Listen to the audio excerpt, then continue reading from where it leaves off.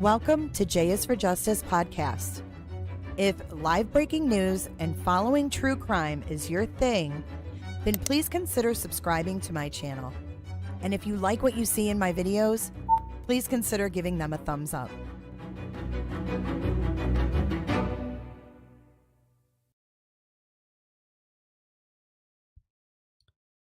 Good morning, YouTube. It is Wednesday, March 6th, coming at you live from Studio J in Clearwater, Florida. Welcome to J is for Justice. Today we're talking about Madeline Soto's mom. And there is a lot to talk about. I made some documents last night. I put together some documents. We're gonna have a good live today. If you have not liked this video, now is a good time to do so. We had a great interview last night with Chase, an ex-friend of Stephan Stern. I can't get his name right. Stephan Stearns. He really shed a lot of light on the family dynamics with the Stern family, among other things. Poodles, and more poodles. Thank you, moderators, for joining this morning. If you guys want to become members and you have some questions, your moderators are there to answer them. We have Doggy Cam set up. We have Summer Lou on Doggy Cam. If you can see her. She's taking a snooze. She's looking at me like, what are you doing to me? But there's Summer Lou taking a snooze. There's a lot to talk about with this mom, guys. So let's get into Our first thing, I want to thank Guidance. I saw Guidance is here. Thank you for setting up that interview with Chase. It was amazing. We learned so much. So thank you so much to Guidance. If you guys aren't subbed up to Guidance, I know she's kind of taking a breather right now, but sub up to her so that you'll get notified when she does put out content. First cup of coffee of the day. Yes, Samaloo.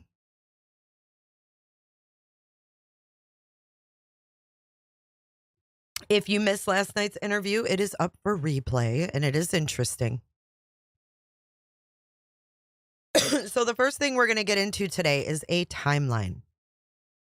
I'm glad you guys are liking the doggy cam. I'm trying to get it back. I'm going to find a good spot for it and all that. It's your birthday, Melissa. OMG. It is. We have a birthday to celebrate, guys. I always love when we have a birthday to celebrate. The lovely Melissa B. I hope you have the bestest day. And this is from all of us here at J is for Justice. It's your birthday, bitch! Go, shorty. It's your birthday.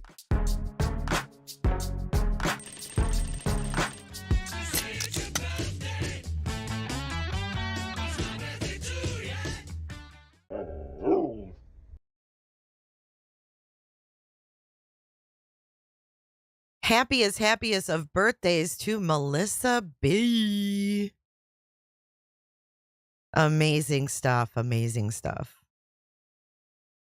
Hey, Global. She says, I got about 40 minutes. Look at all the birthday wishes for Melissa. Global, you got to finish. It's really good. So we love Chase here. We support Chase. We're so proud of Chase for changing his life around and not sticking down the same path that it seems that Stephan Stearns went down. So let's get into our timeline. That is the first order of business. And then I've got another document. We're going to go over this outfit. The outfit is what's got me, guys. The outfit. But we're going to go over a brief timeline real quick first. And you guys should see it up on your screen, but I am blind as a bat, so I have to come over here and zoom in. So bear with me. I literally have my glasses on and I'm still blind as a bat. And I feel like I'm kissing the damn monitor because I'm so blind. Okay. So let's begin at the very top. Sunday, 2/25. Madeline Soto's 13th birthday, right? Monday, February 26th, 8:30 a.m., Maddie driven to school by her mom's boyfriend, Stephan Stearns, and dropped off in a nearby church. Okay, now one thing I want to add in there that I found was that Stephan was seen by the police. I just read this morning. I got to get my phone. But I just read this morning that Stephan was seen on camera leaving the area of the church at 8:10 a.m.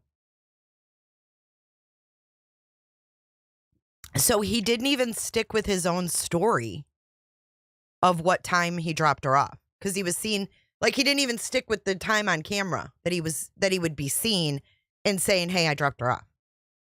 So he was seen at 8:10. He said he dropped her off at 8:30. And then later on that day at 4:30 is when Madeline's mom, Jenn, goes to pick up Maddie from Hunters Creek Middle School and finds out she wasn't there today. 8:00 p.m., Madeline is reported missing.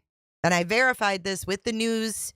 I cross-referenced this 8:00 because mom's, you know what, a liar, right? I think we have a soundbite for that. Because you're a liar. She lied, but 8 p.m., Madeline was reported missing. Orange County Sheriff's Office deputies meet the mom at the school, canvass the area, search with bloodhounds with no success. Tuesday, February 27th, 6:51 p.m., Madeline Soto's missing poster was released. You're awesome. 10 o'clock p.m., Stephan Stearns appears in the background of the interview with Jenn Soto. So Tuesday night was the interview where he sat in the back being creepy.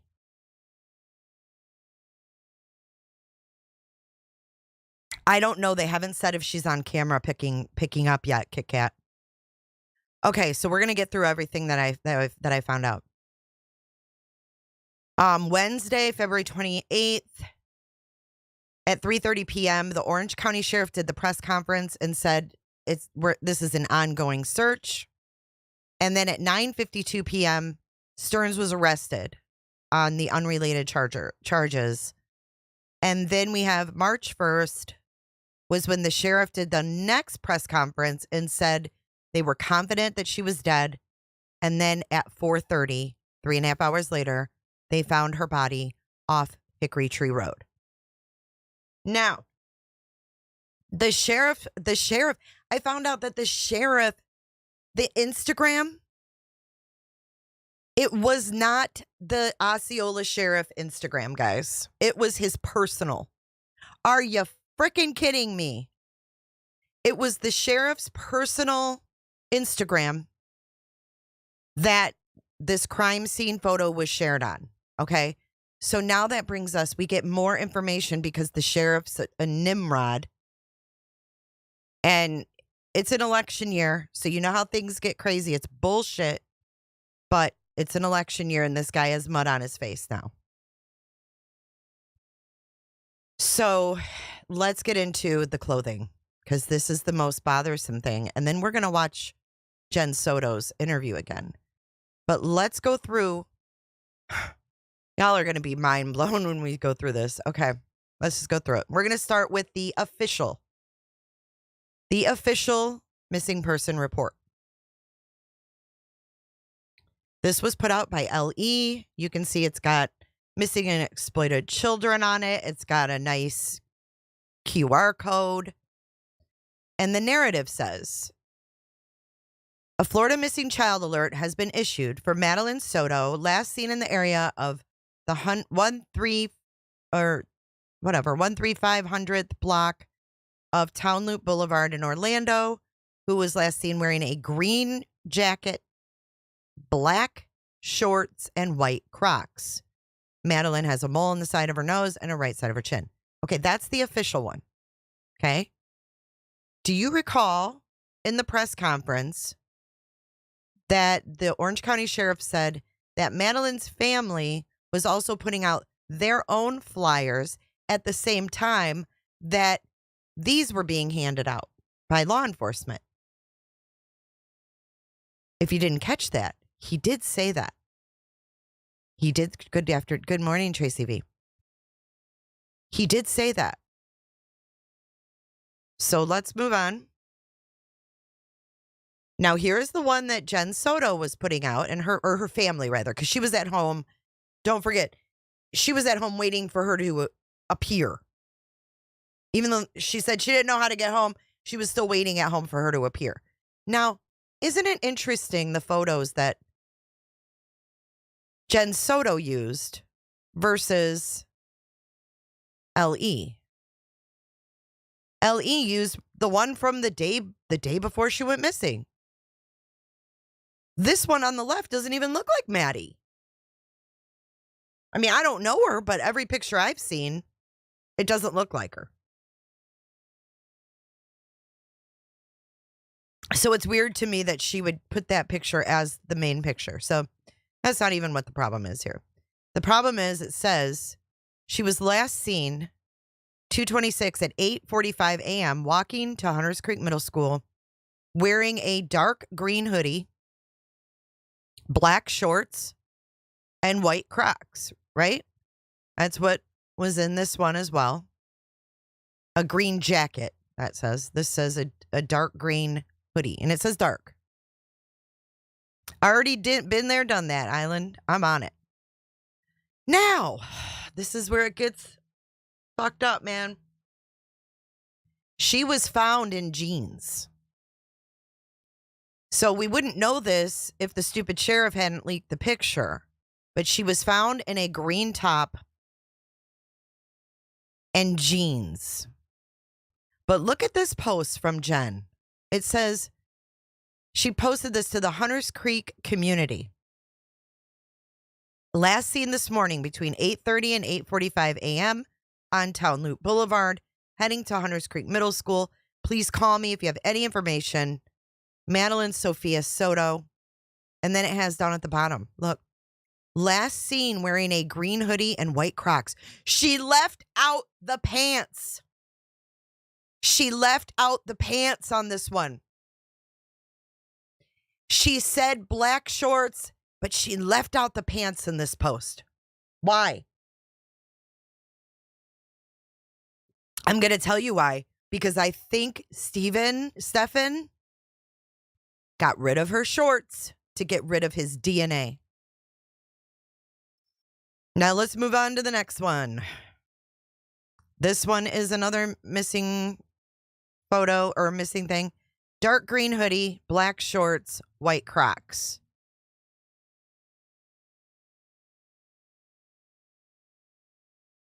Okay, now, if you go down here where it says, the photo which the Orlando Sentinel received but will not publish was of a body wearing a green top and blue jeans lying beneath a mound of brush and appeared to have been posted to Lopez's Instagram page on Saturday, along with images of a community event for seniors hosted by the sheriff.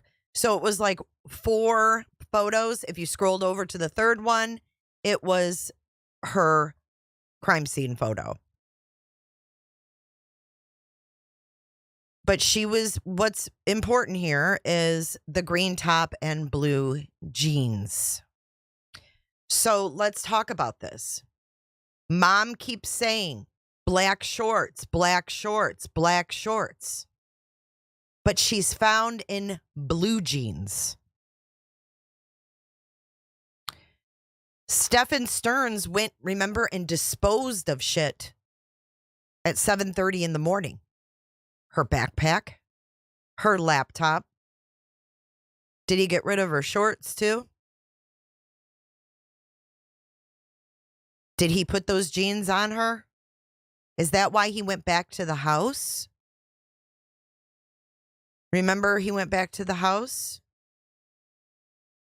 after disposing of the backpack and the laptop. There could have been shorts also in the dumpster. They're not going to give everything. But do you get what I'm saying? Right. So the other part of it is that not only was she wearing jeans and mom was saying shorts, the other part of it is this.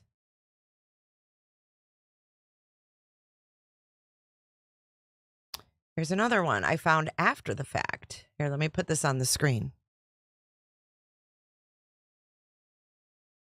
This one I found after, but this one I believe is someone maybe she knows or somebody from the school, because this one here says, this is a post from, I don't know, somebody in Orlando. Please be on the lookout for Madeline Soto. She is 13 and never made it to school today. Her mom, this lady talked to the mom. So listen, her mom dropped her off at the church by the school this morning. She is wearing a bright green hoodie.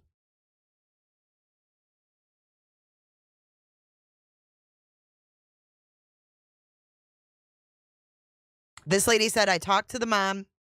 Mom has contacted the media. And then she says why there isn't an Amber Alert. But this lady says her mom dropped her ass off. And this lady says she was wearing a bright green hoodie. Bright green, dark green, black shorts, jeans.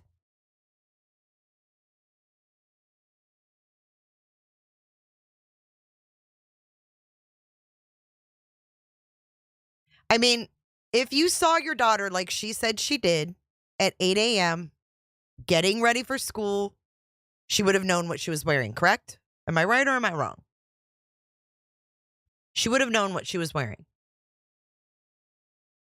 So here is another thing we're going to look at before we start watching all these interviews, because we are. And I got to grab my phone because I've got other screenshots. I got a whole bunch of stuff to show y'all. Okay, so this one is... Yeah. I can't read that shit.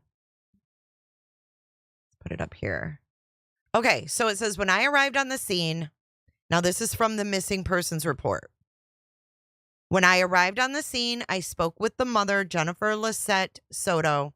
She gave me verbal and sworn written testimony. So she said, I swear under oath, this is the truth and nothing but the truth. So help me God, right? She's under oath, written, she signed it, and verbally under oath.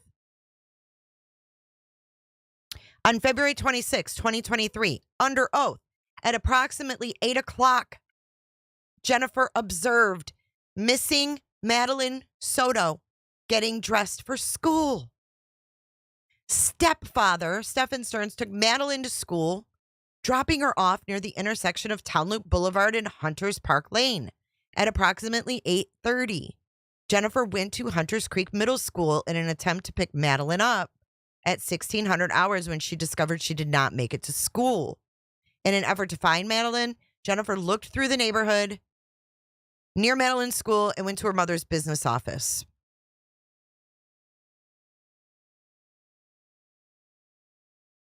Thank you so much, Sirius. I'm glad you enjoyed it. Thank you. So what do you guys think of this?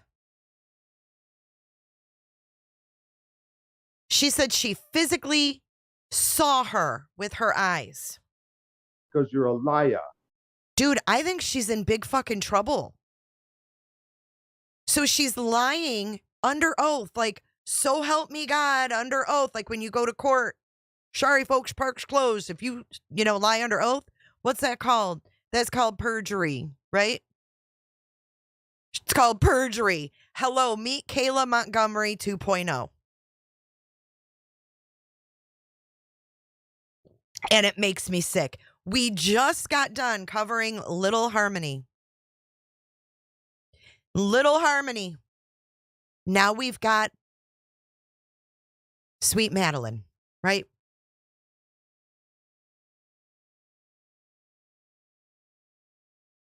She observed. She told the cops she saw her getting ready. Why did she lie? Did she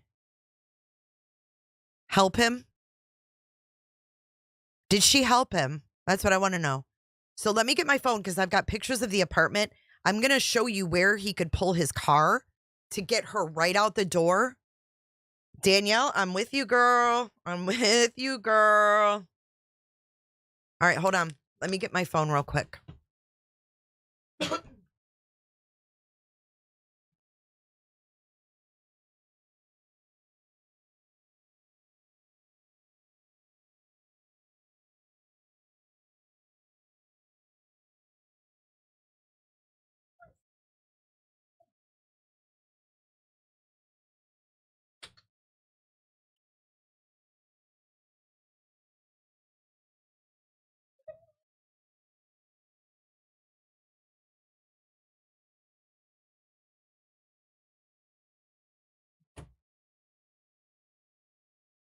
Doggy Cam deserted me. All right, bear with me, y'all. Hold on. She said she slept in. Yes. There's so much that she lied about, guys. There's so much more. Okay. Let me get these sent over because I did some clips and stuff. I don't even know what I have anymore. They did post an update today saying that they understand the frustration with no updates and that they know people want them. And look at this. Look at this ish. She looks like a trotting horse, for fuck's sake. Y'all. All right, hold on. Let me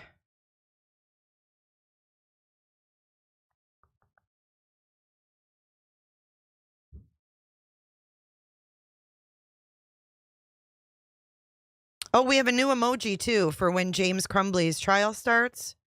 Check it out. If you're a member, you can see the emojis. Y'all. And look, is she wearing Crocs? Yes, and she said, we. Yep, there's all that. All that. Hold up. I thought I had that whole report. Give me a second.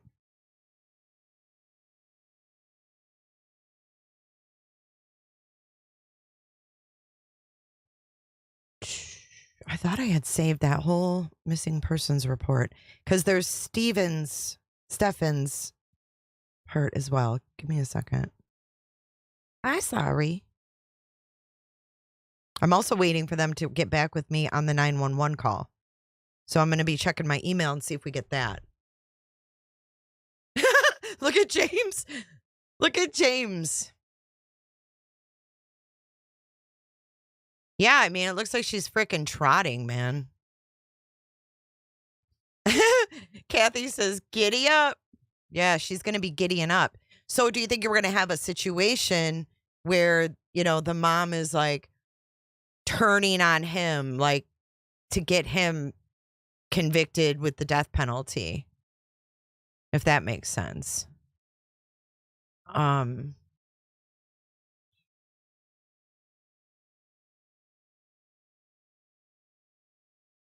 Is this it? Hold on, let me play this. She's just a happy girl, and she showed it on Sunday night when she went to bed. She was so happy. Here, I'm going to play this really quick while I look for this. She's just a happy girl, and she showed it on Sunday night when she went to bed. She was so happy. So, you know, she had the best day. She does suffer from anxiety, and once upon a time she was diagnosed with autism. Yes, because she does have some tendencies, but socially she's pretty great. So I'm not sure. To find Madeline, we can't even imagine the pain and anguish that Madeline's family is going through. But I do want to assure the community that we have well over 100 deputies, detectives, intelligence analysts, and specialized personnel who are investigating this case and searching for Madeline right now. And we will not stop until we find her. Yesterday, we distributed flyers in the area near the school. As a matter of fact, Madeline's family had their own flyers. We're also distributing flyers to family and friends and students at the school at the same time. So the house is in Kissimmee, where the family lives, is being held overnight by the Orange County Sheriff's Office and the Kissimmee Police so that we could secure search warrants. You had mentioned that Madeline asked to be dropped off at church away from the school. The family also said that as well. They also mentioned that she asked to be dropped off an hour before school. Anything suspicious about the location of where she was dropped off and the timeline of when she was actually dropped off? Yeah, that's certainly all the things that our detectives look at. I know the initial information was that she said, hey, you know, I'm embarrassed of this vehicle, whatever, so drop me off at this location. We're still following up on all of that.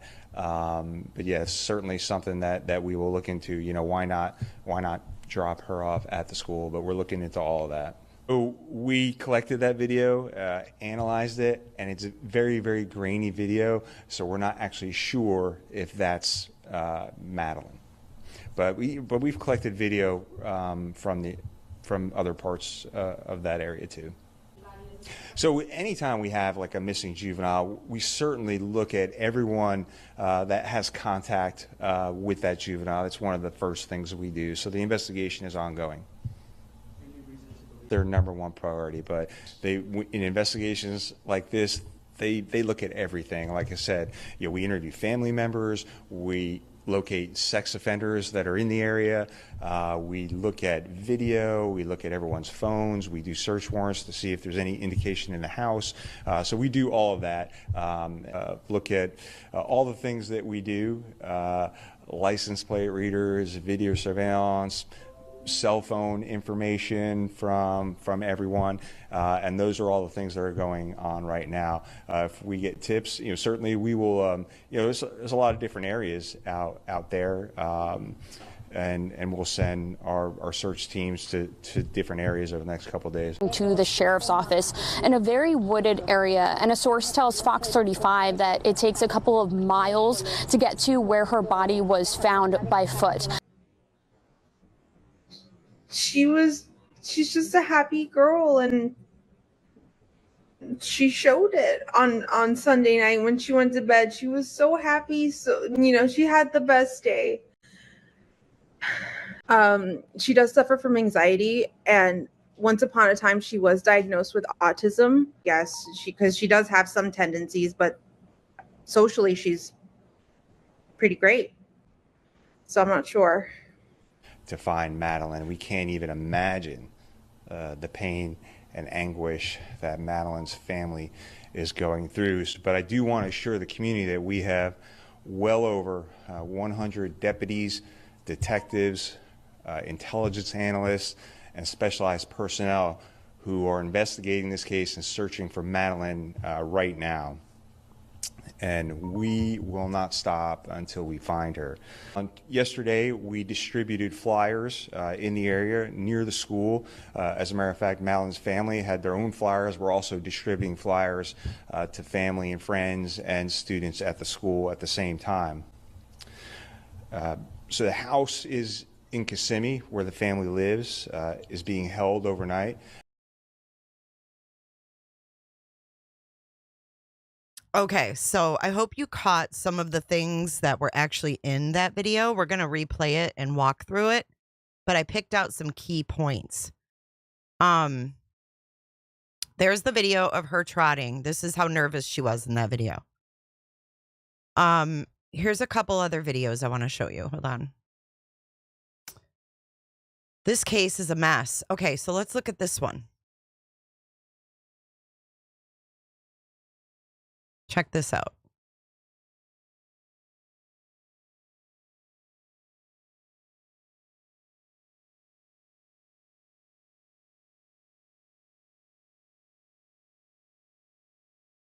This is her mom. Okay, this is while the news is there. This is really interesting. So check this out. I'm sorry for not being better. I'm ill prepared, but it takes a lot of time just to find all his junk. Okay. Excuse me.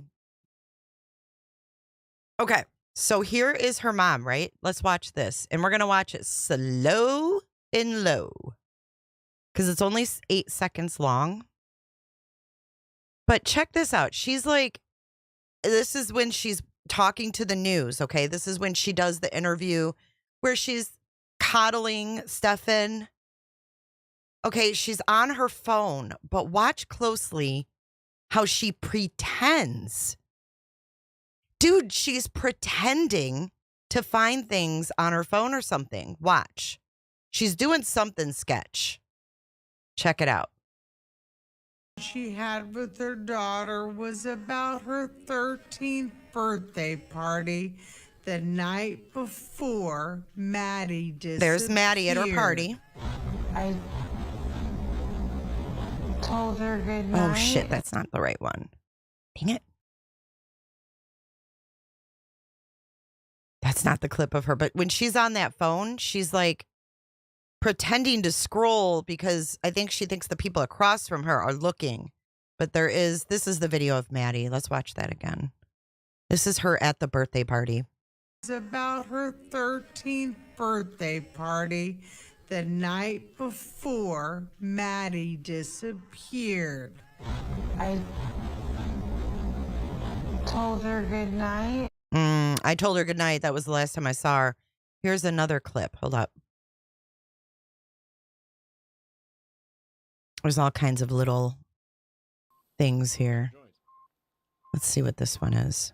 This is from them reporting that her stories were inconsistent yesterday. 13th hour. Welcome to the club, girl. Take advantage and join our Discord and hang out with us.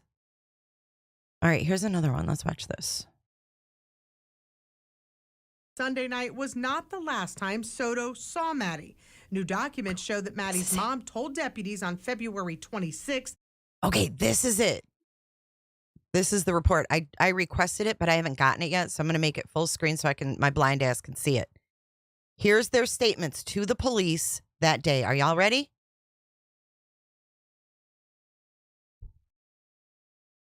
On February 26, 2023, at approximately 1948 hours, I, Deputy Joseph, responded to blank Village Park Drive, Orlando, Orange County, Florida, regarding a missing juvenile. While on the scene, the step-parent stated he dropped his daughter off at school, and when the mother went to the school, the daughter was not there.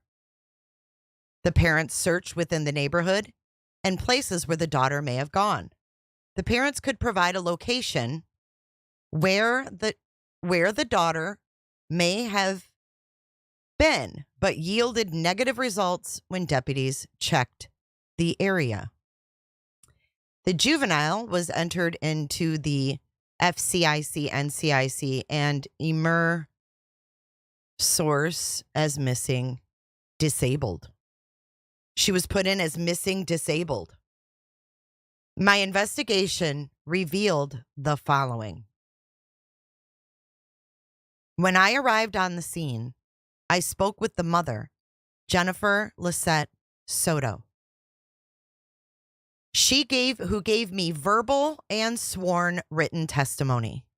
On February 26, 2023, at approximately 8:00 a.m., Jennifer observed missing Madeline Soto getting ready for school. Stepfather, Stephan Stearns, took Madeline to school, dropping her off near the intersection of Town Loop Boulevard and Hunters Park Lane. At approximately 8:30, Jennifer went to Hunters Creek Middle in an attempt to pick up Madeline at approximately 1600 hours, which is 4. When she discovered Madeline did not make it to school, in an effort to find Madeline, Jennifer looked through the neighborhoods near Madeline's school and went to her mother's office located at blank Village Park Drive. I later spoke with Stephan Stern, who stated in a verbal and sworn witness statement the following. At approximately 8:25 to 8:40, this guy's an idiot. I mean, we knew that, right? We knew that. But he was seen on video at 8:10. So he tells the cops, 8:25 to 8:40, I dropped Madeline off 1 block away from school. Stephan watched Madeline leave his vehicle and walk towards the direction of her school. As Stephan was driving away, he could see what appeared to be Madeline searching through her book bag.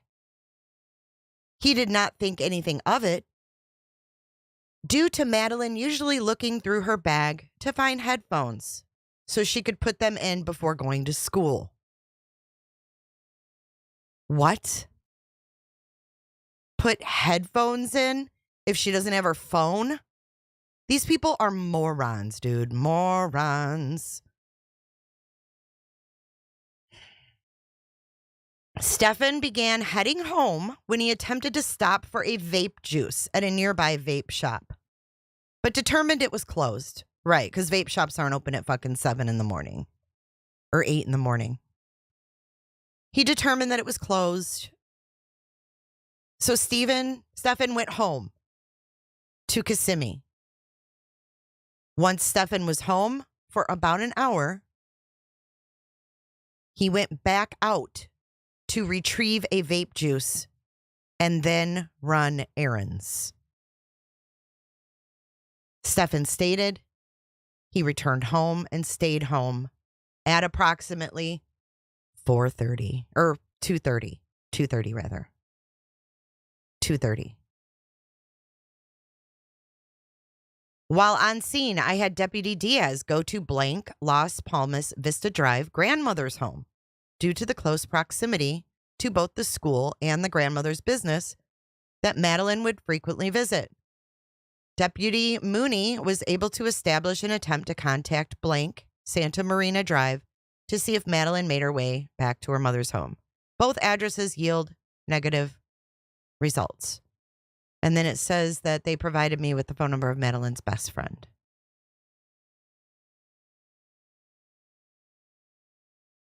So, if we look at his statement and her statement, do we think that he was alone in doing this? She's saying, I saw her getting ready. They have him on video with her dead, slumped over, propped up in the car. I mean, it's sick. It's sick.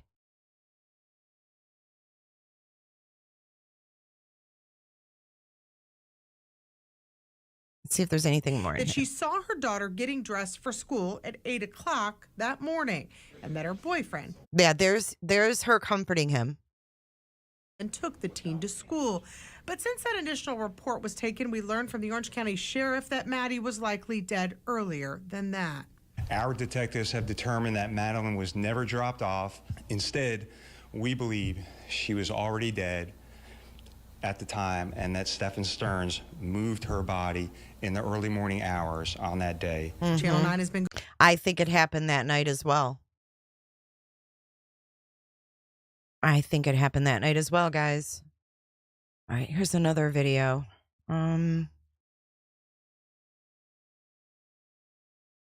Wait, what's this? School at 8 o'clock that morning and met her boyfriend, then took the teen to school. But since that initial report was taken, we... Oh, that was just her comforting him is absolutely disgusting.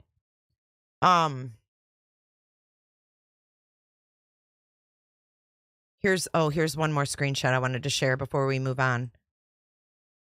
This right here is where it says that the crime scene photo, was posted on Osceola County Sheriff Marcos Lopez's personal Instagram.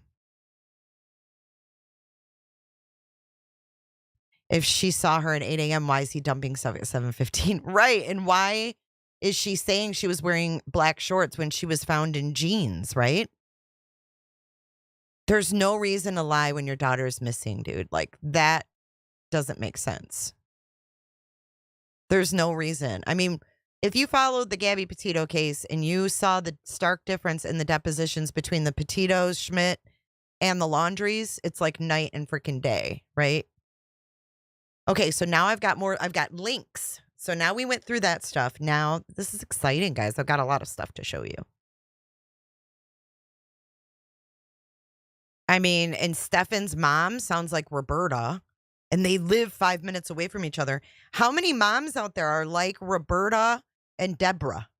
Deborah and Roberta probably have brunch. Don't you think? Maybe? Chase said his mom didn't like having brunch with Deborah, but maybe Roberta would. They can talk about their baby boys together. I mean, it's so freaking disturbing. Okay, here we go. But let's go to our bookmarks now. What did I find last night? Let's see. Oh, the picture of the car and where he could have loaded her. That's right. Hang on. We aren't through yet.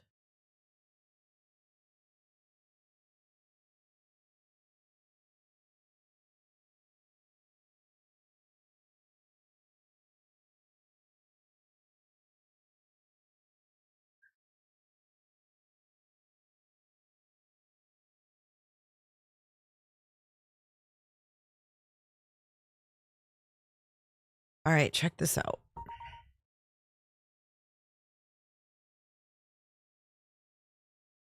Jody, I hear your theory. Very possible. Very possible. So if we look at this, okay, they have an end unit. This is their place right on the end. See that car backed up to the sidewalk? It wouldn't have been hard for him to get her out of the house late at night. But I wonder if he was caught on camera doing that.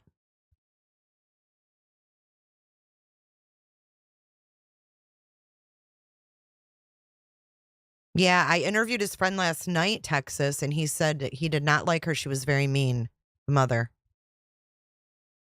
But see how close that car is? But wait, there's more.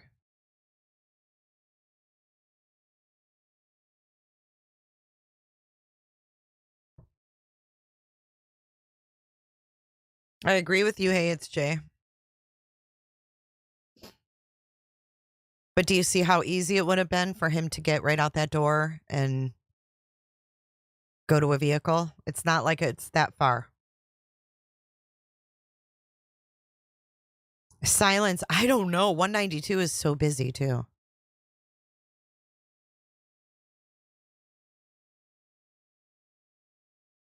So I thought, yeah, that wouldn't have been too difficult.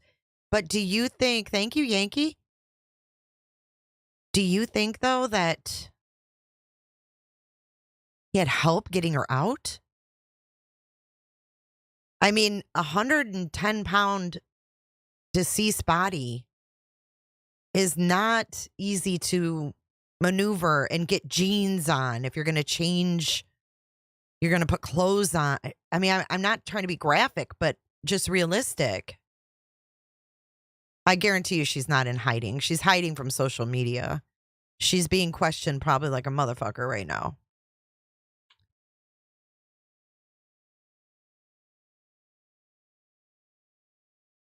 Where do they work? The mother works for Disney. She works for Disney Resorts. And he didn't work. He filled out an indigent form and said $0. He doesn't make any money. Mike Sanner coming in with a fun fact. A person who lies to police during an investigation could face charges of making false or misleading statements to police or public officials. Jay mom was harboring and aiding and abetting her daughter's killer. Jeans sounds crazy. I think he changed her to get rid of his DNA.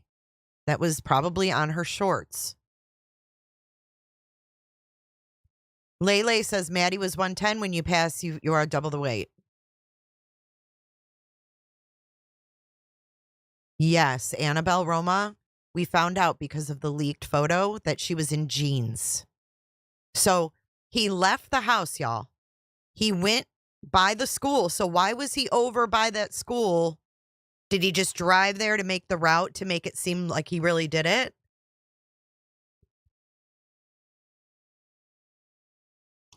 The yellow house? What's the black? Oh, let's zoom in, Texas. Texas all looking for cameras and shiz. Is that what you're looking for, Texas? Cameras? I have the Zillow of their condo too. This place is a 4-bedroom place. It's $2,300 a month.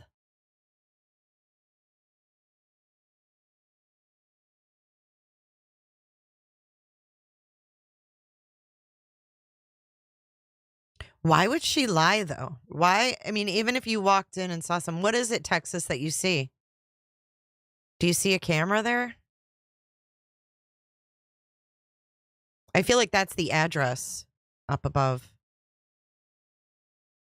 Yeah, we're going to watch her videos again.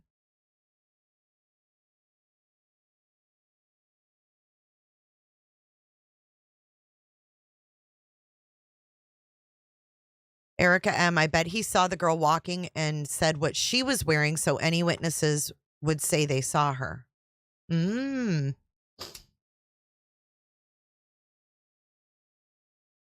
Oh, Lord, Danielle. That would be some fucked up. That would be messed up. Y'all, did you see what Danielle just said? I don't know. I think she rents it, if I'm not mistaken, but I could be wrong. Hold on. Let me fix this chat thing. Did y'all see what Danielle just said?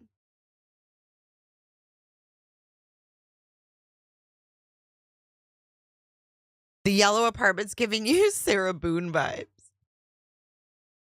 Yeah, 1,400 square foot with 4 bedrooms. Danielle says, my brain even thought maybe the mom was a decoy and pretended to be Maddie getting dropped off. I'm telling you, my brain is going everywhere with this. Yeah, I mean, what did they do? Because he drove over there at 8:10. He drove over by the school, even though we know that Madeline was already dead.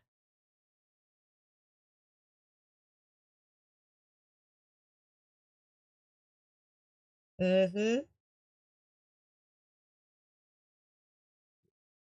Right. They wouldn't even show the mom. Like, you would think they'd show the mom and be like, hey, is this your daughter?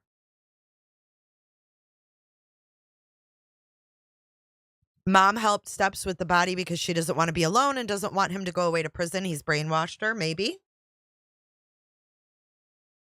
Quinny, I have no doubt they would go that far. They're lying about her clothes. She's lying about when she saw her. Something's up. I don't know if that's the door he went out of. I'm just showing that that could have been the door, because if you look here, that's their end unit, and then you can see that car. See how close that car pulls up to where their sliding door is? Sighting at the church was too grainy. I think they lied to them. I think that was games. Vegas Gem. He changed her bottom clothes to get rid of DNA that he got in her black shorts. I think so. Do medical examiners do pregnancy tests? Yes, they do.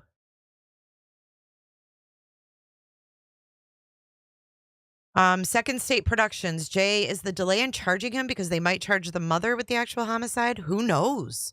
I think they're investigating all of that. This is the latest update from the police this morning. Let me pull that up. Hold on. Do you guys find that crazy, though? Is there a back door? Yeah, let's look. We'll look at the rest of the apartment in a sec. Let me get the latest up here so you guys can see that.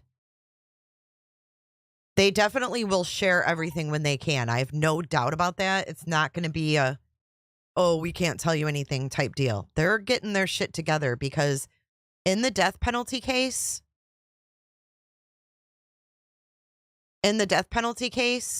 I believe they have to have all their shit together in within 180 days or something like that.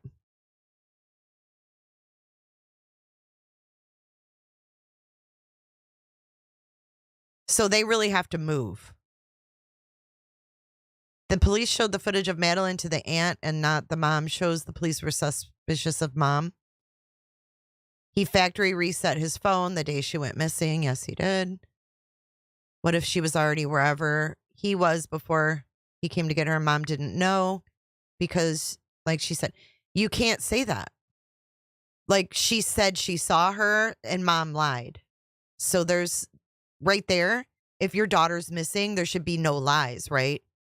So if she said, I saw her, she didn't see her, there's no way she could see her. Are we going to see Kayla Montgomery 2.0? Here's the latest update on the Madeline Soto investigation. Our detectives and forensic unit are working tirelessly to uncover the truth behind this heartbreaking incident. At this time, we are unable to release any further information, as this remains an active and sensitive investigation. We understand the desire for updates, and we assure you that every effort is being made to get justice for Madeline. As our community continues to heal, please know that your safety and well-being remain our top priority. We appreciate your patience and cooperation during this difficult time. If you'd like to receive email news, you can get them from the department. Sign up at kissimmee.gov/city news.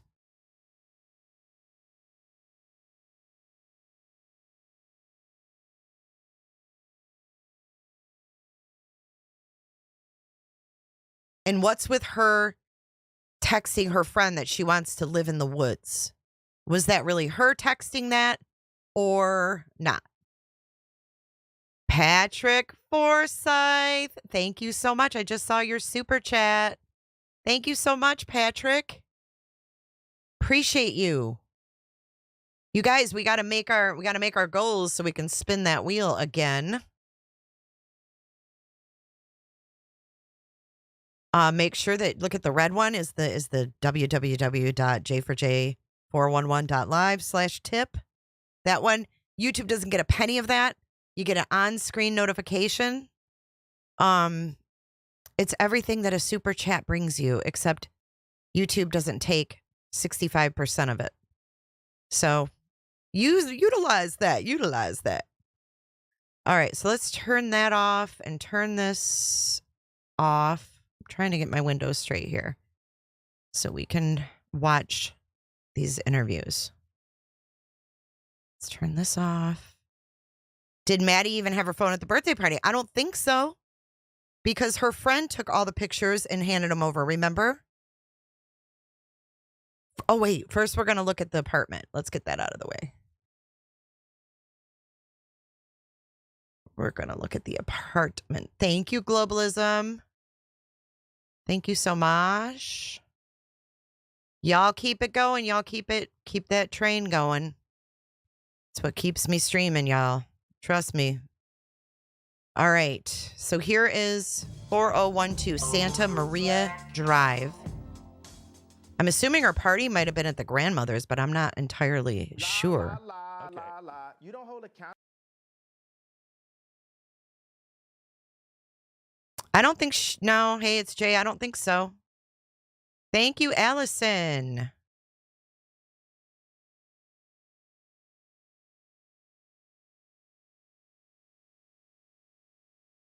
Hey, Fernando.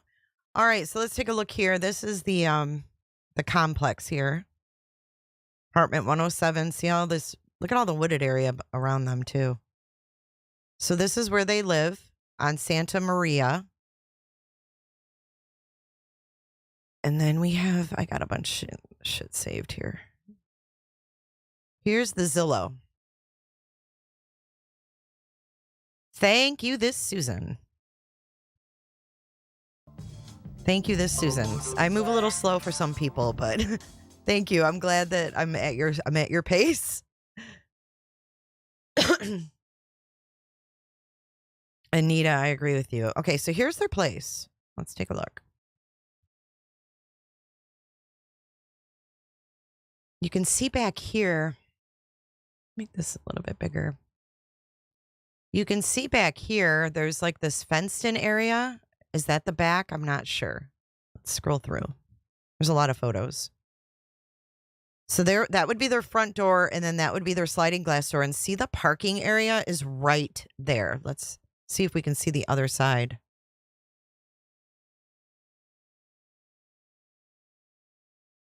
There's the end unit. Okay, so it looks like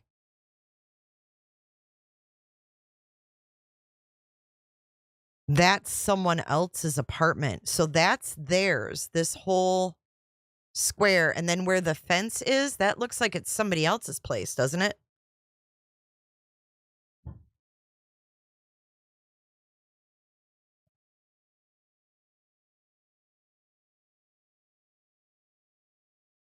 I think that might be someone else's entrance. Can't really make it out. This is the inside, though. It's 1,400 square feet, but it's separated into 4 bedrooms. And I guarantee you there's people around there that have cameras. He's an idiot. I mean, he was seen putting stuff in the dumpster.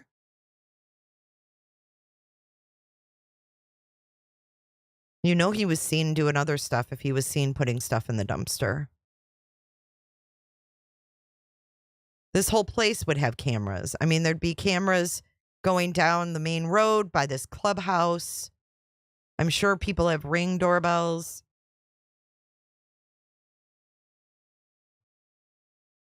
And there's the whole community right there. I mean, look how many apartments are in there. The guy's an idiot. And I think the mother's lying about seeing her. I mean, she never said that in her interviews. She said she saw her before bed. So it's not adding up. It's not adding up.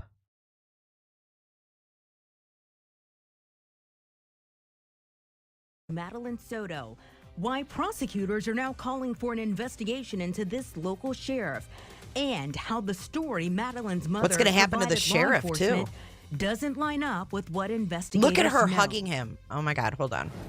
We're going to analyze this We shit. spoke one-on-one with Jennifer Soto last Tuesday. Good afternoon. They're I'm showing Darlene more Jones. clips And that I'm they Greg didn't Warmeth. show At that before. point, her daughter Madeline had been missing for 1 day. She told us that Stephan Stearns, her boyfriend and now the prime suspect in Madeline's death, had taken the teenager to school. She said the last conversation she had with the 13-year-old was the night before. But this report we got a hold of today shows she told deputies she saw her daughter the morning of her disappearance. Channel 9 investigative reporter Shannon Butler has been digging into the details of this case. She joins us live in studio. And Shannon, that's not the only thing you noticed in this new report.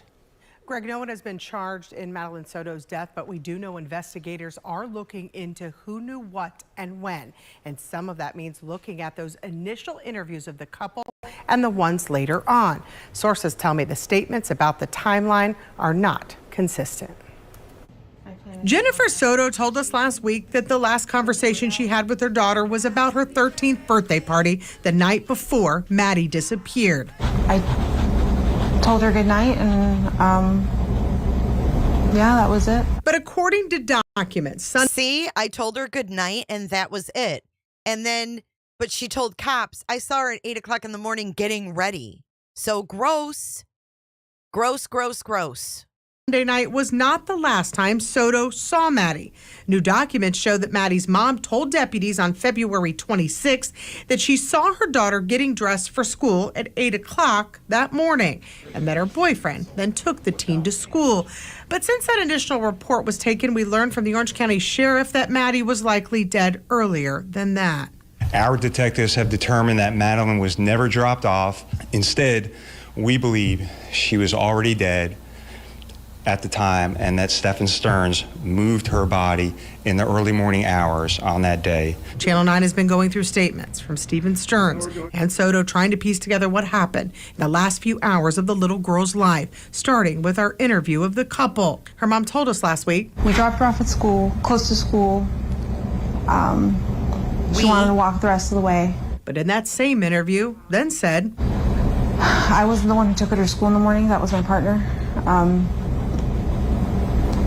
But yeah. Detectives believe Maddie was likely dead early Monday morning because a video timeline shows Maddie's belongings being dumped in a dumpster at 7:35 by Stearns. At 8:19, Sheriff Mina said video shows Maddie in Stearns' vehicle believed to be deceased. Okay, so there we go. 7:30, he's dumping stuff in the dumpster. And what time did she say? 8:10 was when he was driving around. He drove by the school. He had her dead body in the car. He had her dead body in the car, and the mom saying, I saw her getting ready for school. By Stearns. At 8:19, Sheriff Mina said video shows Maddie in Stearns' vehicle believed to be deceased. Since then, the case has moved to Kissimmee Police, and sources tell us that Soto has been interviewed multiple times by detectives at 2 agencies, and that they are looking close. Okay. See her on her phone? She acts like she's busy, like trying to find her or something. Watch real close. Since then, the case has moved to Kissimmee Police, and sources tell us that Soto has been interviewed multiple times by detectives at 2 agencies, and that they are looking. She's been interviewed multiple times by agents with 2 agencies. This lady ain't sitting at home on her couch, chilling. They got the pressure on her. Looking closely at all the statements she's made, but officially, Kissimmee Police won't comment. So this initial report also shows that Stearns told investigators that after Maddie got out of his car, she stopped to look in that book bag before he drove away. That same book bag was found actually in the dumpster. After her death, he then said he went home for about an hour after going to the vape store and running errands. He was home that day until 2:30. Detectives say a tip showed him changing a flat tire not far from where the little girl's body was found. Oh, yeah, that's right. Also, he would change that tire. I don't know what you guys are talking about in hiding. She's being interviewed by police. She's not hiding from anybody but the public. She's scared. I'm sure she's got tons of hate on social media.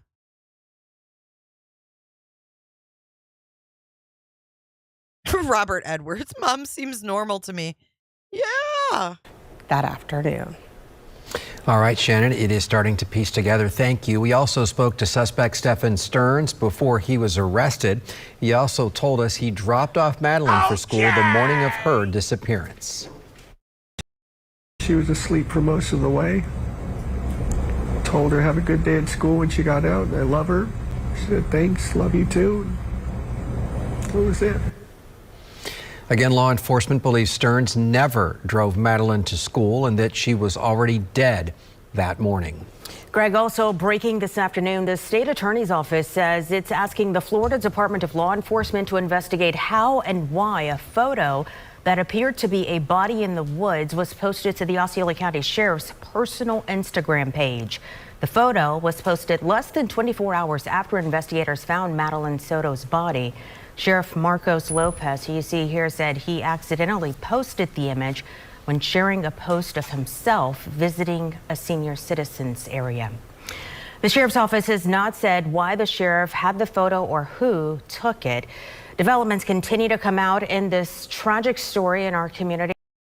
All right, so now let's go to the next video. This one I wanted to take a look at just because this is where she was found. I was trying to figure out where he put her, and I wonder if mom was with him, but I couldn't figure out where exactly they found her because there's crime scene tape on either side. So I was wondering if you guys had known.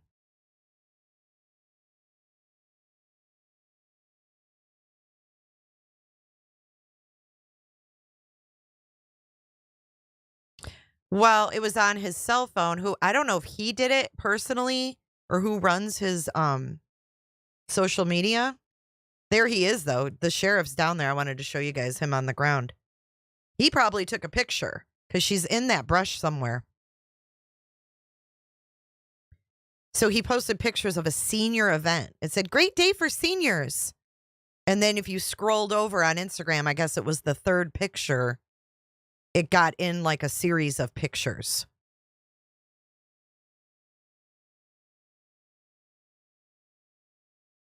Yeah, I thought it was in that group of trees as well because they're kind of all looking over that way. Brunch Mom, thank you. She says, sending love to you, Jay, and chat. I am listening always. We love you, Brunch.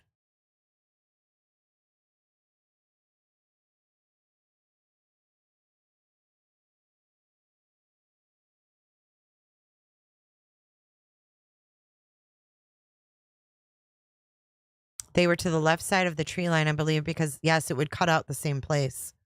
I noticed that as well. I think that's the sheriff down there in the khakis with his hands on his hips.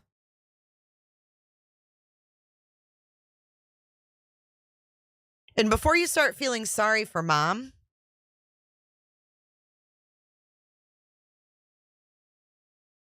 remember that she was supposed to protect this little girl. Soto is like Smith. It's a common name from what I gather. So I don't think that's a big deal. If the laptop was left at home, why would he throw it? Because they were trying to make it look like she ran away. She ran away to live in the woods. She ran away to live in the woods. She went to school, so she had to have her computer, right? Then she comes home from the party, doesn't talk to anybody, doesn't have her phone, nothing. And mom says, I just said goodbye to her or good night to her, and that was it.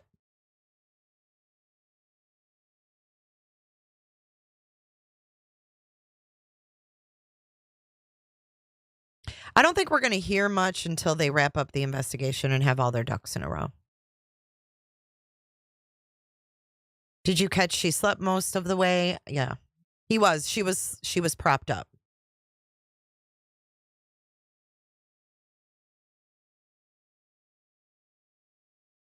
Potato doesn't think she ever got out of the car after the party. Judith wants to know who took the photos and videos. I don't know, unless he had some kind of a contraption. Not sure. There are 2 rows. I think it's the second part. Got you. Because I thought it was kind of far.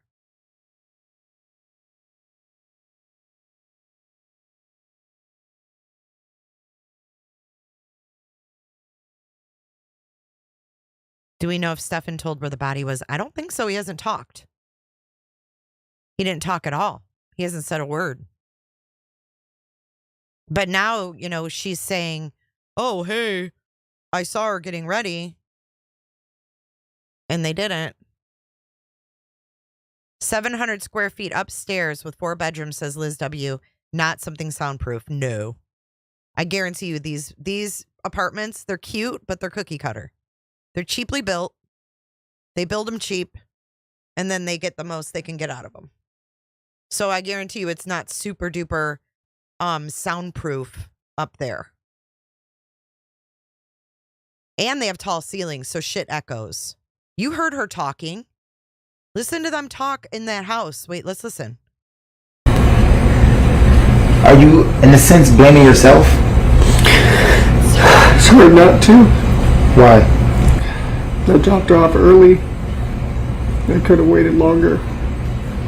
She looked okay. She was walking towards the school when I saw her. It was like any other day, so I went on with my day. I went on with my day, but it's hard not to blame myself. Okay. What has the conversation been with Jenn since? She's been a lot stronger than me.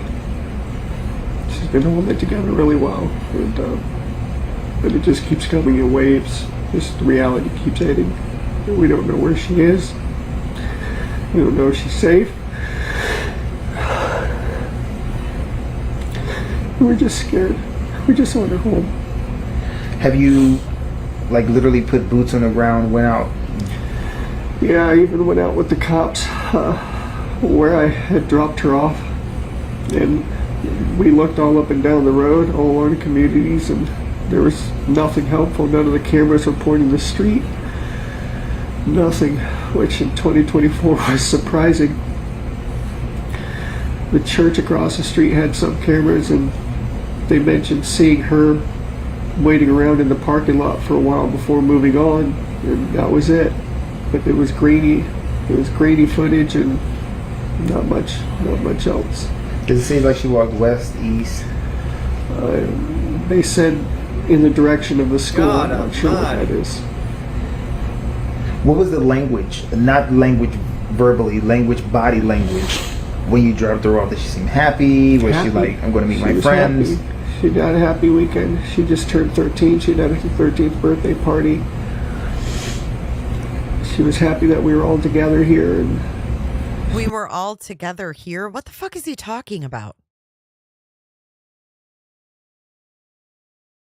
I could have waited longer. Awesome. Yeah, what does that mean? Because he went through at 8:10 and they saw him at 8:10, but he said it was 8:30 to 8:40? Is that what he means? I could have waited a little bit longer to drive by there, but I was freaking out. So I went at 8:10, but then I lied to the cops that it was 8:30 to 8:40. You think he changed her clothes out there at the site?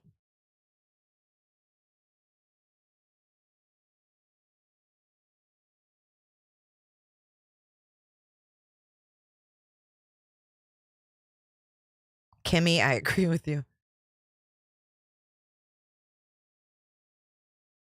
Yeah, his lips. Ugh. It's disgusting. She's just very happy. She was a happy kid. She's very sweet. She's a very sweet girl. She brings a lot of joy to us, and we just not knowing. So the unknown is killing you. Yeah, it's like our whole world is upside down. And not feeling her presence here is... Sorry. It's hard. Oh no, you're fine. You didn't need to apologize. What do you want our viewers to know when they see this? She's a sweetheart. She's a very sweet, kind girl. Just please be nice to her. Bring her home if you find her. Tell her that we love her. Wherever she is, I hope she's okay. I mean, if someone were to come in contact with her and you gave me her diagnoses, would it be easy to approach her without any like agitation or anything? Yeah. She's a good kid. She's a good kid. If you can sum up in one complete sentence, waking up, getting ready to drop her off at school, dropping her off at school, to now speaking to me after talking to the police about her being missing for over 24 hours right now. In one complete sentence, what would that be? A living nightmare. It's a living nightmare. Day started off like any other. And I just want to wake up and just get hit with waves of the reality. Just it's setting in. As soon as it got dark last night, we started falling apart because we knew it wasn't going to come to an end. And now we're going on 24 hours and still nothing. Just conflicting reports here and there. People say they see this or that. None of it's conclusive and none of it's helpful. We just want our baby girl back. Tom, any questions? No, I'm good. Thank you. Unbelievable, huh? Okay, let's move on to our next one. And thank you guys for being here. If you could hit that like button right now, it is a great way to get me in that algorithm, please. Let's go back to YouTube. And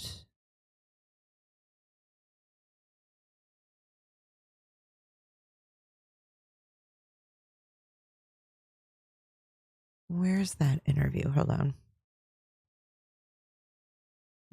Here it is. Okay. Let me get this set up now. We're going to watch. Good. Oh my The God. first question is if I can She's already trotting as soon as they turn the camera on. Okay. Here we go.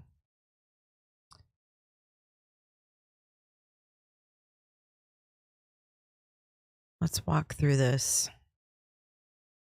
And I'm going to try it slowed down just a touch and see if it's really obnoxious. I'll speed it up. But I really want to watch her body language. And if you don't mind, I'm going to make it full screen so we can really see her. I mean, as soon as the damn video starts, she's freaking trotting. We, the public, have shed more tears than both of these monsters. Absolutely. ADHD is classified as a disability in England. I don't know if it is here. That I do not know. But I feel like they wanted to make her seem more disabled than she was. I'm not saying she wasn't disabled. I don't know if she was or not. I know that mom couldn't even come up with it. Like, her whole thing about her being diagnosed made no sense. I can, Fernando. I can. Just for you, babe. Just for you, Mr. Fernando.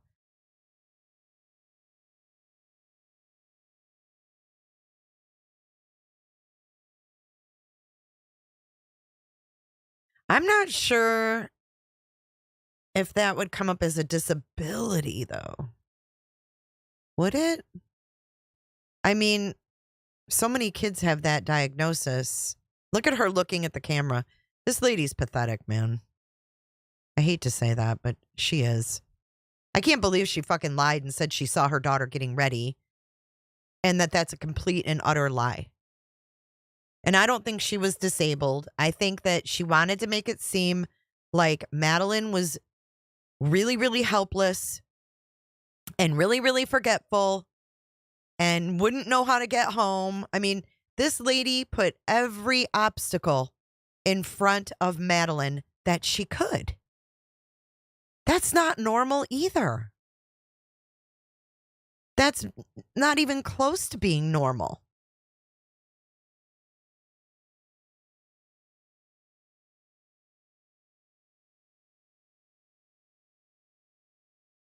All right, I put a couple of the games on.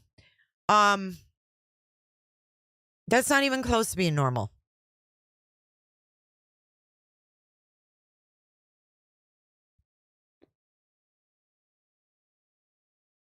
She never said anything good like, oh my God, my daughter is so creative. My daughter is so, she loves art. She loves art. She loves, music. Her favorite artist is Taylor Swift. Nothing.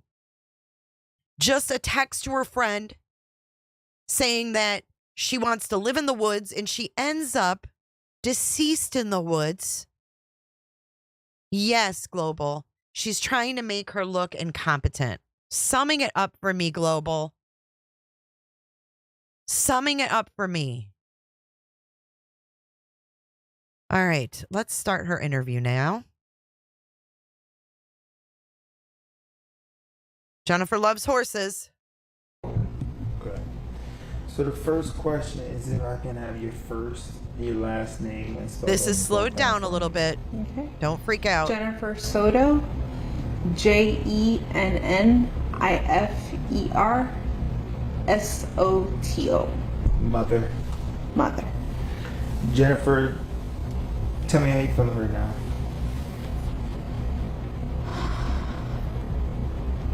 I feel like I can't breathe. All I keep thinking about is, where is she? Is she safe? Is she okay? But we're all a wreck. My entire family is a mess. Yep. We're just so worried. When did you first realize, or when did you file a missing report? We filed a missing report.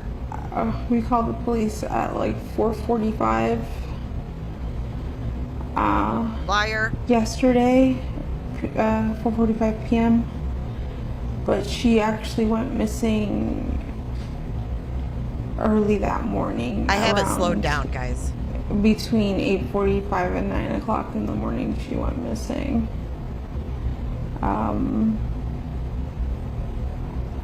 We had dropped her off close to the school. She wanted to walk the rest of the way.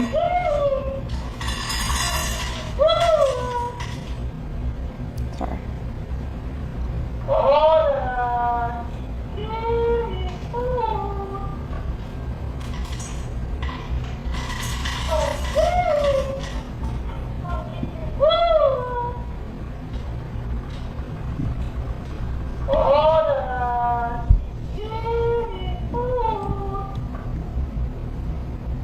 That should be it. Sorry about that.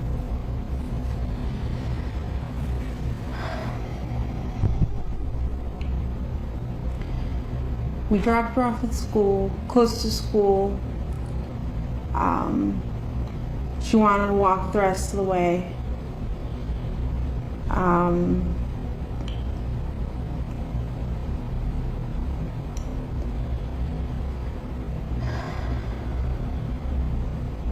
not sure what I'm allowed to share.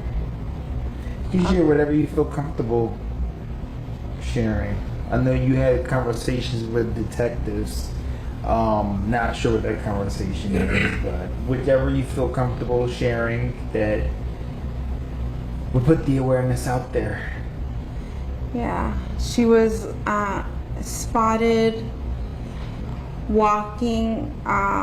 Spotted? By the church, by the middle school, on the cameras. They saw her hang out in the parking lot for a little bit and then get up and leave. They didn't see a vehicle or anything else. Only she said, get up and leave. What do you mean get up? Did Danielle, are you right? Did mom go out there and sit and then get up and walk away, and did he pick her up?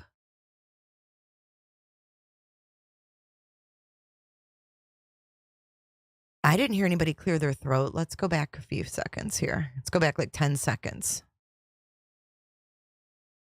Walking by the church, by the middle school, on the cameras, they saw her hang out in the parking lot for a little bit and then get up and leave. They didn't see a vehicle or anything else. They just saw her walk away around 9 a.m. heading towards the school, but she never made it. What has the school said? Have you been in contact with the school? Yes, that they're doing everything they can. They've given me all their resources. The principals called me. They've looked at their cameras. I don't think they've caught anything on the cameras that's too far away from the sidewalk. Everything is too grainy, so they can't see specific faces. But they've looked. I'm just waiting to hear anything else from them. Is this normal behavior? Not at all. To just not show up or call or text or anything? Not at all, no. So she just contradicted herself again. Did you notice that? Before, it was, oh, it's pretty common. Not common, she didn't say that word. But she said it's pretty normal for her to forget her phone. But then she says right here that it's not normal for her to not be in touch. If she doesn't have her fucking phone, how can she be in touch, lady? What? Not a peep, globalism. Not a peep. And this ain't grief. This ain't grief. This is lies. She lied. I saw her at 8 o'clock. Was she alive when you saw her at 8 o'clock? Because I don't think she was. Or call or text or anything? Not at all, no. Is it normal for her to not call or text or anything? Oh, not at all. Look at her. Look at her face. Looked. I'm just waiting to hear anything else from them. Is this normal behavior? Not at all. To just not show up or call or text or anything? Not at all, no. She, from time to time, she will leave her cell phone at home accidentally, and that's actually what happened yesterday. She left her phone at home. She went to school.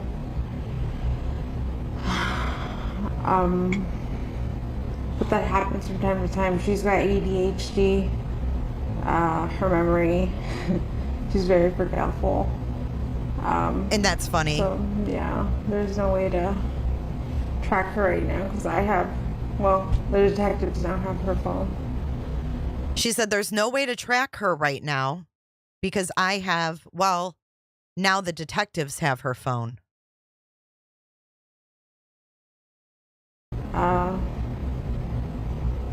But this isn't normal behavior, no.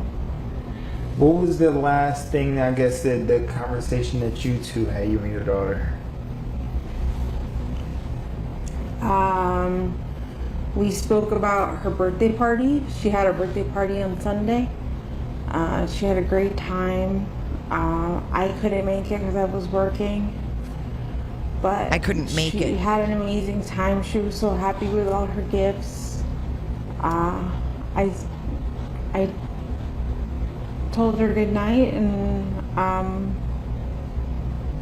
that was it. I wasn't the one who took her to school in the morning. That was my partner. But yeah. 13? She's 13 years old. Yes. 13. Madeline.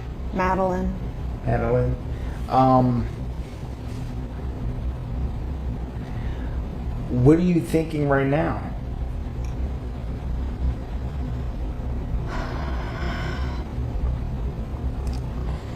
In my heart, I feel like somebody took her. This isn't like her to just pick up and run away, or just not go to school. I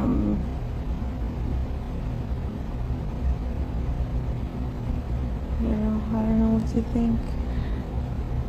Friends, the friends' parents, you've contacted and went through every single person? Everyone that we know that she knows, we've contacted them all, reached out to them. The parents have gone out to search and look for her as well. And we haven't come up with anything yet. I've seen a lot of posts on Facebook, Hunters Creek, rants and raves and what have you. Did people say that they were going to conduct some type of like search party or anything? A lot of people have asked me to volunteer, like if there is one, if they can do one. A lot of people have asked me to volunteer. Her family was out, she said. There were people out putting out flyers. She's sitting at home waiting for her to appear.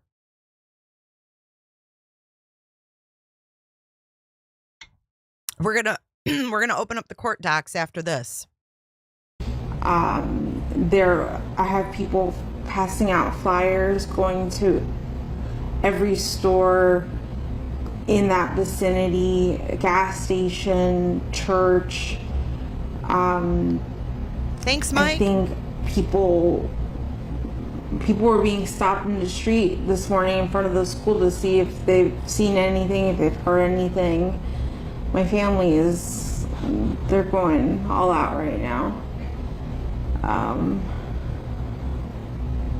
Yeah.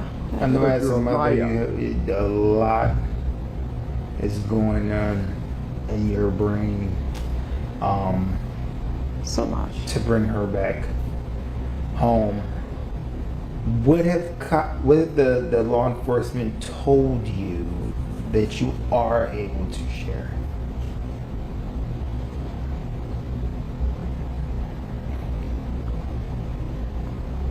I mean, that they're doing the best they can. They've had detectives come out, interview us. They took a piece of her clothing for the canine dog to see if they can sniff her out. I'm not sure when that's being done. Out. Who says that? Do you have any? Your daughter is missing. Who uses the verbiage sniff her out? What the fuck? Sniff her out of where? The bushes y'all put her in? Dog to see if they can sniff her out. I'm not sure when that's being done.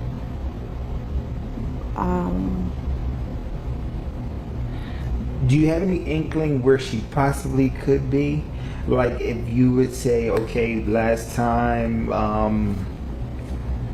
I went to work and came back, she was at James' house or Sabrina's house, and maybe I forgot to check that house, or she played at this park one weekend, maybe she went back there or something like that. We've looked everywhere we could have thought, and anywhere she would have been. She would have known to wait for me at the school.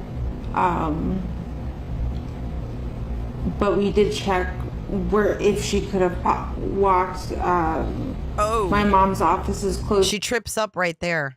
Listen to that part again. This park one weekend, maybe she went back there or something like that. We've looked everywhere we could have thought, and anywhere she would have been. She would have known to wait for me at the school.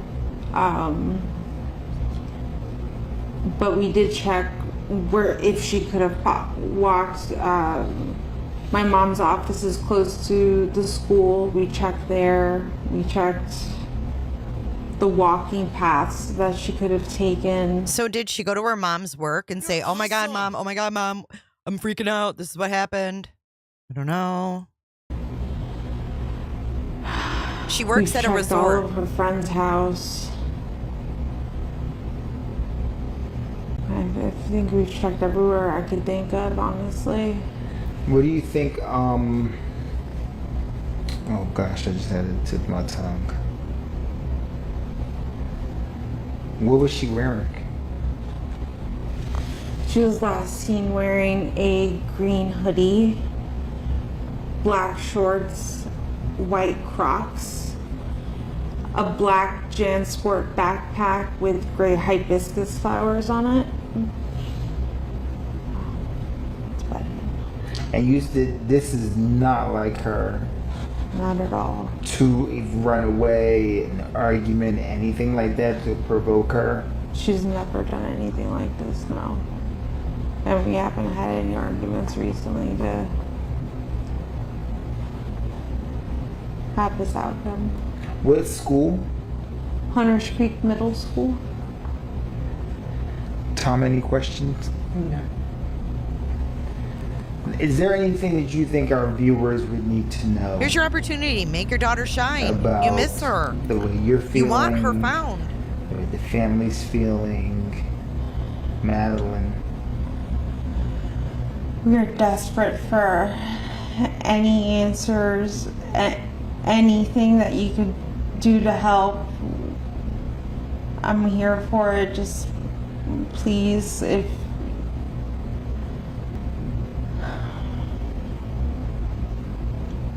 you see my daughter, just please bring her home. I just hope you're okay, Maddie. I hope you're safe. I hope you're not hurt.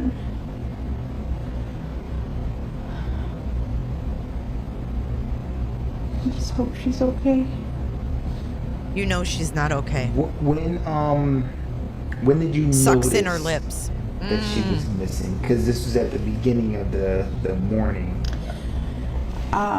She got dropped off in the morning. We did not notice until after school pickup at 4 o'clock when I went to go pick her up, and she wasn't at school.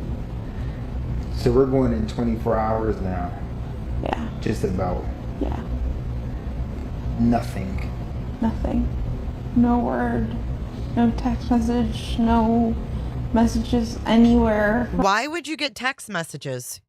You had your daughter's phone, and now the police have it. So what do you mean no text messages or messages anywhere? That doesn't even make sense.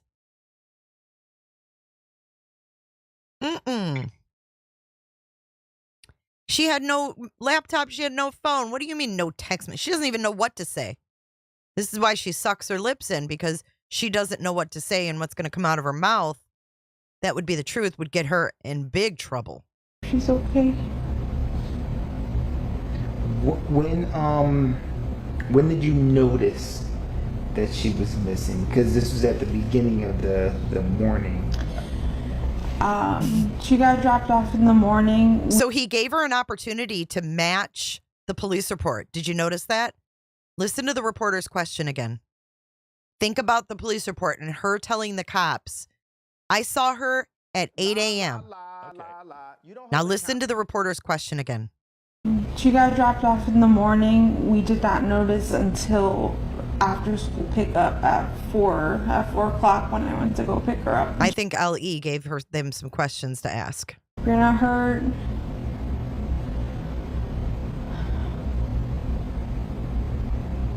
I just hope she's okay.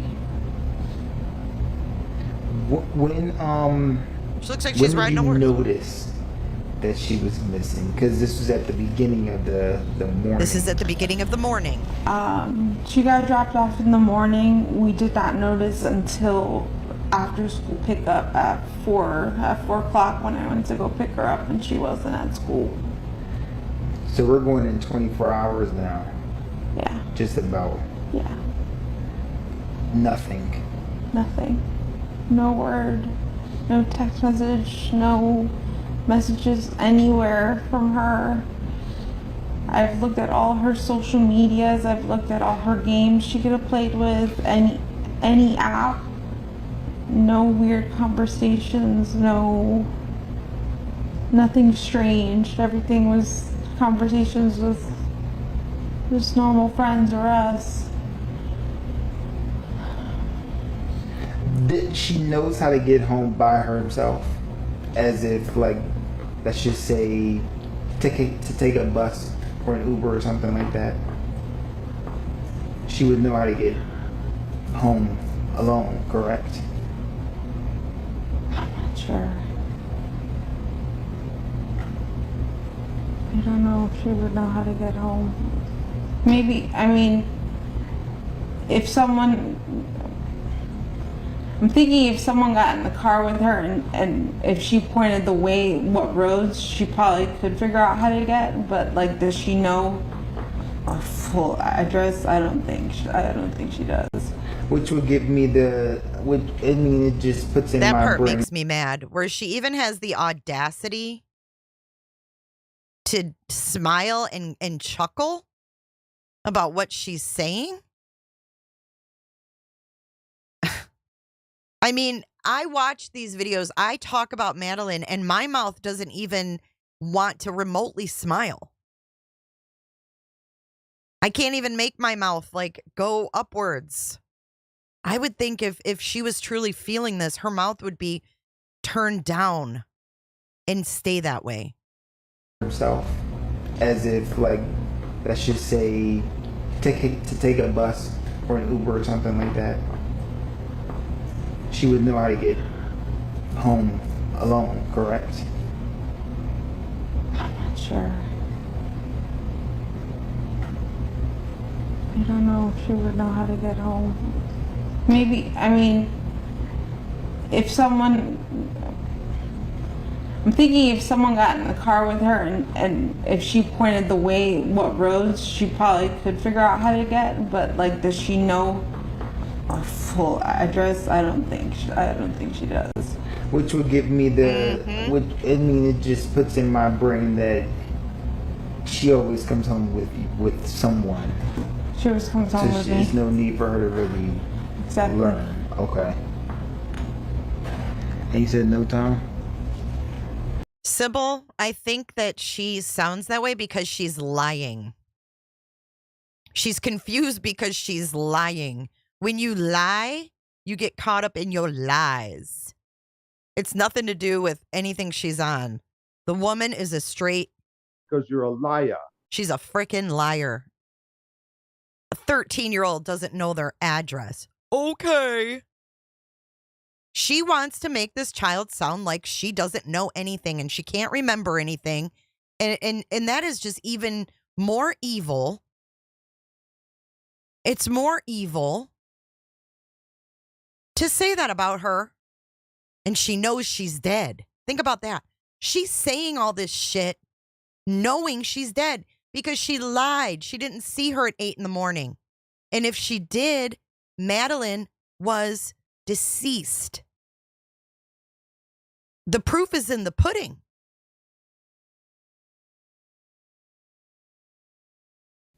Wake up. She's full of shit. Well, I have it slowed down. That's why she sounds slow. She's a lying liar from Liarsville. I agree. He knows everything. All right, the first question is if I can get your first and last We'll name watch and him, then we'll spell look at them the both court out for me. docs. Stephan Stearns, Stephan Stearns.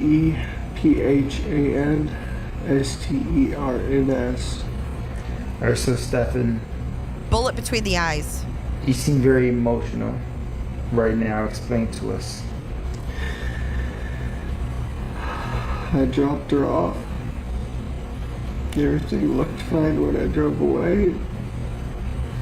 It's the last time we saw her.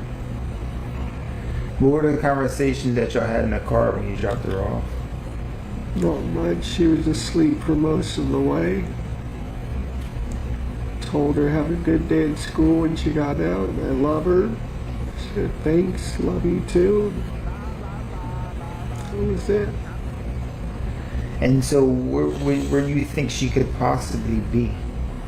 I mean, this isn't, as I was told, this isn't normal behavior. This is not normal behavior. She's not the type that would just run off. We don't know where she could be. We're scared. We just want her home. Are you, in a sense, blaming yourself? hard not to. Why? I dropped her off early. I could have waited longer. She looked okay. She was walking towards the school when I saw her. It was like any other day, so I went on with my day. It's hard not to blame myself. What has the conversation been with Jenn since? She's been a lot stronger than me. She's been holding it together really well. And, but it just keeps coming in waves. Just the reality keeps hitting. We don't know where she is. We don't know if she's safe.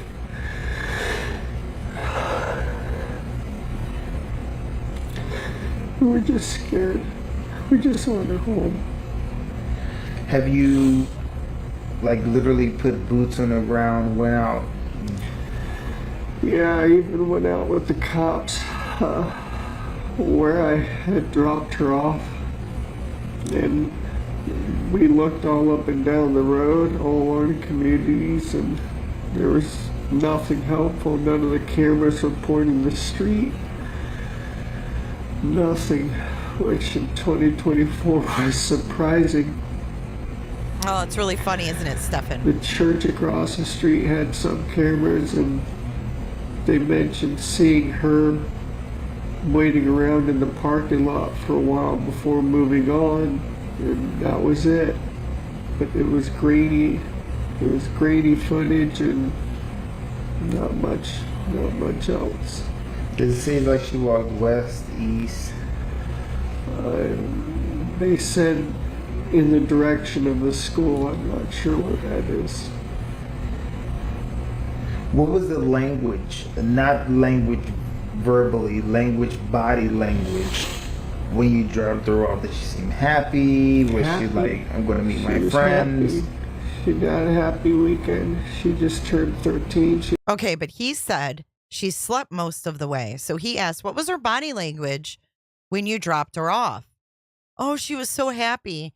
Okay, you sleep on the way to school, which is bullshit. We know that wouldn't happen anyways. We know that's 100% bullshit. But if she was sleeping, like he said, if we're going with his story, okay, she wouldn't get out happy. She'd be fucking tired. She'd be sleepy. She was tired from her party the night before. I mean, none of this is fucking is meshing. DC, welcome to the lounge. We call it the Sleuth Saloon, the lounge. She had her 13th birthday party. She was happy that we were all together here. And you weren't all together. She was a happy kid. She's very sweet. She's a very sweet girl. She brings a lot of joy to us, and we just not knowing. I hate you, fuck you, fuck you, fuck you. Welcome, True Crime Knitter. So the unknown is killing you. Yeah, it's like our whole world is upside down. Not feeling her presence here is... Sorry. It's hard. I'm gonna be fine. Don't need to apologize. We were all together here at 8 a.m. when they put the jeans on her. Oh my God. Danielle, I think you're on to more than you give yourself credit for, girl. What do you want our viewers to know when they see this? She's a sweetheart. She's a very sweet, kind girl. Just please be nice to her. Bring her home if you find her. Tell her that we love her. Wherever she is, I hope she's okay.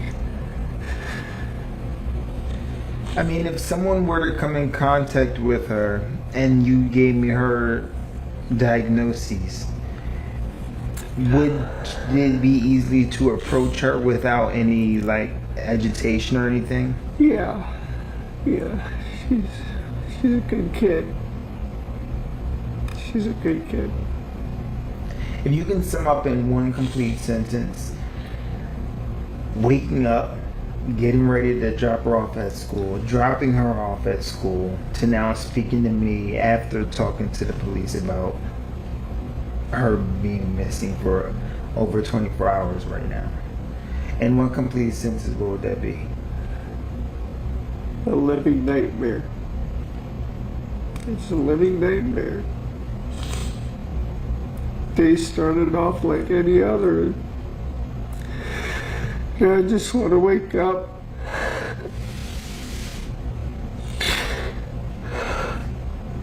And just get hit with waves of the reality just it's setting in. As soon as it got dark last night, we started falling apart. We knew it wasn't going to come to an end. And now we're going on 24 hours and still nothing. Just conflicting reports here and there. People say they see this. Oh, shut up, Stephan. You guys, let's think about this. When she said they just took her back to the doctor to be re-evaluated, I would like to know from the school if they suggested she be re-evaluated and if there was something going on with Maddie at school that she needed to go to the doctor. Because we know from his friends, Stephan's friends, that this nightmare of a person was addicted to uppers. He was addicted to uppers, to Adderall. He used to snort them. He used to chew them. And now we hear her say, oh, we took her to the doctor to be, I can't remember the word. Were they trying to get pills? It wouldn't be the first fucking time. And Rosalie, I agree with you. I think there was a fight because the mom says, we haven't gotten in a fight in so long.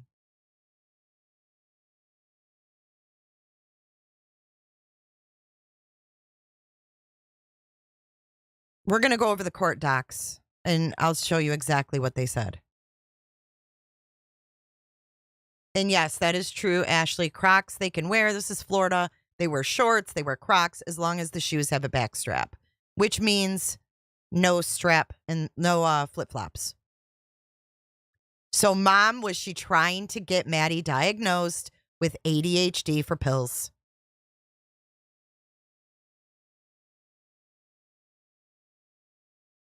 Lisa, exactly. Thank you for your super chat. Lisa says, what is she needing headphones for?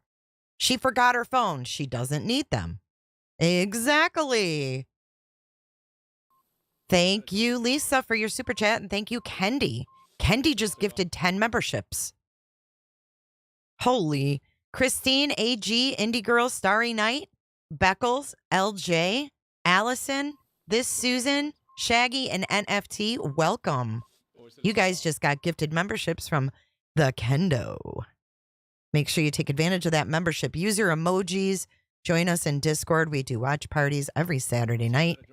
And we chat about all these cases. And we show and talk about things that we can't show on YouTube. So definitely make the most of your membership. It's worth it. All right, so now we're going to go to the Osceola court records. Osceola County court records. Excuse me while I search. I didn't have this pulled up. The birthday balloons? No, they definitely said 13. They definitely said 13. I just showed a video. Let me show you again. Hold on. Y'all bear with me here, okay? I'm doing my best. Here we go. Okay. Hello again. Let me show you guys the video of the party. I'm assuming her best friend took this. Take a look. Oops. Oh, where'd it go? The hell? Or is it a cigar?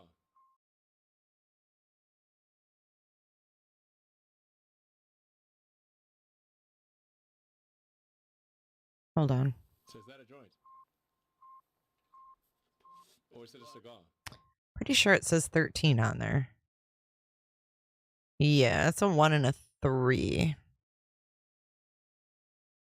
And there's a 13 on the cake as well. Or is it a cigar?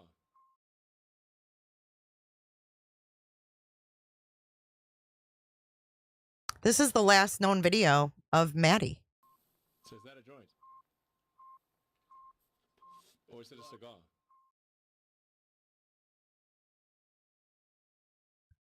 Sienna says, I don't think she ever made it back to the house after a party. I know a lot of you guys think that.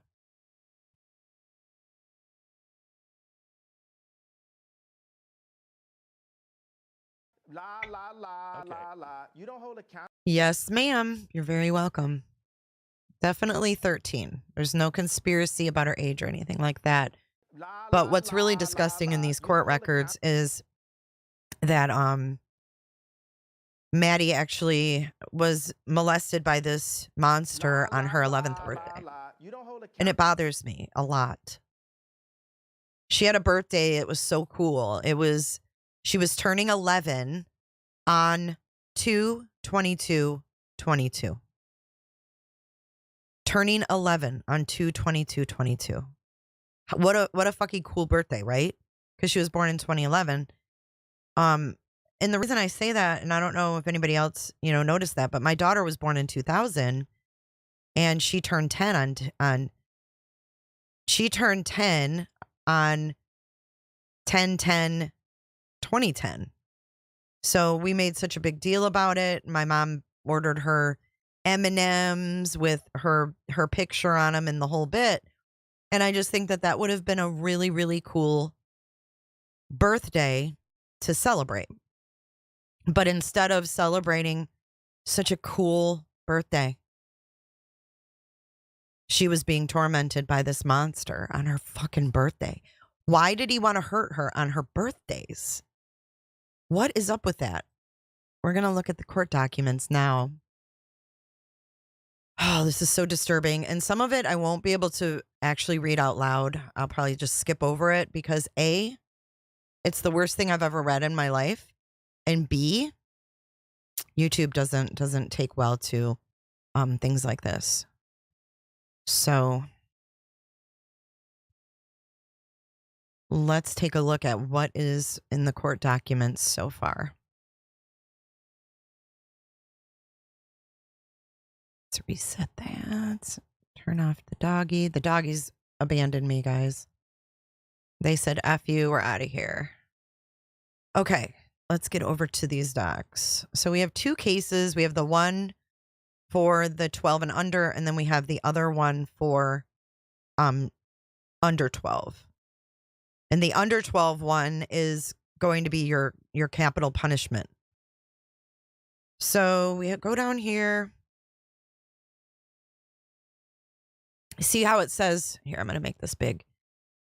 Florida's really good with releasing records and such.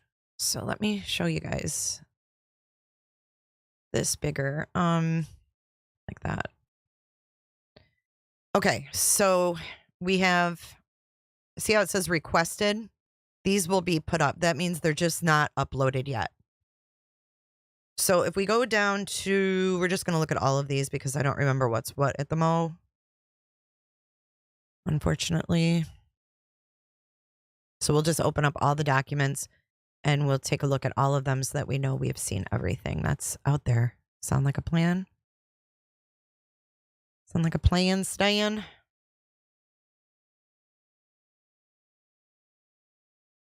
Dang it.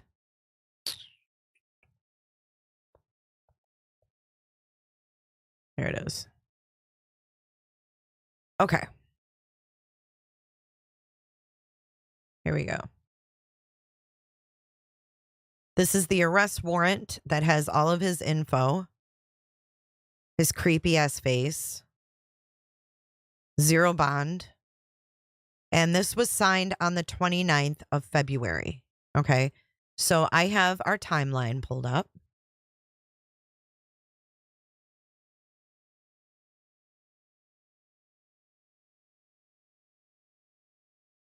And our timeline tells us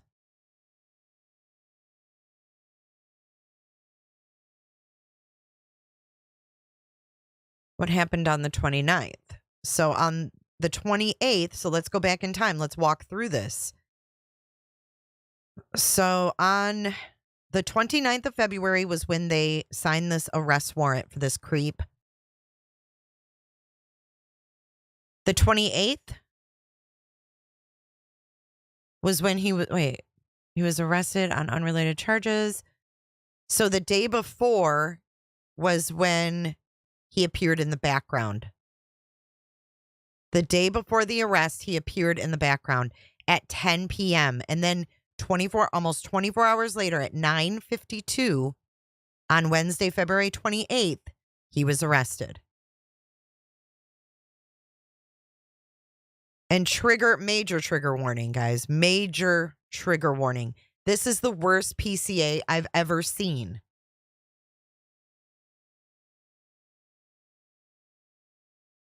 Yes, Mike, we are almost at 97,000 subs, guys. Make sure you're subscribed. Join me on this celebration to 100K. I'm so excited to share that with you guys. All right, state of Florida versus Stephan Michael Stearns. Home address.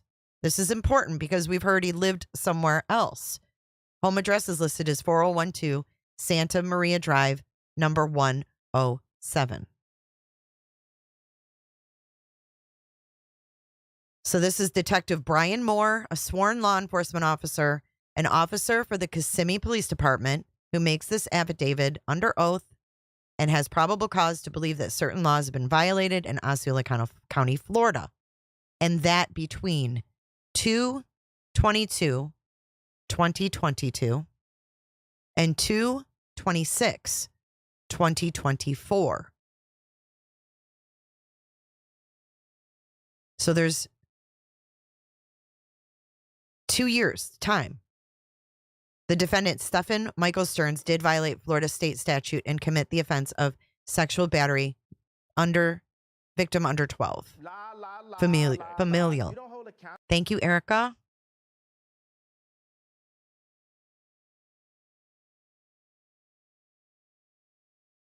So this detective has been with the agency since 4/9/2018. And your affiant, in the course of his or her official duties, has come to investigate on February 26, 2024 at approximately 20 hours. What time is that, y'all? That ain't no 4:30. That ain't 4:30 like she said. Mrs. O, glad to have you, babe. I think you fit right in, honey. You fit right in. You crazy like the rest of us. Guys, I'm eating junk and watching rubbish. You better come out and stop me. Keep the change, you filthy animal. Thank you, guys. Thank you, guys. All right. The mother advised, this is at 20 hours, 8 o'clock. Remember, that's what the cop said. 8 p.m. It wasn't 4:30. So there's another lie. I mean, how many freaking lies are there? 8 p.m. So she drove to her mother's office and around the neighborhood there for 4 hours and then met the cops at the middle school. Katja, how are you?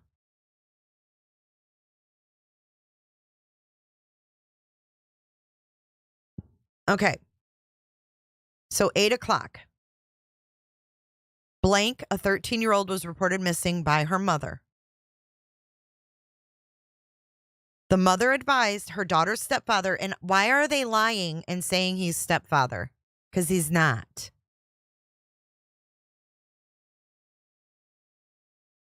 Stephan Stearns picked her up from home and dropped her off at Hunters Creek Middle School, 13400 Town Loop Boulevard, Orlando, Florida, on February 26, 2024.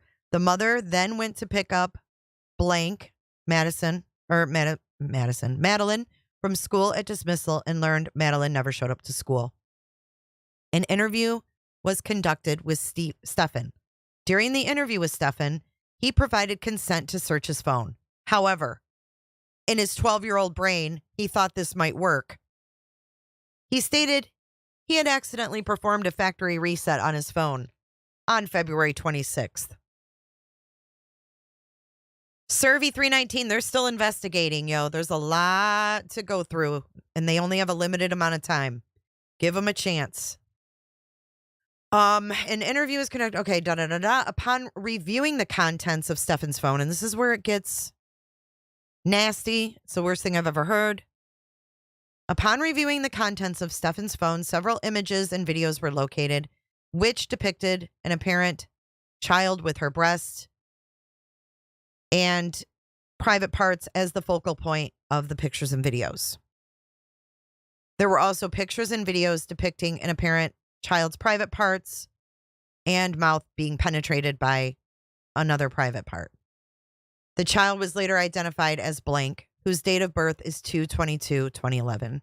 So if you're wondering if the person he's being held on is Madeline Soto, the answer is yes, because that is her date of birth, 2/22/2011. The very day that should have been the day that this little girl looked forward to every year. She probably fucking dreaded it. He ruined her fucking birthday. I can't imagine being a little kid and dreading your fucking birthday because your mother has this monster living with you.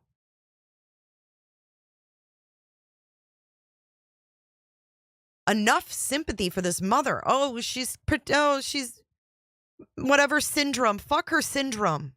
The syndrome is there's a dead 13-year-old laying in the woods. That's the syndrome I'm worried about. I could give a damn how manipulated she was. Her daughter shouldn't have to pay the price because she was manipulated, right? Oh, I know, it infuriates me too. I think we all need a shot.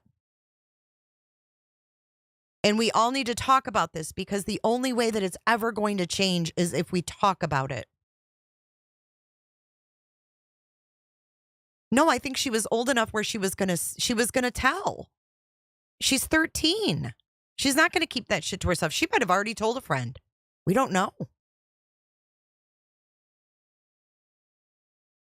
I'm tired of these grown-ass women being portrayed as victims of these guys. No. Oh, I don't know what fucking syndrome. What's it called? Stockholm syndrome? You put a syndrome to her and it gives her an excuse.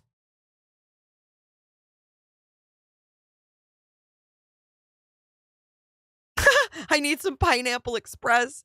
Pass it over here, true crime and other stuff. Metadata from the images and photographs described above shows that in August of 2022, Stephan did something really gross to Maddie. Just going to say that. Oh, me too. Me too, jammers.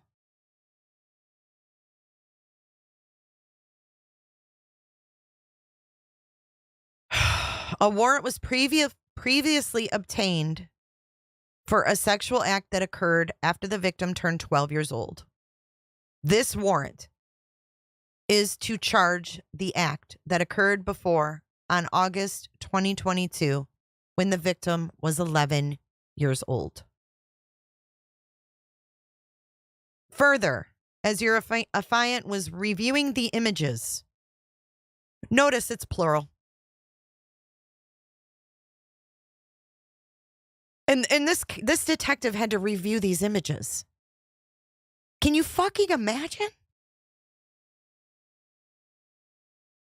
Upon reviewing the contents, as the detective was reviewing the images from the August 2022 incident, your affiant observed the characteristics of the room where the incident occurred.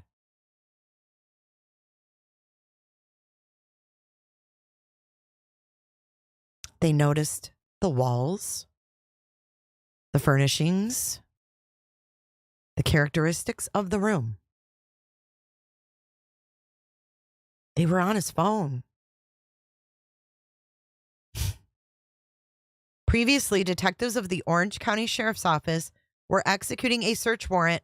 Now listen, at Stephan's home address of 4012 Santa Maria Drive, number 107, Kissimmee, Florida, 34741, the residence. The address is also where the victim, her mother, and Stephan live. So we can put that baby to bed that he didn't live there and all this shit, right? Nino Bino, I got you. This address is also where the victim, her mother, and Stephan live. Orange County Sheriff's Office took images of the layout of the residence. Based upon a review of the images from the Orange County Sheriff's Office, execution of the search warrant at this address, the room pictured in the images from the August 2022 incident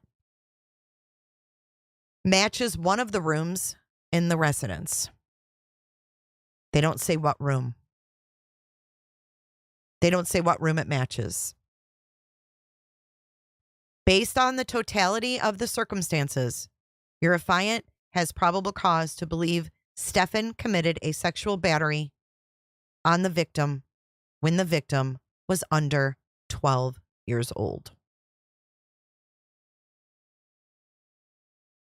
Pictures of all of her body parts.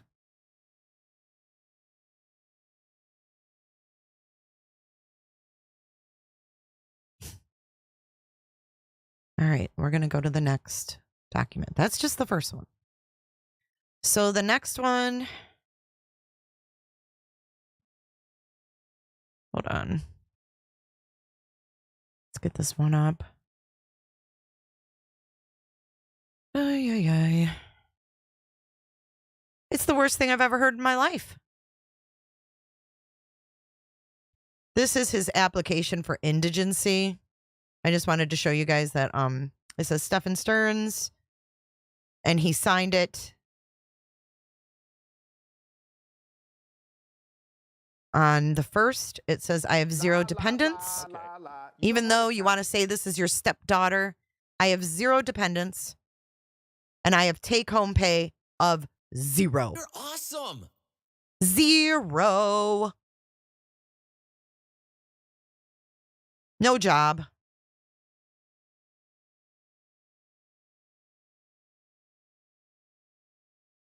And then he signs down here as well. They were together since Maddie was 7. And they can go way back in phones. They have a lot of work to do. So these two are going to be probably uploaded soon. Out of county arrest report, the first appearance document, and then we have his weekend appearance, which was on 3/2 that he refused to go to. And now we have another document. Let's go to that one. We're going to go through this case with a fine-tooth comb because someone's got to fight for her, right? We're going to fight for Maddie. These people are just total losers. Okay, here is the affidavit. And I'm not going to read all this. It's awful. But the permanent address is the Unit 107 on Santa Maria Drive.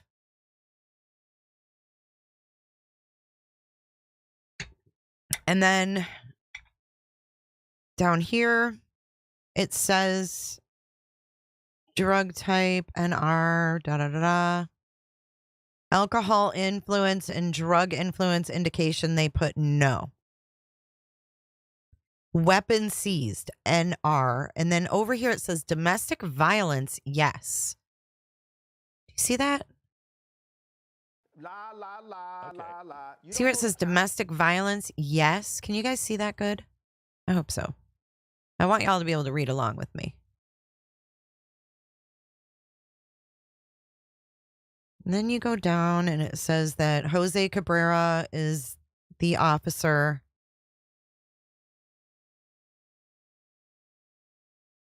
And this is the under 12. So it says here, wanted person, his address, Santa Maria Drive.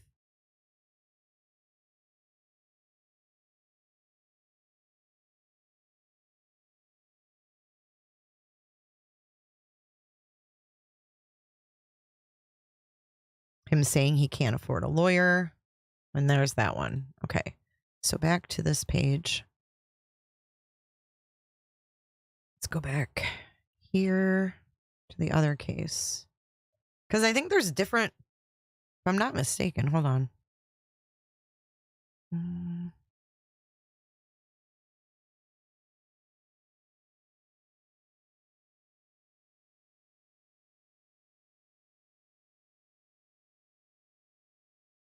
Not sure if they're exactly the same.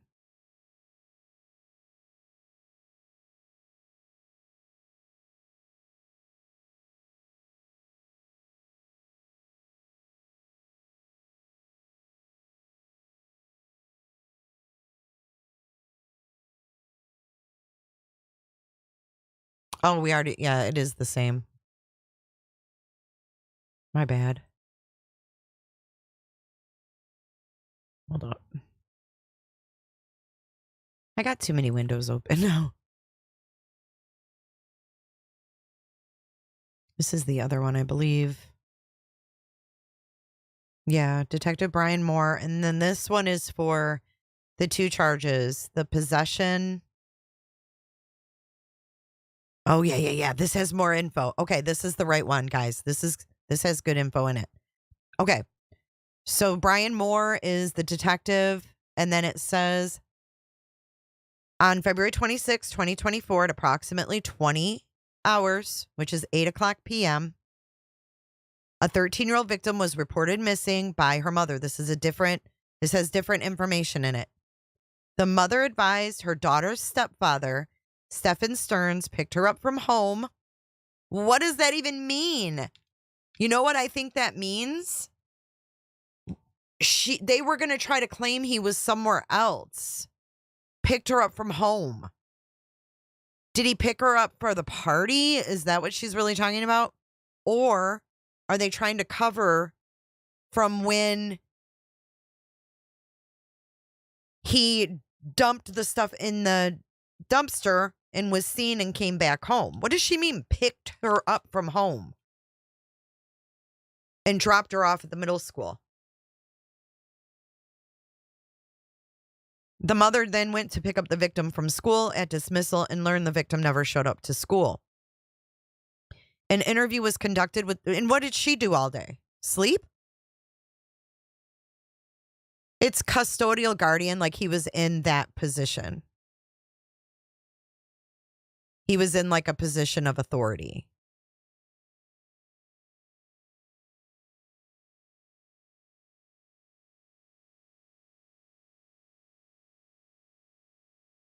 He was staying at his parents' for a short time, I heard, but his permanent address is in these court documents.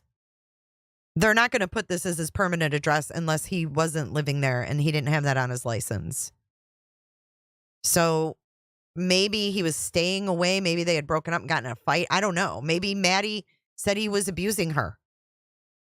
And he left and played the, oh, woe is me, I'm being accused of something. We don't know how shit went down. But they're not going to put that in here if it's not his address. And he wasn't working, right? So he was basically a built-in babysitter. Okay, so going on. An interview was conducted with the victim's stepfather, and they must have believed that they were married or something in the beginning. I don't know.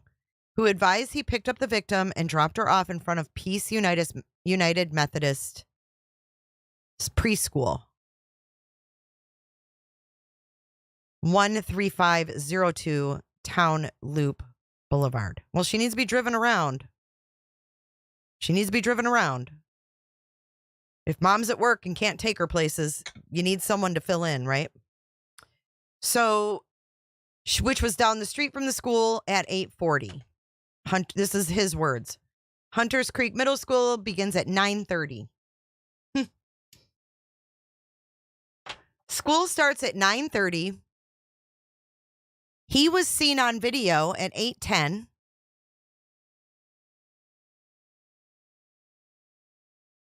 He was seen on video at 8:10. School doesn't start till 9:30. Is that what he means when he said, I could have waited longer? No, because now they corrected it. It's mom's boyfriend. They don't say stepdad anymore. This is initial report. This is what they told the police. This is what they told the police. The police wouldn't know if they're married or not right off the bat.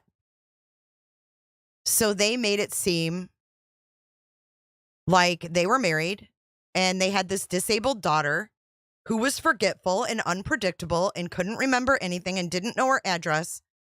It's sick. It's all sick. Ugh. So, all right.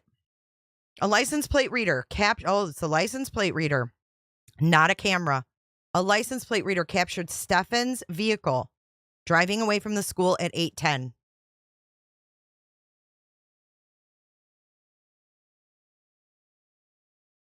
He went too early. No, he was seen on camera. It says 8:10.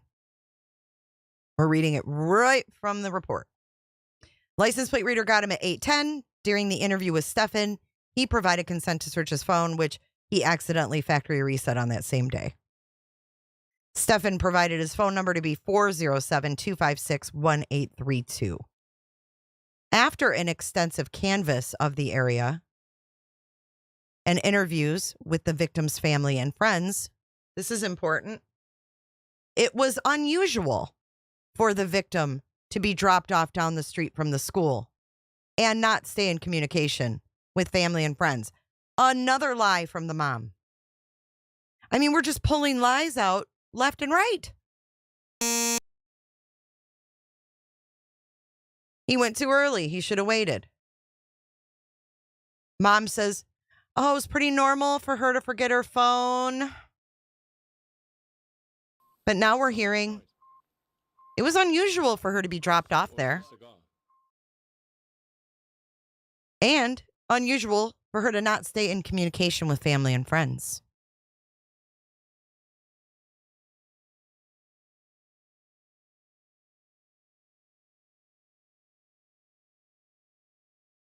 Lisa, it does. I even said that. I said, oh my God, that picture on the missing poster that the mom put out, she looks like her mom. Holy shit, guys. I think this case is about to get fucking crazy.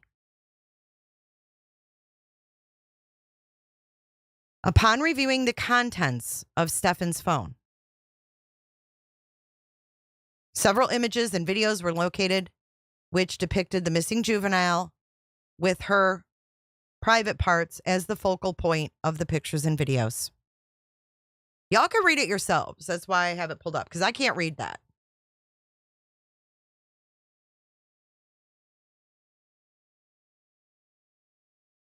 Oh my God. Imagine if she was locked in with that freak during COVID. DC, I didn't even think about that. Yeah, but the info that her mom put on that poster was lies. And why was the mom putting out a separate poster from the police? Because she was putting out her own phone number. Oh, y'all, what the hell?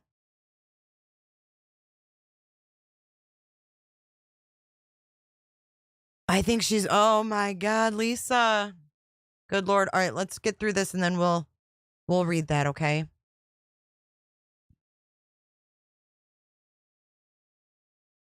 Johnny Cuddy, this is nothing like Gannon's dad. Gannon's dad never lied. Gannon's dad cooperated and didn't lie. Are you kidding? You cannot compare Gannon Stouck's dad to this woman. You can't.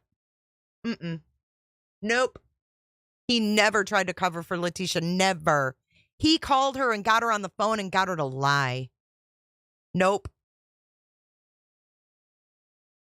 Not buying it, Cuddy. There were also pictures and videos depicting the missing juvenile's private parts and mouth being penetrated.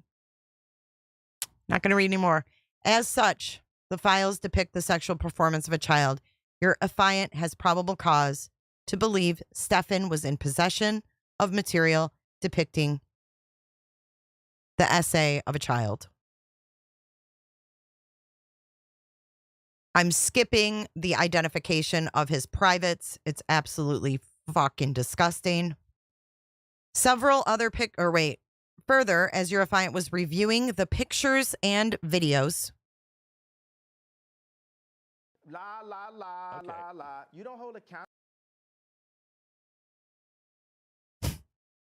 I was observing several different pieces of clothing to include patterned underwear, shirts, blankets, and sheets. Simultaneously, detectives of the Orange County Sheriff's Office were executing a search warrant at Stephan's home address. I don't want to hear he didn't live there. Stephan's home address of 4012 Santa Maria Drive, 107, Kissimmee, Florida, 34741. This address is also where the victim and her mother live. Hear me? The detectives searching the residence were contacted and confirmed they found the same distinctive clothing, both in Stephan's room and the victim's room. Based on the totality of the circumstances, Eurofiant has probable cause to believe Stephan committed a sexual battery, familial custodial authority on the victim.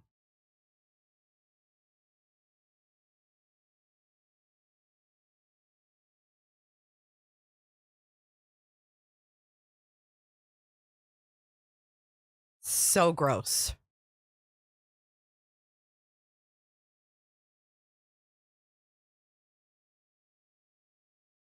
They actually have the transportation cost worksheet. It costs $55 to haul. How much? Hey, I have a quiz for you guys. Here's a trivia question. How much does it cost the sheriff to haul a piece of shit from one jail to another? Here, I'll give you the answer. That's a quiz. How much does it cost the jail to load up a literal piece of shit, put them in a van, and transport them over to the next county? You want to know? We got the receipt. It literally costs to load a piece of shit in the state of Florida in a van and take him from one county to the other, $54.60.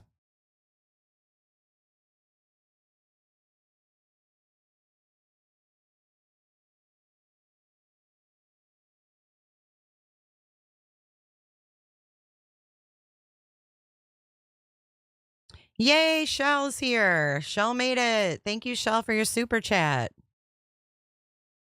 Yeah, $50 to load his ass. All right, we've got another document here, and then we're going to look at that. We're definitely going to look at that missing oh my God.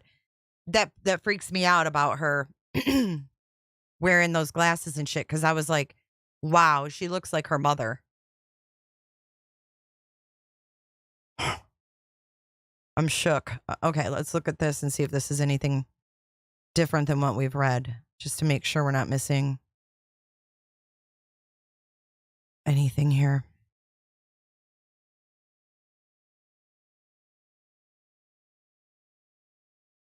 Something's redacted here.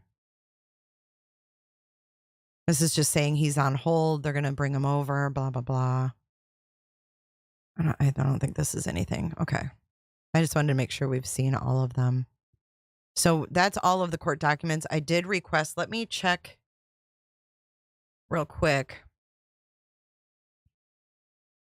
if I've gotten an email back, because I did request some things from Orange County. And let's see if we got them, because then we can look at those too.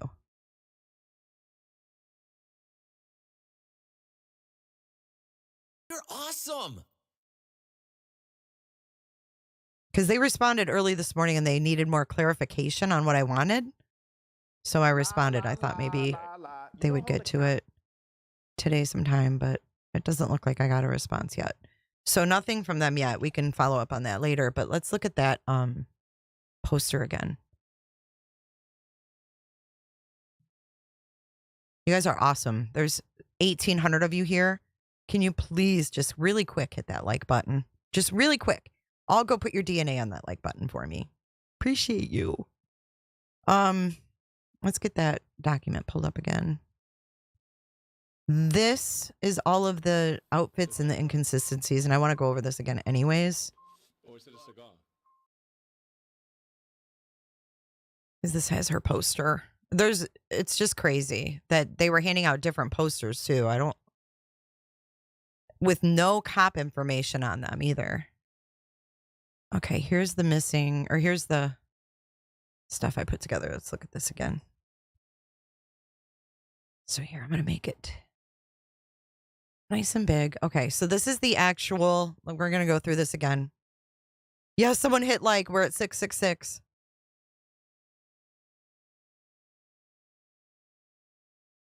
Okay, that's the actual missing person that the cops put out. Again, it says Maddie was seen wearing a green jacket, black shorts, and white Crocs.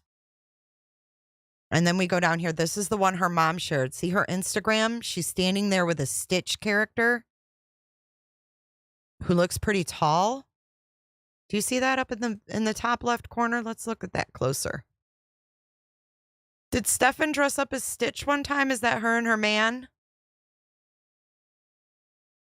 Because there's a picture of Maddie with a lei on, and it looks like the same lei that Stitch wears at Disney. See the lei in the top right? She's wearing a lei. Look at this one. She's dressed up like mom. The fuck? And this is what she put on the missing person flyer.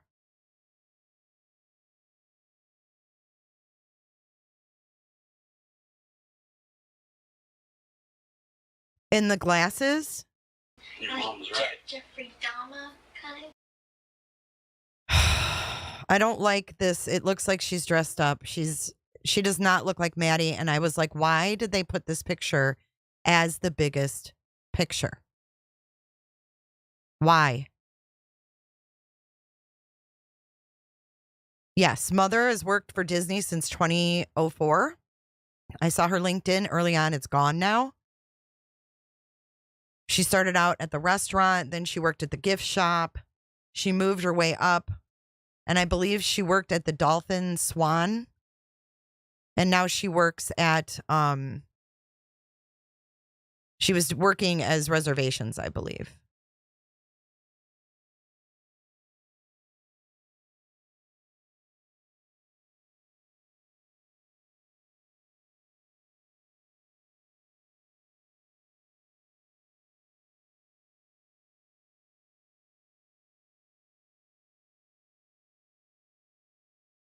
So then the mom says down here, a dark green hoodie, black shorts, and white Crocs. I don't know what age those are. I don't even know where she looks to be. I can't tell what's behind her there. But she looks 30 years old.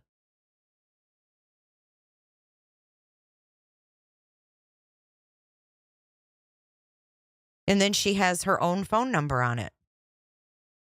But then she posted on Facebook in the Hunters Creek community. And look at, she leaves off the pants. Last seen wearing green hoodie, comma, white Crocs. Why didn't she put the pants on this? That's what I'm wondering. Bob.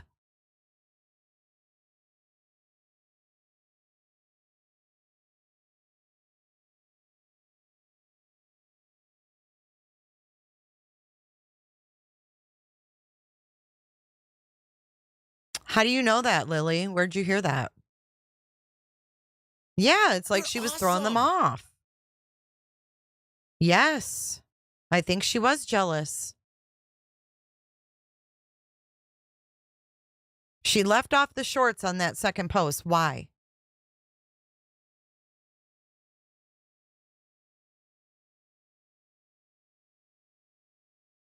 It's on here. Dark green hoodie, black shorts, and white Crocs. So here she is again. This is on Instagram. Jenn.so_. She has deleted her Instagram.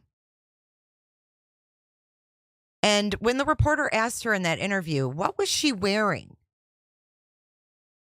She says she was last seen in. She changes the question. The reporter says, what was she wearing? Like he asks her, what was the last conversation you had? And she said, she went to bed and that was it. And then he goes, what was she wearing? And then she rewords his question and she says, she was last seen in. Yeah, the proof is in the pudding. She's lying. Bad. Diarrhea of the mouth. Go into the clinker, the big house.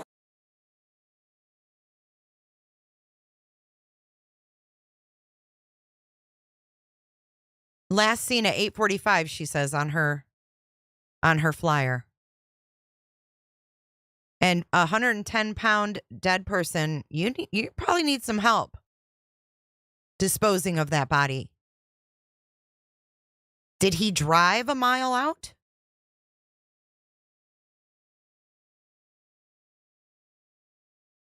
La, la, la, la, la. You don't hold account.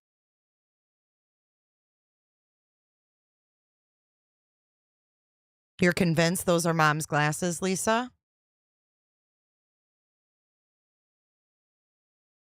So then we have the about the photo that was leaked. It says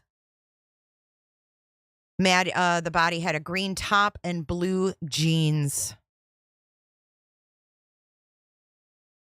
Did Maddie even wear glasses?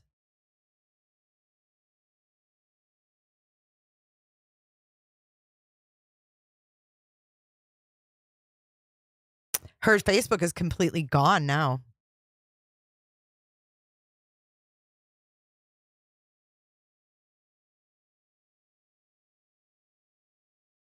$62220. He was torturing the mom too. I don't know.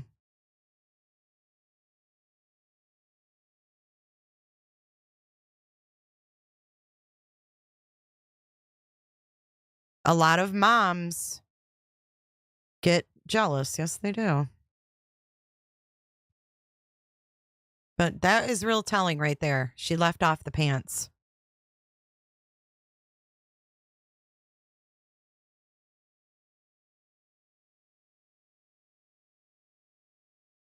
Well, now that her Facebook is gone, I don't know, but let's do this here.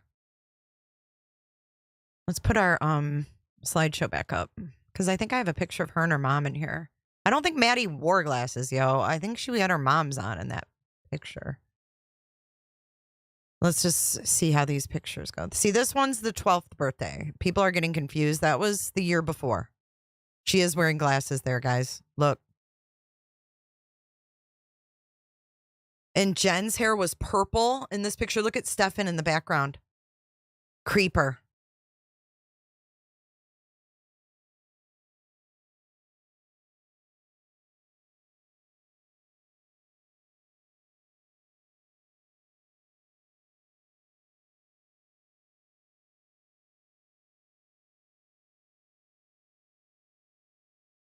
A lot of people are wondering that, Trixie. They'll find out in the autopsy. Because she does have glasses on in this one. That are the wire. Actually, those are different. Those are clear. She had clear glasses on there. Oh, they're going to get all their phone records. But you guys got to remember that stuff takes time. Remember when we were following Idaho, if you followed Brian Koberger. All of those warrants that they have to send out and then they have to wait to get the info back. Then they have to go through the info. So we have to be patient and let it play out because they're on it. They're on her. They're on him. He's not going anywhere. And mom's shaking like a leaf.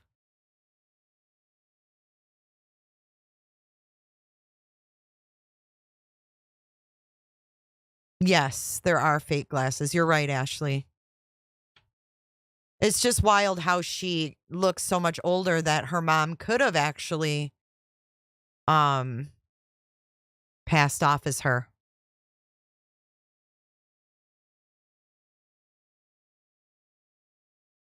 Lily Rose, exactly. We want to make sure they've got an airtight, sealed case and that everybody who had knowledge of what was going on with poor Maddie is held accountable, right? So we have to give them a chance.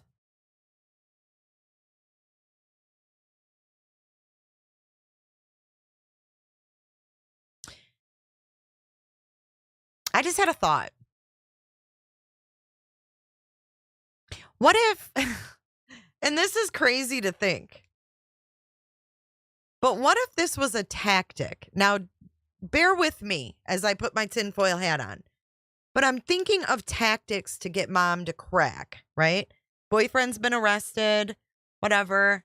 What if that picture really wasn't leaked? Is it possible that they wanted to get out there to her that she was found in jeans? I don't know. Maybe not. Maybe it's just wishful thinking.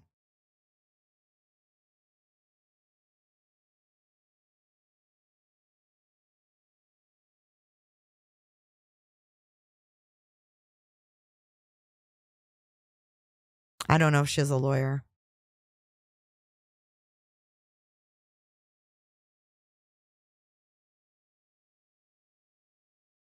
People saw it. Well, I'm just surprised it hasn't been leaked. That's why I wondered that.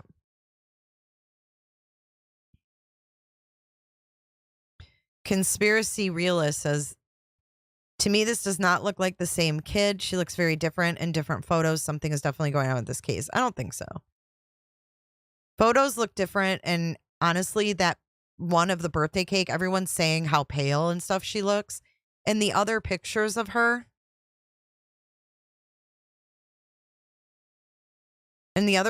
she doesn't look like that. That was a video that was screen shared, or not screen shared, but you know what I'm saying? Screenshotted. You know how when you take a video and you like pause it, it doesn't look right, especially when there's filters being used. Because we know that there's filters always being used for pictures on phones, especially when teenagers are taking them. Let me show you the video again to show you what I mean. So this was a video and they paused it and took a screenshot. So I don't really think it necessarily means that she looks sick. She had with her daughter was about her 13th birthday party. Oh my God, where did it go again? Maddie disappeared. So fucking weird. Hold on. We're going to do it this way instead.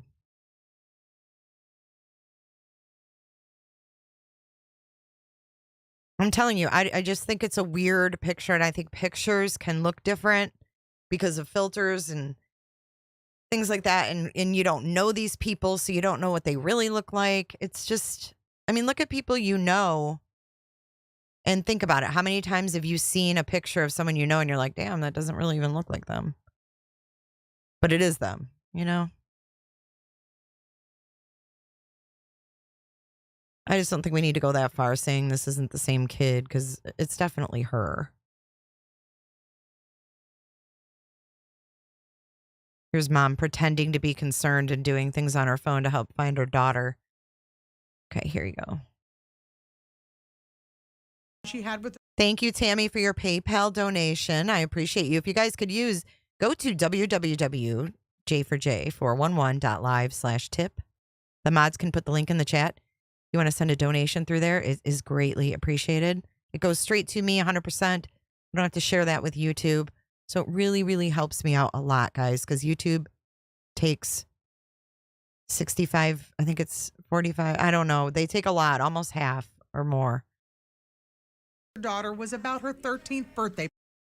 See what I mean? Like, that's the night before. She's moving around. She's doing this in this video. And I don't think that she looks sick. I think it's just the way the video is and it's paused. So look. I muted it, so.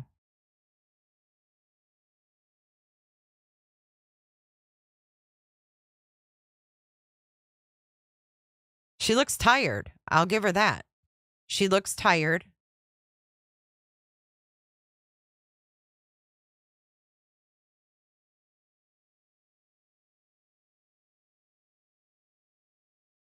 Yeah, I know they managed to get their cuts, that's for sure. Do you guys want to see the grandma's interview again? Diana HB translated the interview for me. We can play that really fast. You guys haven't seen the grandmother. It's in another language, so it's in Spanish, and I just kind of talked over her. I didn't know how else to do it, but I'll share it with you guys. Oh, let's look at the memorials too. We have a new video. Let's see what they're saying today.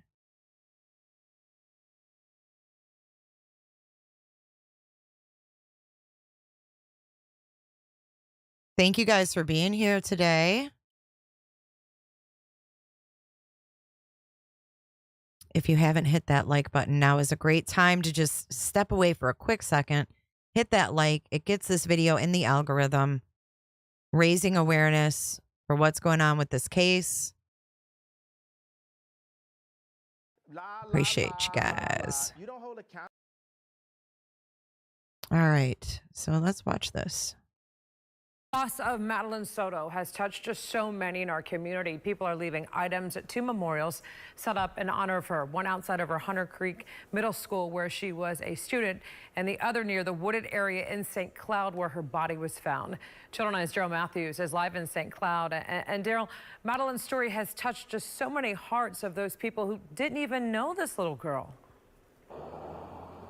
Yeah, Martha, you wouldn't even believe how many people have come out here just today. And we've seen people all day drop off bears, write handwritten letters, even bring some balloons out here, all paying their respects.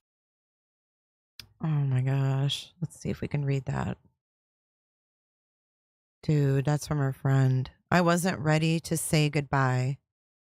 Hold on. Paying their respect. I can't read it. You don't hold account. To Maddie. As you said, even those who didn't know her, they felt a connection through her story. And I just come to give her, her respect, because I got 2 granddaughters, and it just breaks my heart. A drive along Hickory Tree Road in St. Cloud will lead you to a site filled with flowers and stuffed animals, all in memory of 13-year-old Madeline Soto. She was an angel, I think, to everybody, and that's why she's touching everybody's heart.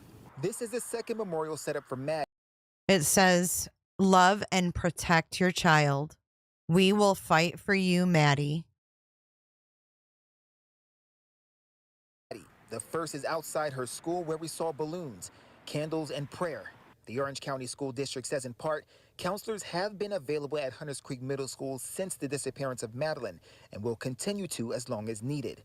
Both memorials come after the teen's body was discovered Friday in a wooded area. Now just feet away from that site, a handwritten note reads, "Spread your wings and fly and rest easy." It touched my heart. See, I'm very close to my kids, so I don't want my kids to ever go through this either.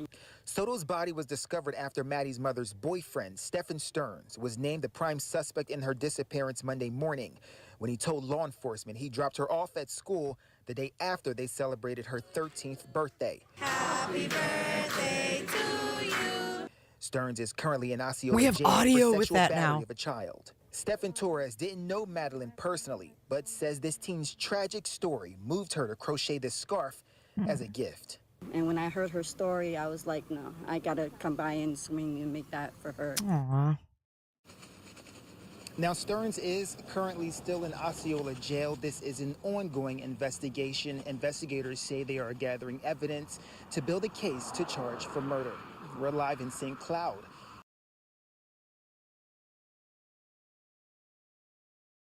The day after they celebrated her 13th birthday. Happy birthday to you.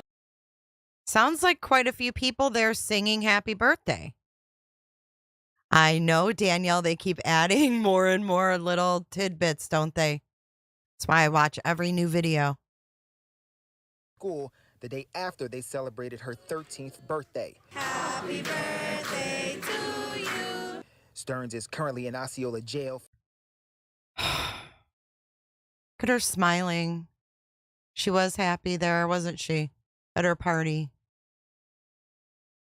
the day after they celebrated her 13th birthday. Happy birthday to you. Stearns is currently in Osceola jail for sexual battery.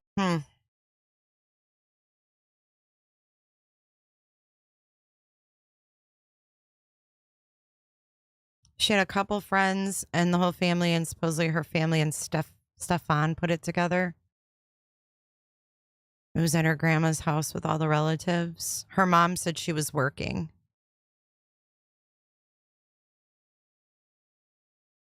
Poor Maddie. Makes me sad.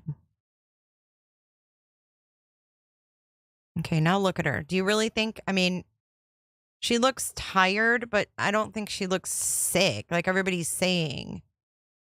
She looks beautiful. She's a beautiful girl.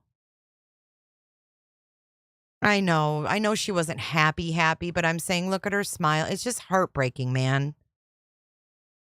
Hiding behind that smile. It fucking breaks my heart. BJ with the shits TV. Welcome. Thanks for subscribing. Mom works at Disney World.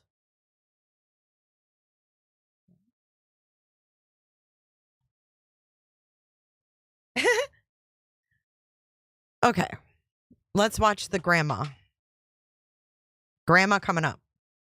Diana HB was kind enough to translate this for me. I did the best I could. Here you go. Good morning, everyone. Welcome back to J is for Justice. I have a video of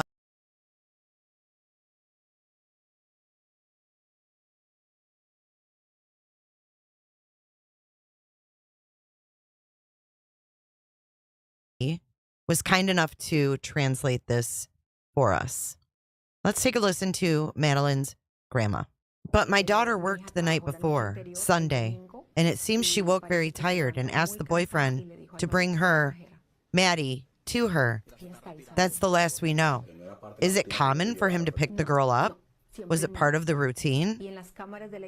No, it was always my daughter. In the church footage, you can see a girl with a green sweater. She sits in the parking lot and waits. Minutes later, she gets up and heads towards the school. That's the last we know of her. And every day that goes by is worse, because one loses hope. After almost 3 days of disappearing, we don't know what else to do. My thoughts are that someone's took her away. I wish we had more from the grandma. This is all I could find. If you guys find any interviews, feel free to email to the team email, j4jpodcastteam@gmail.com. And that still stands, guys. If you guys let me know your thoughts, you guys. Any new interviews, please email them to us so that we can go over them.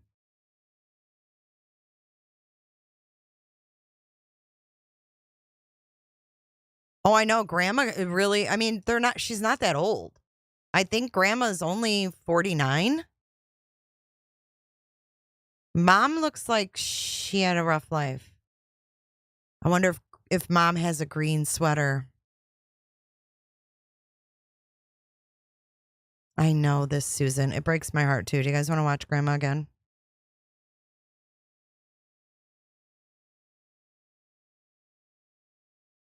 Grandma. But my daughter worked the night before, Sunday, and it seems she woke very tired and asked the boyfriend to bring her, Maddie, to her. That's the last we know. Is it common for him to pick the girl up? Was it part of the routine? No, it was always my daughter. In the church footage, you can see a girl with a green sweater. She sits in the parking lot and waits. Minutes later, she gets up and heads towards the school. That's the last we know of her. And every day that goes by is worse, because one loses hope. After almost 3 days of disappearing, we don't know what else to do. My thoughts are that someone's took her away. I wish we had more from the grandma. This is all I could find. If you guys find, so let me know what you think. What do you guys think of grandma? Do you think that she's concerned? I know there's got to be a whole interview because it's what's that called? Telemundo TV? We'll have to look for it. And then if we find it, we can We can have Diana translate it. I think she was like stopping her sentence, like to have Maddie, bring Maddie to her. I think she was going to say bring Maddie to her school. Carrie, I'm sorry that your mom did that to you. Hi, Damien. Hi, 100. 100 thinks that too, Lisa, that she dressed up like the daughter and went to the school. Did she say it's always been my daughter? No, taking her to school. It's always been her daughter. Here, I'll play it again. Diana HB was kind enough to translate this for us. Let's take a listen to Madeline's grandma. But my daughter worked the night before, Sunday, and it seems she woke very tired and asked the boyfriend to bring her, Maddie, to her. That's the last we know. Is it common for him to pick the girl up? Was it part of the routine? No. It was always my daughter. In the church footage, you can see a girl with a green sweater. She sits in the parking lot and waits. Minutes later, she gets up and heads towards the school. That's the last we know of her. And every day that goes by is worse because one loses hope. After almost 3 days of disappearing, we don't know what else to do. My thoughts are that someone's took her away. I wish we had more from the grandma. This is... Mom has dark, shorter hair. Maddie has almost... She could have, Ashley. Did you see the picture that Mom put on the flyer? And they handed out the flyer in the area that they supposedly dropped her off. They handed out the flyers around the school where they supposedly dropped her off that morning. They said, we dropped her off. And then she goes, oh, I mean, my partner did. Not we. It was my partner. My partner. Here, let's look at this again. You haven't seen the picture that the mom made or whoever put these out. I'm saying mom because mom is responsible. It's mom's daughter and it's mom's cell phone number on the flyer. So I'm saying it's mom's flyer. I don't give a damn who printed it. It's got her info. She's the one that gave them the info to put on it. So I'm saying it's mom's. Here it is, right here. That doesn't even look like the little girl we've seen. It doesn't look like her at her party the day before. It doesn't look like her.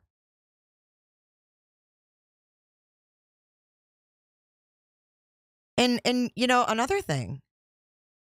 What about, did she have her hair up that day, Mom? Or was her hair down?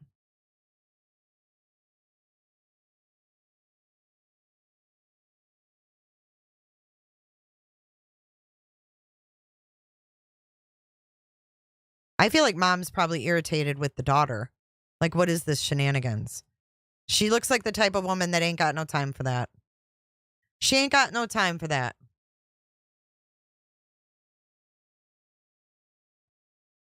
They would be grainy.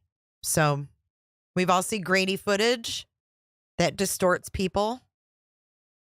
I don't like it. But you got to remember they're Colombian too, so they have a different culture about them. You got to take that into consideration too. I'm not ready to hang the grandmother for anything at this point.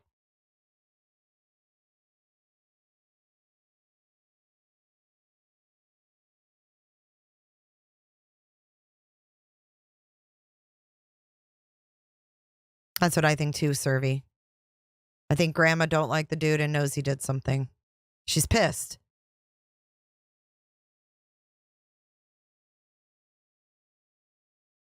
The mom's already been caught lying about seeing Maddie at 8:30.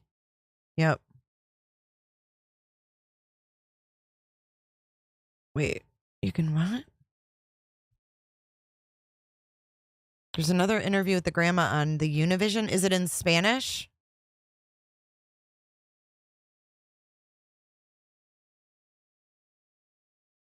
Right. Who was buying his pocket Yamaguchis?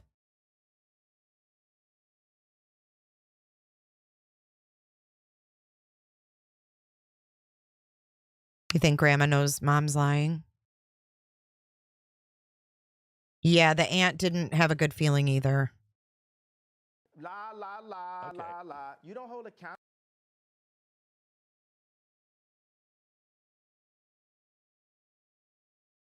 Do you guys think, yeah, tattoo gal, do you think that mom was with the monster when he did the disposal?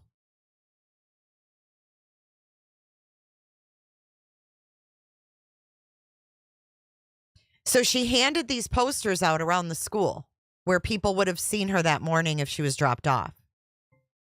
You know what I'm saying?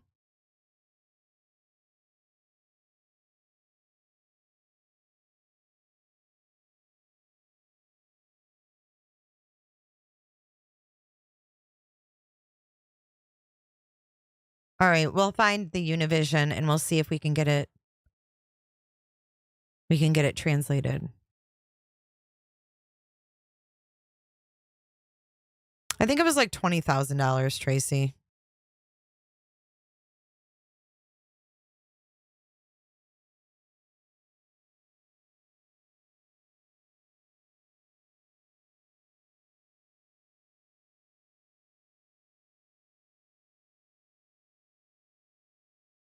People would have seen her on footage in his car. Yes, that was the hand. Yes. They started handing out these flyers. No, the cop said at the same time they were handing out theirs, the mom was handing out hers. Yes, it was pretty fast. So this is the cops one that they were handing out. And then this is the one that the mom's family was handing out with the mom's number on it. She posted this in Hunters Creek Community Facebook. Jenn Soto, that was her name before. Their phone number.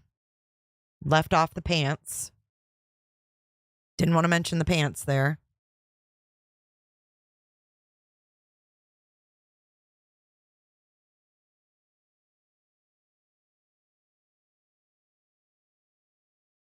Yeah, I mean, is that why there was the we?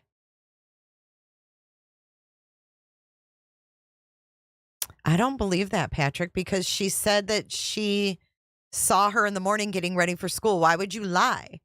If that was the truth, Patrick, if she really took sleeping pills and slept through the whole thing, why wouldn't she just say that? Oh my God, I took sleeping pills and I didn't wake up until after she was already gone. She wouldn't say, I saw her at 8 a.m. getting ready when the cops are saying she was dead in the car at 7:30. It can't be that way, Patrick. It can't. La, la, la, la, la. You don't hold account. What about the pants?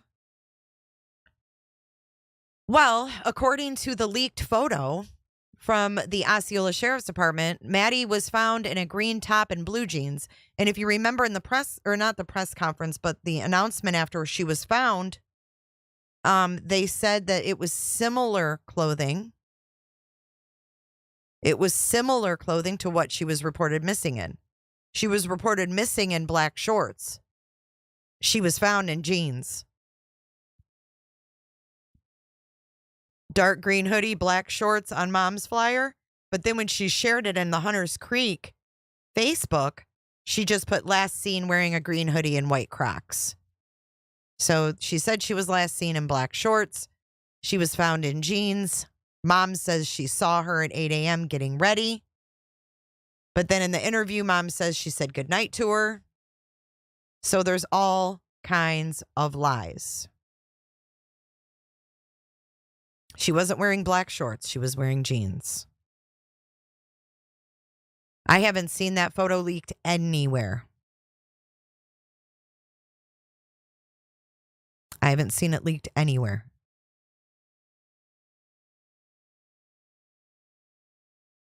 There's just too much that you can't ignore. For example, this.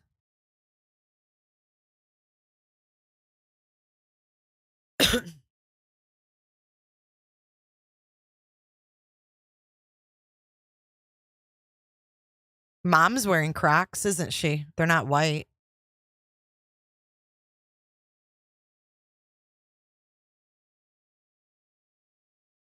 You're awesome. There's a reason that the news got that video too. They didn't just happen to get it. She was acting weird as freak. And then this one? School at 8 o'clock that How morning. about this one? And met her boyfriend. Then took the teen to school 8 o'clock But that since that morning. initial report And met her was taken, we boyfriend. learned Then from the took Orange the County teen to Sheriff school that Maddie at was 8 likely o'clock dead that that morning. morning. Was taken And to we her learned from the boyfriend. Orange That County Now I can't get Sheriff him. that Oh my God, I Maddie was probably have a likely bunch of dead shit playing right now. Hold on. 8 o'clock that morning. And met her boyfriend. Then took the teen to school.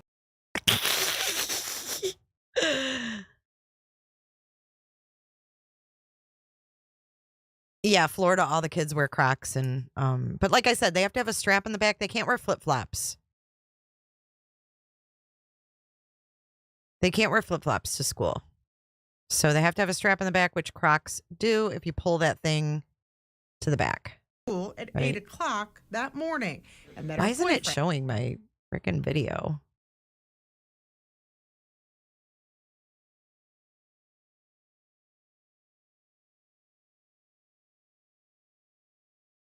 I thought I had another. Oh, what about this? Hold on. Let me see if this is the right one. Okay, what about this photo I saw in the news? What do you make of this? Is that where she was found, you guys? Is that the fucking photo? Because this was on Fox's. I believe it was Fox. I'm not sure. I'm not even sure what we're looking at here. It's. Guys, I'll be right back. Just give me 2 minutes, okay?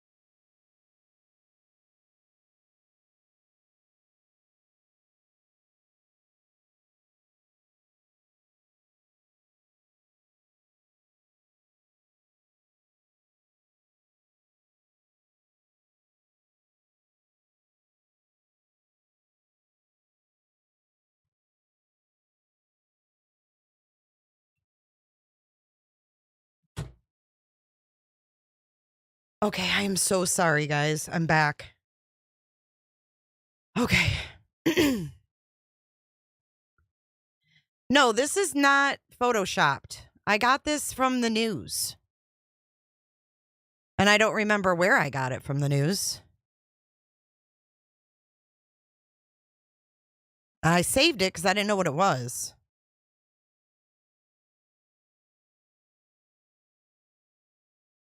I agree with you, Angela. I don't know if this is just them searching. Because this was on like one of the local news. I'm not sure. It does say St. Cloud. Let's zoom in here.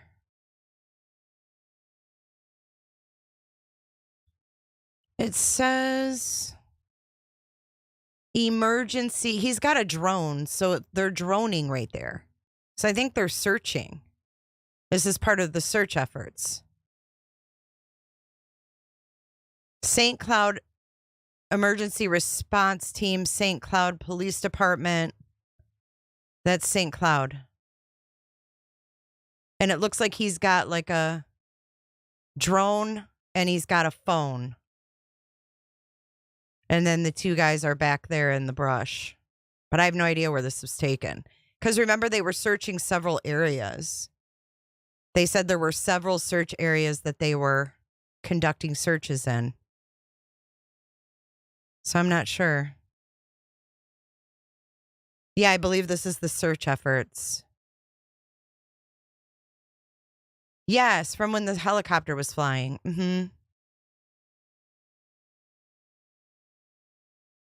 I know. We thought Audrey Cunningham was bad. Thank you. Busted Can of Biscuits. I like your name. WFTV Channel 9.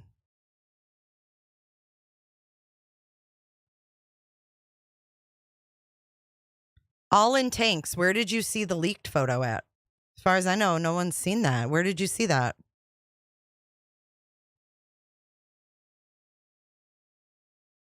WFTV. I'm going to see if they have any updates. Thank you. I couldn't remember where I got that.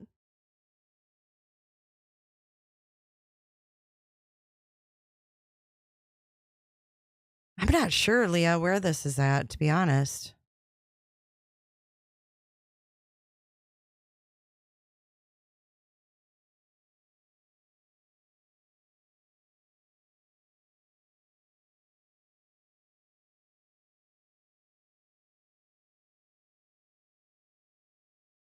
Do you want to go back and watch those? Cousin Trixie, welcome. Thank you, Angie B. Thank you, Busted Can of Biscuits. Thank you for that. Look at her look at her profile picture, y'all. Busted Cans of Biscuits. I love it. I love it, love it, love it. You don't hold account. So much.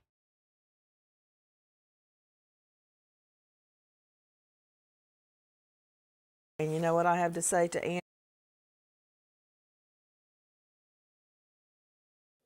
Fucking fuzzy slippers and lip gloss.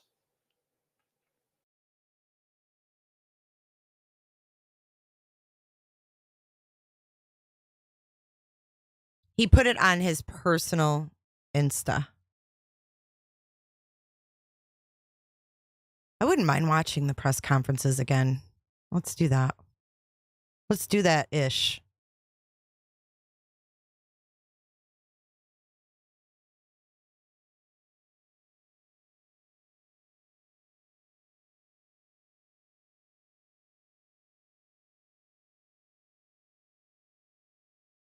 If you haven't hit that like button, if you could go sneak real quick and put your DNA on the like button, I promise we won't share it. I promise we will not share your DNA. It is protected with J's for Justice. We will not share your DNA with law enforcement or any Jed match. You are safe with us. Safe with us. Okay.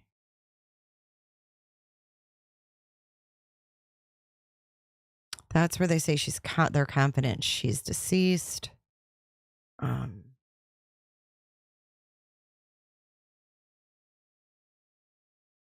What is this? 2 hours ago, guys. Hold on. We have to watch this. St. Cloud father and son essayed neighborhood kids. Security investigation in St. Cloud that we first told you about yesterday. What? And as West 2's Bob Hazen explains, investigators say the people who lived there may have been secretly recording kids. A man who lived here today didn't want to talk to me, but court documents say the people who lived here were making and uploading videos of child pornography, and some of the victims might have even lived in this neighborhood. One neighbor told me people call James Cox Santa, and you can see why. But investigators confirmed they raided his home, this bright blue house in a quiet St. Cloud neighborhood, as part of a child porn investigation. You just don't think that it's going to be this close to your house, and then having 4 girls too. Did this stem from Stephan? Did this stem from Stephan?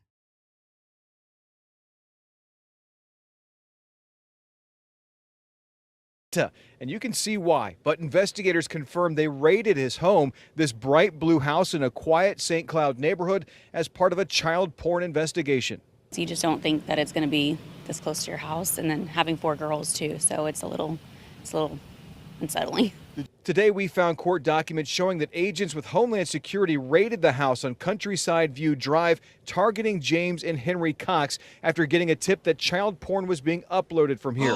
In an earlier raid, St. Cloud police allegedly found several hard drives with videos and images of kids being sexually abused, and hidden cameras used to record kids going to the bathroom and changing clothes. Look at the freaking lassie on their mailbox. Sick. Investigators even say, quote, at one point in a video, the camera pans across a mirror showing H. Cox as the one recording the video file. The complaint also says at least 2 of the victims appear to live in Cox's neighborhood. During Tuesday's raid, the medical examiner also took someone's body from the house, but they've not confirmed who that was. A body? What? You guys, this is fucking crazy. A body? Oh my God, what is going on here? This is in the same vicinity. Medical examiner also took someone's body from the house, but they've not confirmed who that was. James Cox is now in the Seminole County Jail. No word on what happened to Henry Cox. No comment. A man who answered the door today said he had no comment. Emily Jenkins, who lives nearby, says she's glad her kids never came around this house. Well, I think it confirms that we can't just be restful and let our kids play outside. It's always play in the backyard now. It's not like it used to be. In St. Cloud, Bob Hazen, WESH 2 News. I'm shook. We got to watch that again because I got to listen to this again. A man who lived here today didn't want to talk to me, but court documents say the people who lived here were making and uploading videos of child pornography, and some of the victims might have even lived in this neighborhood. One neighbor told me people call James Cox Santa, and you can see why, but investigators confirmed they raided his home, this bright blue house in a quiet St. Cloud neighborhood, as part of a child porn investigation. You just don't think that it's going to be this close to your house, and then having 4 girls too, so it's a little unsettling. Today we found court documents showing that agents with Homeland Security raided the house on Countryside View Drive, targeting Countryside View Drive. House on Country. You guys get that? Countryside View Drive. You don't hold account. Look at the date of the offense, September 14th, 2023. One of those guys that was calling the YouTuber said Stephan was staying in a blue house. Oh my God. Oh my God. The house on Countryside View Drive, targeting James and Henry Cox at what was it? Country View Side Drive? What? Hang on, I'm sorry. Countryside View Drive. Countryside View Drive. Countryside View Drive, St. Cloud.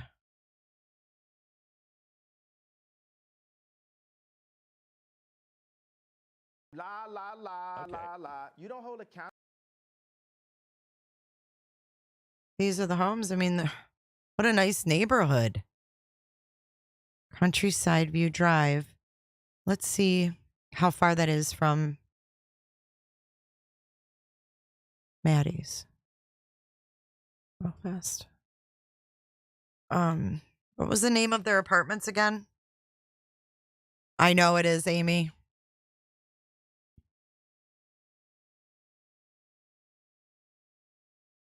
What was the name of their apartments? Does anybody remember offhand?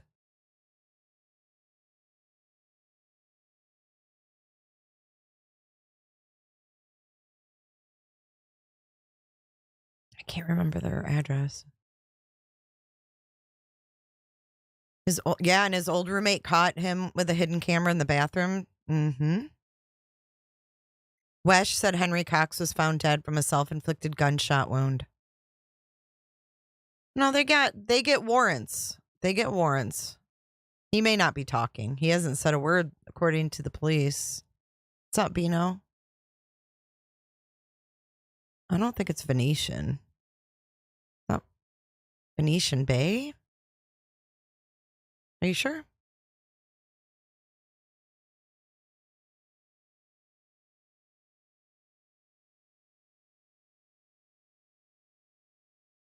It doesn't sound right to me. Santa Maria Drive. That's what I was trying to think of. Yeah. Santa Maria Drive, Kissimmee. It's 36 minutes away. It's half an hour. Just right up the turnpike. Just right up the turnpike.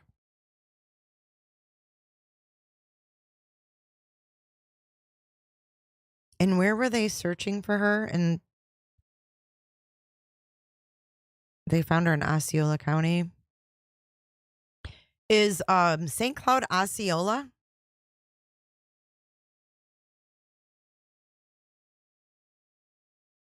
It's 35 minutes.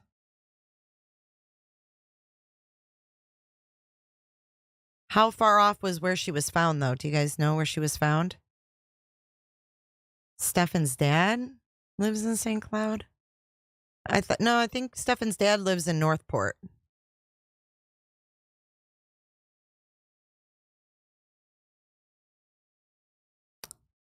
She was found in rural Osceola County, but do we know where? I don't know the address of where she was found. Hickory Tree Road, is that what it is? Let's see. Hickory Tree Road. She was found in St. Cloud. Holy fark. 10 minutes.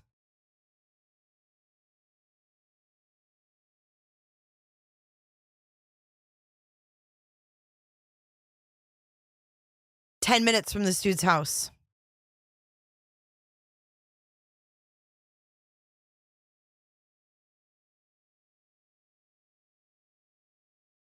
Santa.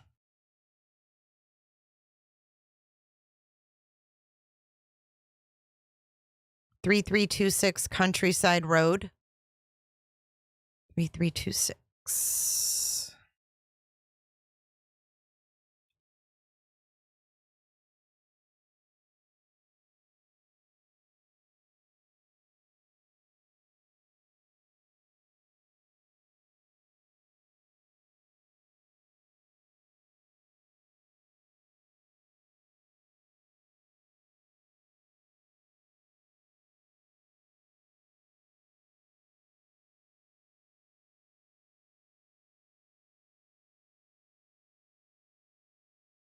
I don't know where at on Hickory Tree Road.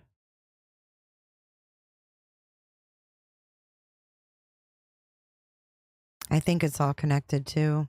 Makes me sick.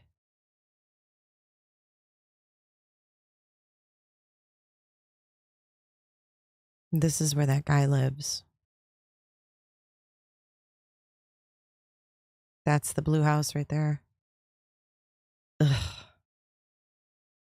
Look at that van out front.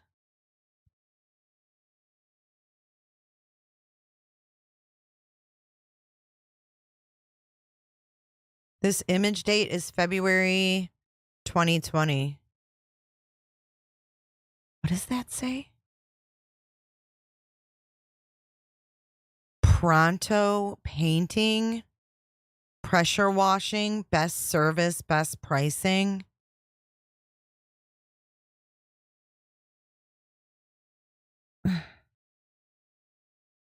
Sketch. You'd never think that something like that was going on behind these doors. Unbelievable. And then there's a dead body in there too because the guy offed himself You don't hold a while they were busting through.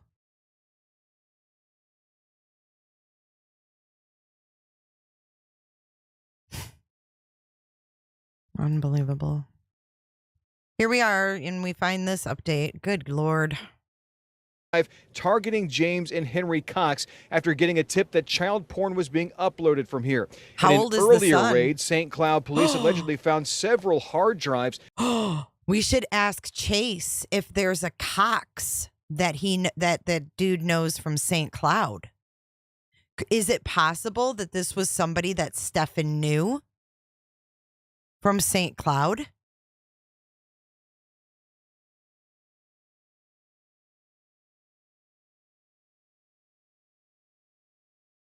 With videos and images of kids being sexually abused and hidden cameras used to record kids going to the bathroom and changing clothes. Investigators even say, Sounds quote, just like at Stephan. one point in a video, the camera pans across a mirror showing H. Cox as the one recording the video. I wonder if when they went through Stephan's phone, if they saw H. Cox in videos on Stephan's phone.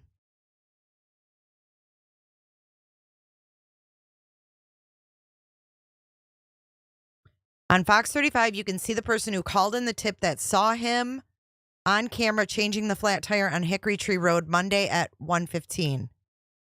Where, though? Where on Fox 35?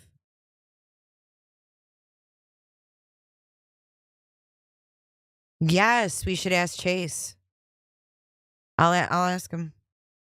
I should text him.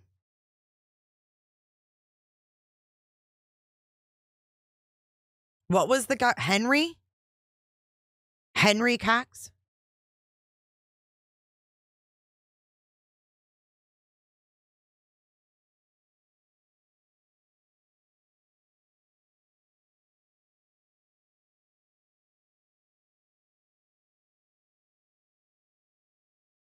Okay, I asked him. We'll see.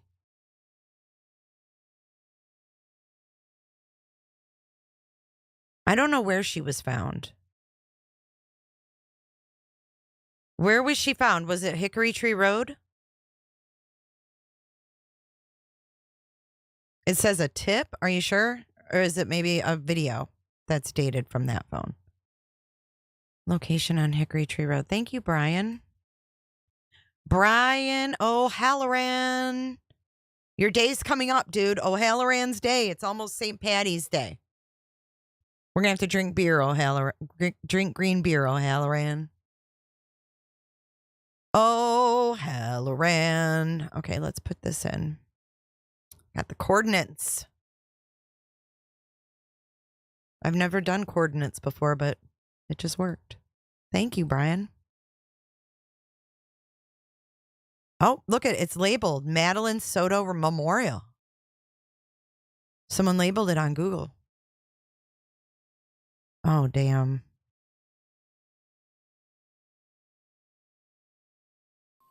So is that a joint? Or is it a cigar?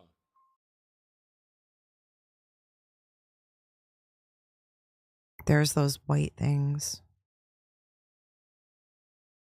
So do you guys think she was like behind here, like behind these bushes? Or do you think she was in these bushes? Or was it further back even? What are you guys thinking?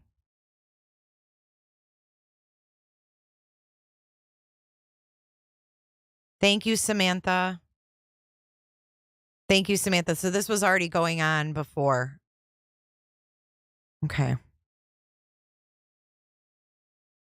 Well, and then they have the huge, they arrested like 288 people in Polk County.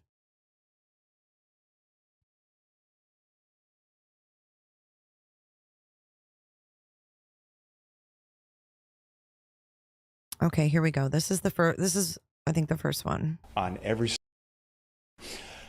So thank you for being here. We have some important developments in this case that we want to share with our community. I wish we were here to tell you that we have found Madeline, but we have not found her. Last night, detectives from the Kissimmee Police Department met with Madeline's mother, and they had to tell her the very devastating news that although we have not found Madeline... This isn't the first one. Hold on.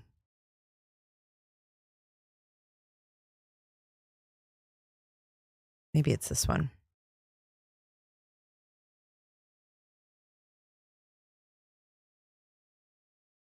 No, this was after he was arrested, right? Yeah. Which one was the very first presser?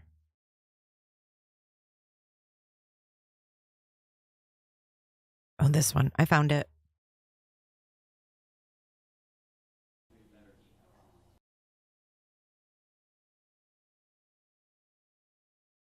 To the case. Let me turn it up just a tad.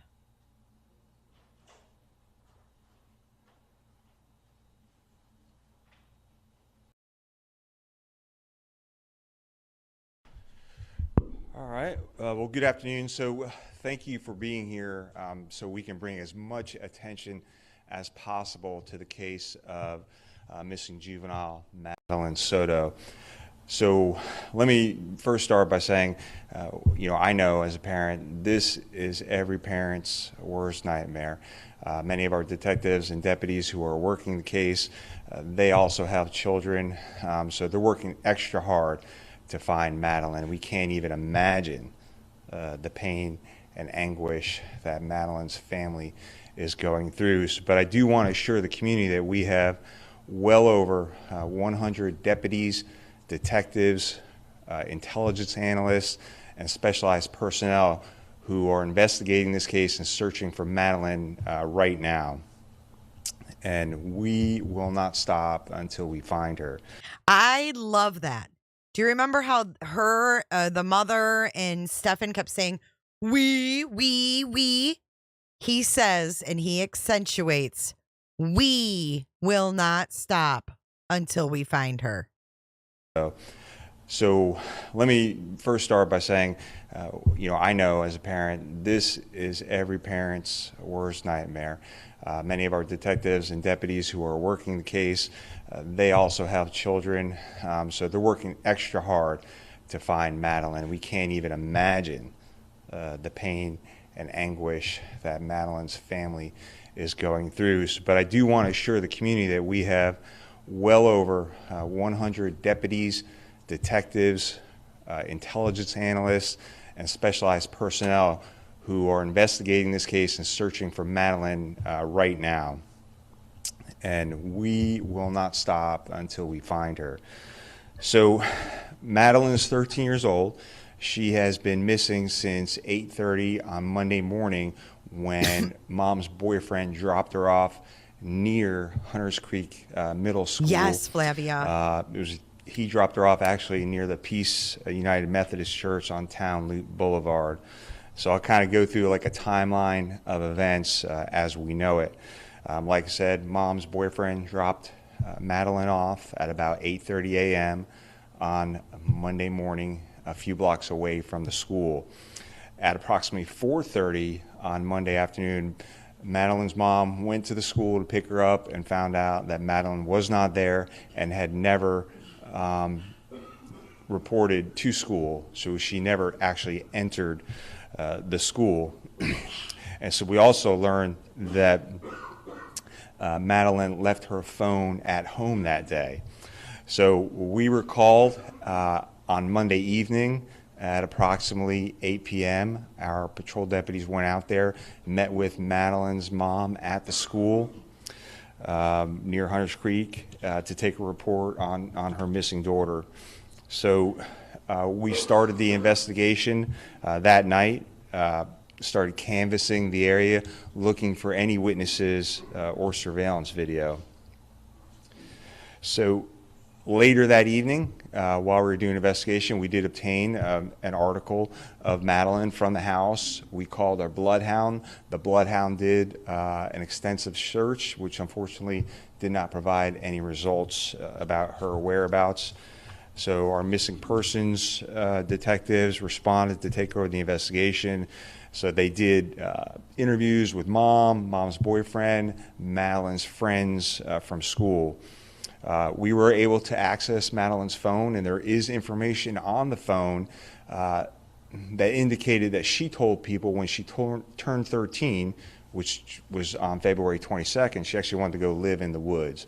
So that was in her phone. That was in her phone. That was in her phone on her birthday. And so during the course of the day on Tuesday, detectives and deputies conducted extensive interviews, an extensive canvass. We collected video from the area, and again, conducted interviews with family members. So on yesterday, we distributed flyers in the area near the school. As a matter of fact, Madeline's family had their own flyers. We're also distributing flyers to family and friends and students at the school at the same time. So the house is in Kissimmee, where the family lives, is being held overnight by the Orange County Sheriff's Office and the Kissimmee Police so that we could secure search warrants. This is common practice in cases like this, and those search warrants should be executed today. On Wednesday this morning, more than 50 members of our emergency response team responded out there to the area near the school and conducted an area search for Madeline. And so we have a command post set up out there at that area. We also have a command post set up here at the Sheriff's Office for the investigative side of it. So, our detectives are continuing to do interviews and follow up on all possible leads. One thing we do in all missing person cases, especially missing juveniles, our sex offender surveillance squad goes out and makes contact with every single sex offender in the area of Madeline's last location. And so, I wish I had some more definitive answers. We just want to keep getting Madeline's picture out there. We want people who may know something about her disappearance to call us. They can call us anonymously at 1-800-423-TIPS. They can also call 911 if they think they know what happened to Madeline. And again, it's every parent's worst nightmare, but rest assured that we are doing everything possible. We have an extensive section dedicated to working solely on finding out where Madeline is. And I'll take some questions, but again, still early on in the investigation. I'll start over here. So right now, the facts of the disappearance don't qualify through the Florida Department of Law Enforcement for an Amber Alert. Certainly, if through the investigation it does qualify for an Amber Alert, we will send that out. Sure. Just I know we say it's the her mother's boyfriend. Is there any indication the father's in the picture? Is he local? Is there any possibility another family member from, I guess, previous marriage might be involved in this? There's no information to indicate that there's another family member, an outside family member is involved. No, not at this time. Outside family member. Did you catch that? Sure. Yeah. There's no evidence that an outside family member is involved. But there is evidence that an inside one is. Okay, that's correct. Yeah, sorry. Based on what you found on the phone, is there any indication that she was trying to live with somebody else in the woods? No, just the information on the phone was that when she turned 13, which was just February 22nd, she was going to live out in the woods. So it's one of the reasons we're out there in that area searching. Was that conversation with a friend? That was, through either text messages or other social media messages. Yeah.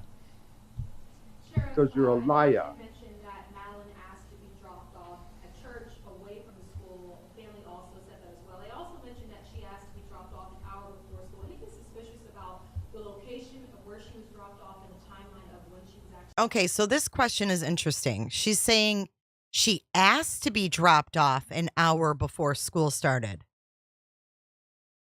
Or other social media messages, yeah. Sheriff, I know you had mentioned that Madeline asked to be dropped off at church away from the school. Family also said that as well. They also mentioned that she asked to be dropped off an hour before school. Anything suspicious about... So this Stephan said she was embarrassed of the car and wanted to be dropped off away from the school. The location of where she was dropped off and the timeline of when she was actually dropped off? Yeah, that's certainly all the things that our detectives look at. I know the initial information was that she said, hey, I'm embarrassed of this vehicle, whatever, so drop me off at this location. We're still following up on all of that. But yeah, it's certainly something that we will look into. Why not drop her off at the school? But we're looking into all of that.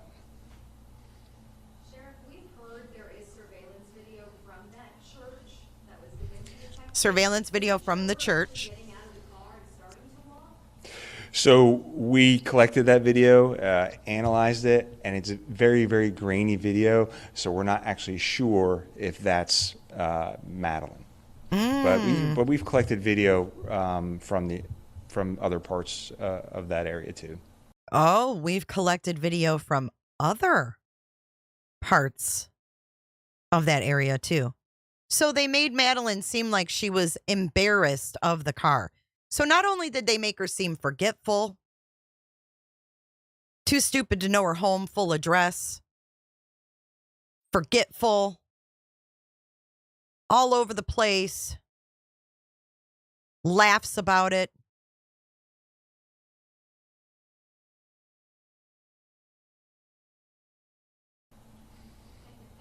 At this point, are you looking at the boyfriend, the person who dropped her off, as a suspect or anybody? So anytime we have like a missing juvenile, we certainly look at everyone that has contact with that juvenile. It's one of the first things that we do. So the investigation is ongoing. Any reason to believe there is any criminal or suspicious activity right now? So yeah, anytime that we have a missing kid who left her phone at home, who was dropped off, early, a few blocks from school, we look at all of that. So, anytime a child goes missing, to me, it's always suspicious. And in this case, that's why, we're putting all these resources towards finding her. Well over 100 personnel are working to find her, from detectives to analysts to specialized patrol, mounted patrol, our emergency response team, and others. When she left for school that morning, was she carrying anything besides the obvious? Not to my knowledge, no, nothing that was beyond the obvious, yeah. Yes? Are you following your searching of the park? If there is any indication that she can be around the area? Where? No, so we're searching all the areas around that area where she was last seen, and then of course we're searching any area where we've received any tips or any areas that investigative leads have led us to. Yeah. Thank you, Allison. That text message or social media message was actually sent? Was that communication made? I can't tell you exactly when it was. It obviously it was before she turned 13, which was February 22nd, but that's all I can tell you right now. And was there any indication that there was some sort of turmoil in the household while she Turmoil in the household. thinking of living in the woods? Other than that, to my knowledge, there was no other indication of turmoil in the house. Family believe that she was taken. There is any possibility of that? So, that's why we have all these people out there. We don't know if she was taken. We don't know if she stepped away. She left her phone at the house. So that's why we're putting all this effort into. That's why we're doing this press conference, to hope someone from the public may have saw something. It might not have seemed like a big deal at the time, but now knowing what Madeline looks like, maybe it's some information that could help us find her whereabouts. Online gaming, they're asking about. Any indication if something could have happened, perhaps connected to online? Yeah, so anytime a juvenile goes missing, We're always looking at social media of our phones. Obviously, I said we have our phone. We're able to analyze our phone. So anything that's involving gaming or social media, certainly we take a look at. And just know that a lot of times some of that information from third-party social media platforms does take time. We need to get subpoenas and information. But yeah, we are looking at that phone, and certainly that's things that our detectives will look at.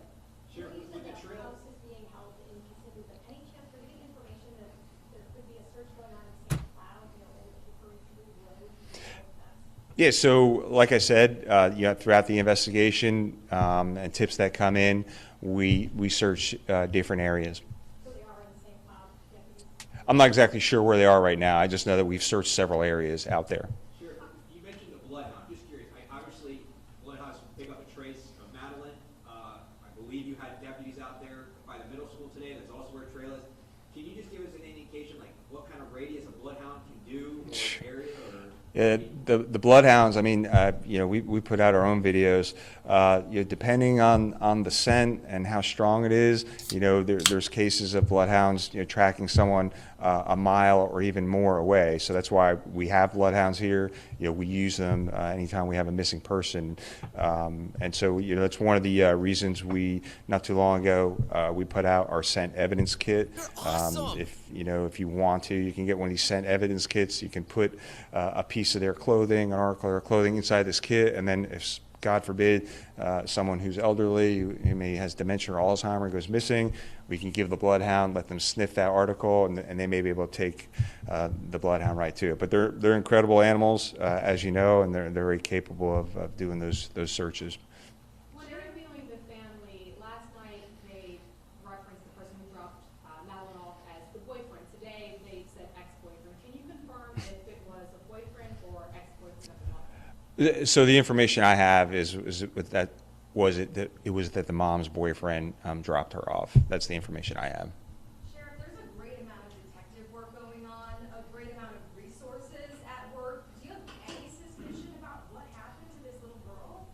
So all I will say is that our detectives are following up on every single lead with the end result of finding Madeline. That's their number one priority. But in investigations like this, they look at everything. Like I said, we interview family members, we locate sex offenders that are in the area, we look at video, we look at everyone's phones, we do search warrants to see if there's any indication in the house. So we do all of that, and it's an extensive investigation. So I said well over 100 people are involved. So we're hoping some tips come in that may help us. Again, we're going to continue to look at all the things that we do: license plate readers, video surveillance, cell phone information. Look, he's letting Stephan know we're on your ass. This was on February the 28th. If we go to our timeline, I have to keep reverting back because I don't have a good memory. February the 28th. Okay, this is good. Wednesday, February the 28th, 3:30 p.m., the sheriff held this conference. Stearns was arrested this very day at 9:52. He was arrested 6 hours after this press conference. From everyone, and those are all the things that are going. See, hear this? 6 hours before he's about to get arrested, he's probably listening to this, shitting his diaper. Madeline, that's their number one priority. But in investigations like this, they look at everything. Like I said, we interview family members, we locate sex offenders that are in the area, we look at video. We locate sex offenders that are in the area. The fuck? Y'all, what about the St. Cloud bus we just saw? We locate sex offenders in the area. Let them sniff that article, and they may be able to take the bloodhound right to it. But they're incredible animals, as you know, and they're very capable of doing those searches. When interviewing the family, last night they referenced the person who dropped Madeline off as the boyfriend. Today they said ex-boyfriend. Can you confirm if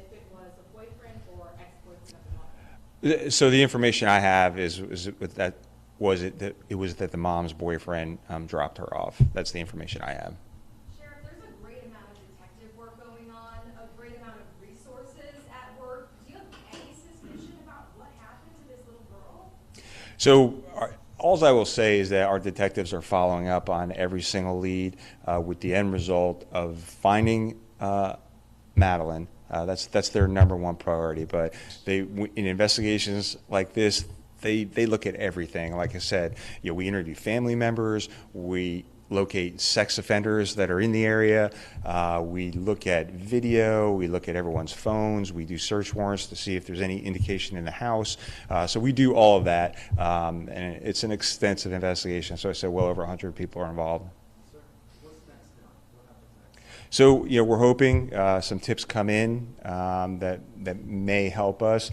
Again, we're going to continue to look at all the things that we do: license plate readers, video surveillance, cell phone information from everyone, and those are all the things that are going on. Cell phone information from everyone. Right now, if we get tips, certainly we will. There's a lot of different areas out there, and we'll send our search teams to different areas over the next couple of days.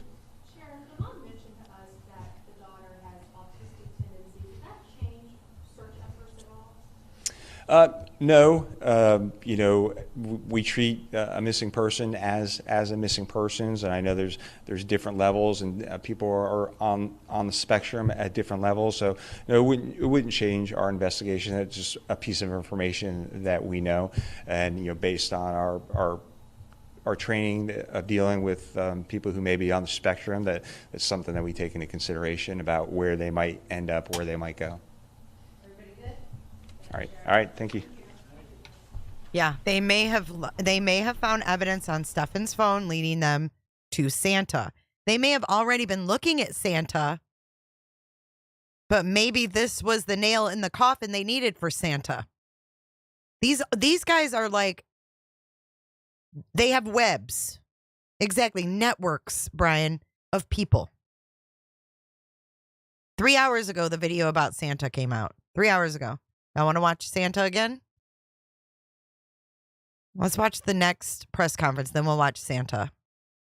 This is where they're confident that she's dead. Isn't that the next one? Or, yeah, then the next one she's found. All right. So thank you for being here. We have some important developments in this case that we want to share with our community. I wish we were here to tell you that we have found Madeline, but we have not found her. Last night, detectives from the Kissimmee Police Department met with Madeline's mother, and they had to tell her the very devastating news that although we have not found Madeline, we are now confident that she is dead. So our efforts will be focused on recovering Madeline. Dozens and dozens of detectives, crime analysts, and specialized team members have been working nonstop and following up on every single lead and every shred of evidence. Our detectives have determined that Madeline was never dropped off on the morning of the date February of 26th near her school. Instead, we believe she was already dead at the time, and that Stephan Stearns moved her body in the early morning hours on that day. We have video evidence that shows Stephan Stearns discarding items in a dumpster in that apartment complex in Kissimmee at 7:35 on Monday, February 26. Detectives later recovered Madeline's backpack and her school-issued laptop from that dumpster.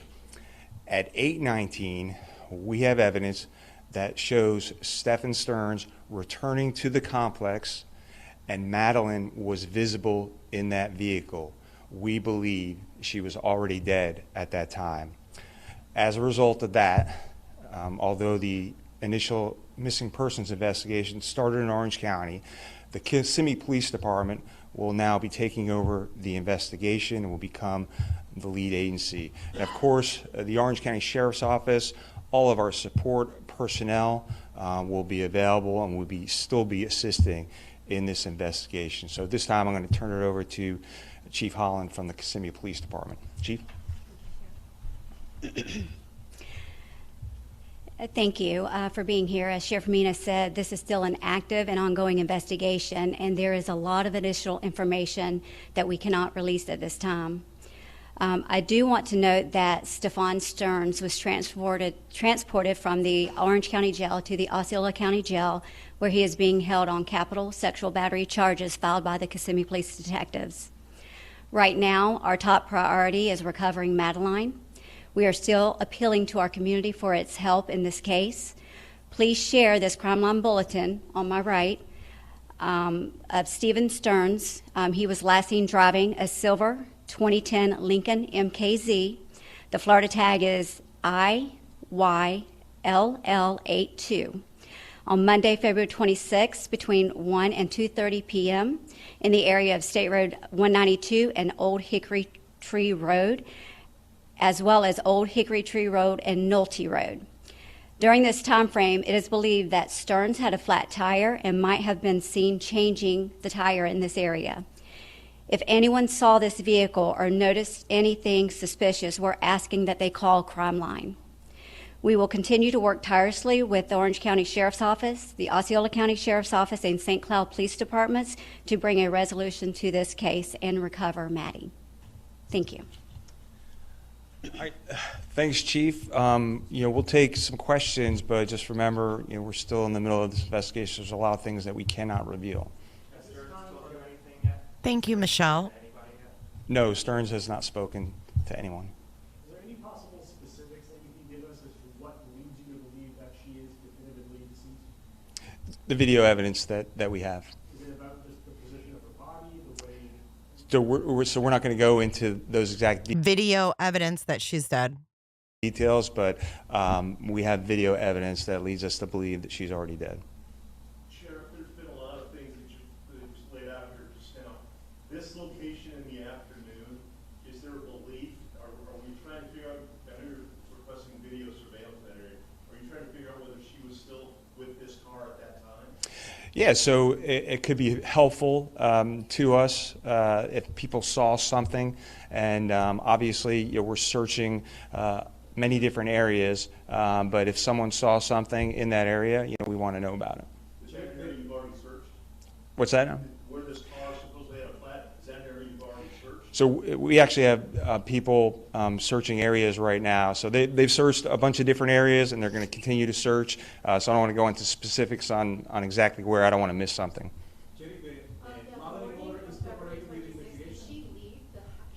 One more time. Did she leave the house?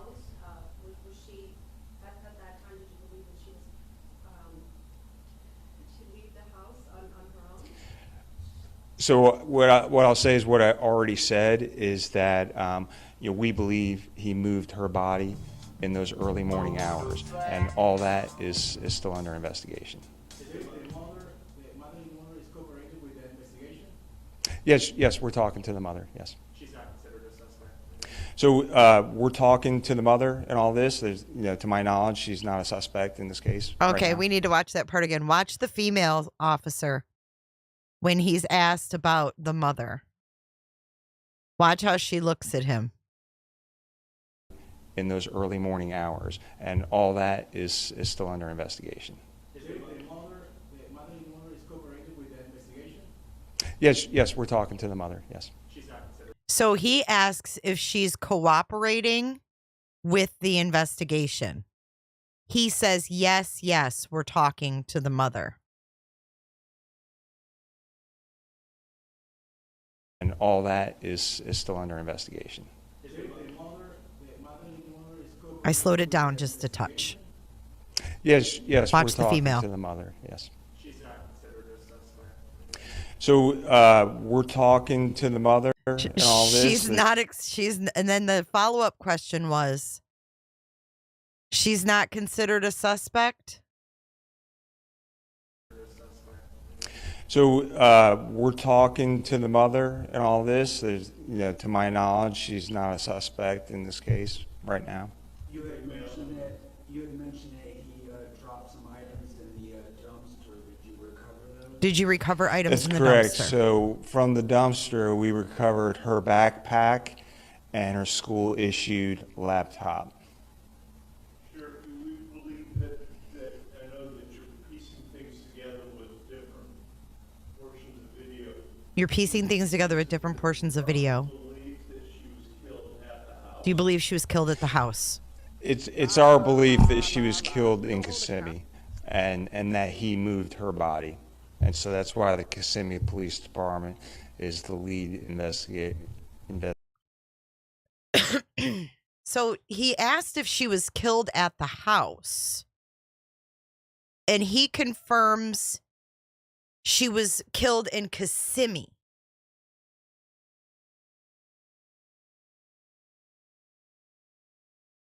Investigators now. As for messages that you said that Madeline might have sent about living in the woods when she turned 13, are you questioning whether those were actually sent by her rather than someone else? Yeah, that's all part of the investigation, so we haven't determined that yet. Have you been in touch with Madeline's family? How are they taking this? Yeah, so obviously detectives have spoken to her mother, and as you can imagine, the reaction that any parent would have. So this is transition from a disappearance investigation to a murder investigation headed up by the Kissimmee Police Department. That is correct. It is transitioned to a homicide investigation, and the Kissimmee Police Department will be the lead agency in that investigation. We're still investigating it. I have a question for you, Chief, regarding new charges, because we noticed there's an additional charge for sex battery on a victim under the age of 12. Are you continuing to go through this well and find more evidence? The detectives are continuing the investigation, and as more evidence comes up, there may be more charges in the future. Is it believed that Madeline was a victim in that part of that investigation? That's still all part of the investigation. I don't want to say right now. What about the church footage that somebody mentioned that she was seen wearing she was seen at the church? So yes, we reviewed that footage. It was very grainy. We weren't able to determine that was her, but like I said, we know that she was never dropped off at school that morning. Are you assigning extra personnel to this case over the weekend? Are searches continuing? That's correct. Searches are continuing as we speak. And so, like I said, we have people who are working nonstop. And so every lead that comes in, every piece of evidence that we receive, we're going to follow up on that. And if that leads us to a new search area, we'll be out all weekend.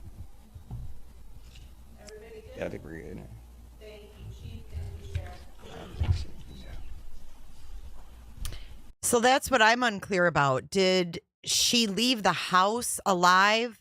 Did he unalive her and then go back to the house? That's what I don't understand. So someone's saying there is a garage. I didn't see it in the Zillow listing. I will show you after we watch the one where her body was found. We're going to watch this. And then we will rewatch, or is that the same one? So thank you for being here. We have some important developments in this case that we want to After we watch this, we will watch Santa. share with our community. I wish we were here to tell you that we have found Madeline, Oh no, this is but the we same have one. not found her. Last night, detectives from the Kissimmee Police Department met with Madeline's mother. So thank you for being here. We have some important developments in this case that we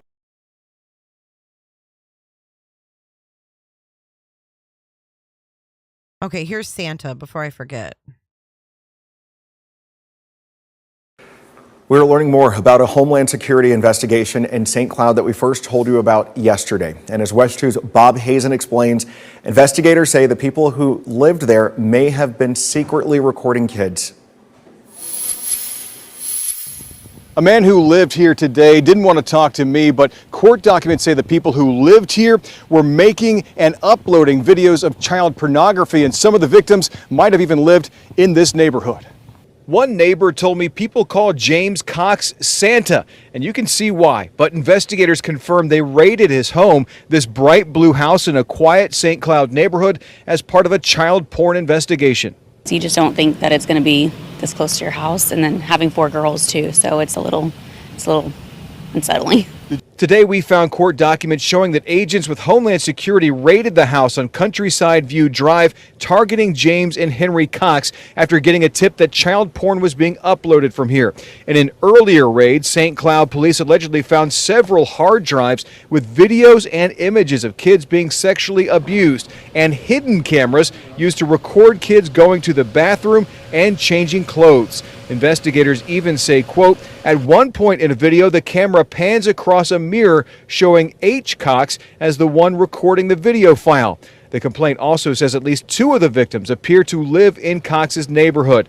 During Tuesday's raid, the medical examiner also took someone's body from the house, but they've not confirmed who that was. James Cox is now in the Seminole County Jail. No word on what happened to Henry Cox. A man who answered the door today said he had no comment.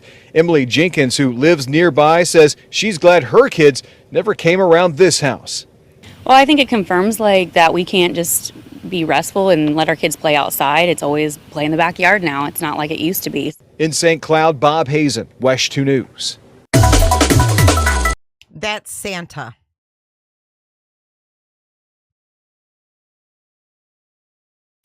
I know, TJ. That's what I was thinking. I know it's horrible, y'all. It's so horrible.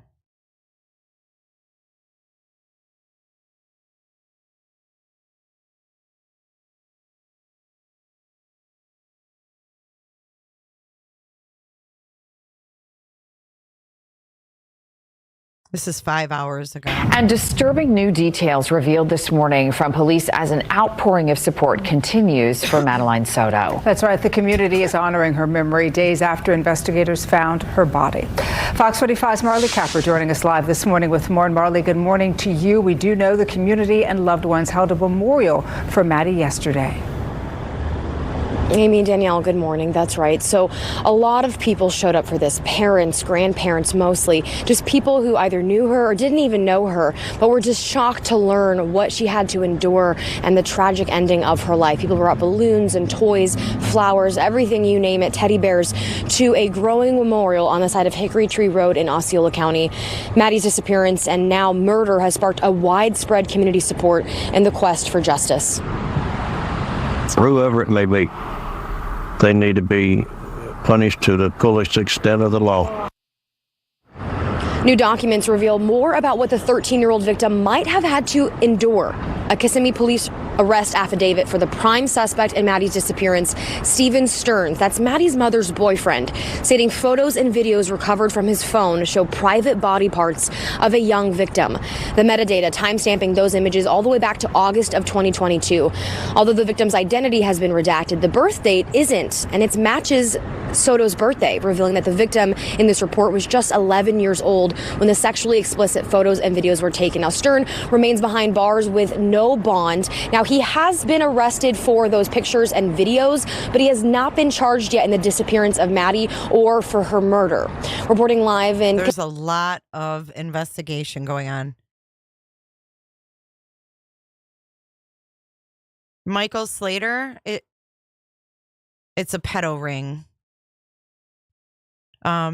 We have a guy who had videos and pictures on his phone. Sure, Patrick. I can do that for you.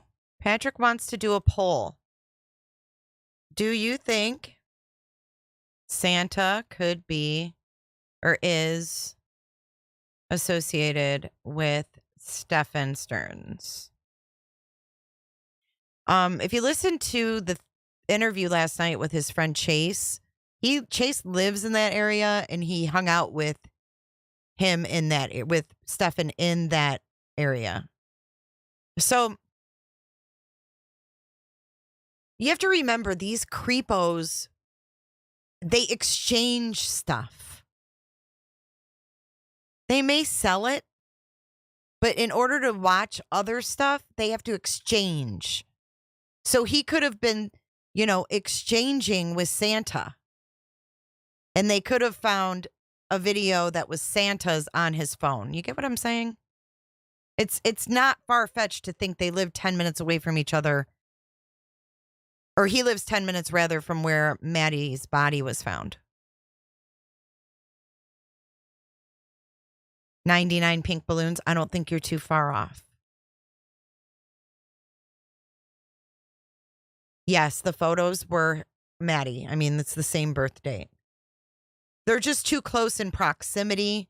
And he obviously is familiar with that area where Santa is, because he dumped her body 10 minutes away, right? Hey, trees. Yeah, they exchange that, and that's how they get to stay in these groups.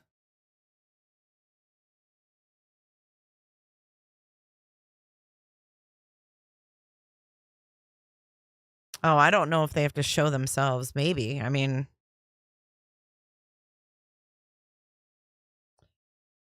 Miss Persevere is breaking it down for us. Well, Santa was arrested within days of Maddie being found, and he had made distributed images of material Stephan was arrested for creating while abusing Maddie. It's not a stretch.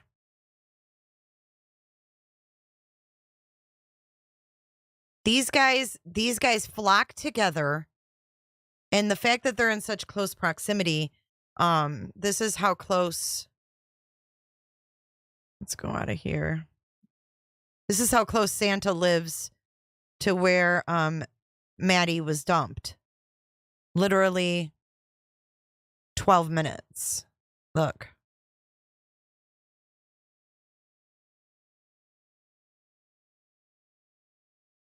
Oh, shit.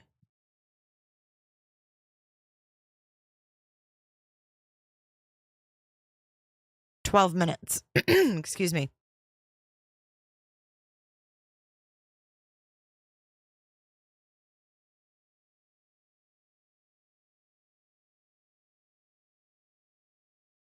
Maybe he chose the spot to drop the body because he knows about Santa and hoped they would be blamed. Santa was arrested yesterday.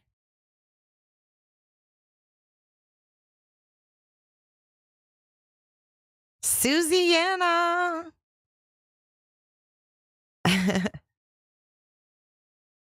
The data reset would have been when she passed away. Yeah. But did he still have stuff on there? Like, was there certain photos he just couldn't bear to get rid of? Because he did a reset. That would mean all his photos were deleted. So did he keep some in an app?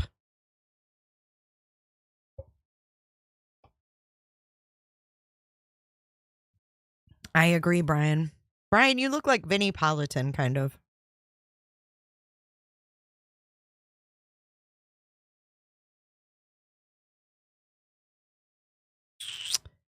If you were gifted a membership today, don't forget to renew at the end of the month to continue enjoying your benefits. If you were gifted a membership today, we have Discord. If the mods can put the links up so everybody can get a chance to join.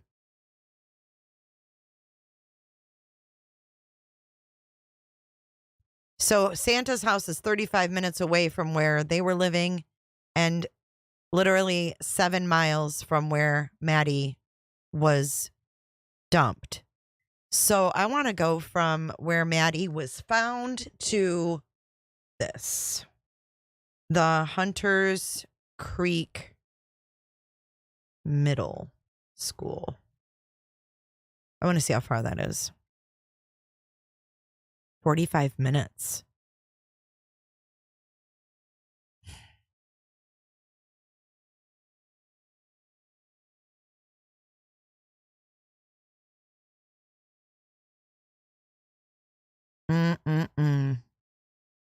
Did he film or murder? Yeah, I don't know.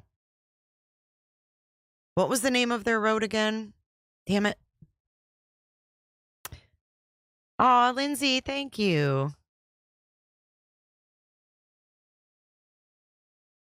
He had a... Wow, Cheryl. My family member was caught, and that's how they caught her. He had a ring that was sharing videos.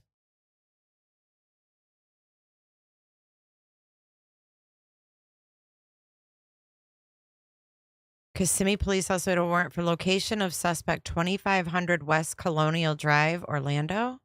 What's that?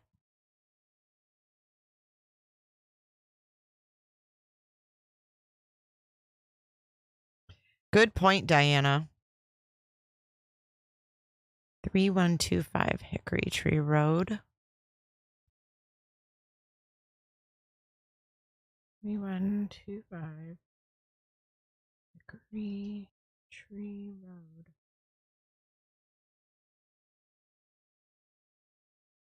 Road. See where that is compared to where the memorial is? The Hickory Tree Road? Who lives there?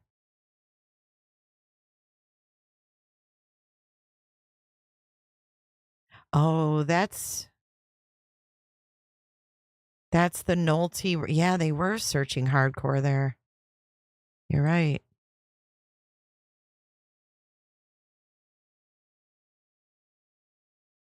Let's go down here for a second.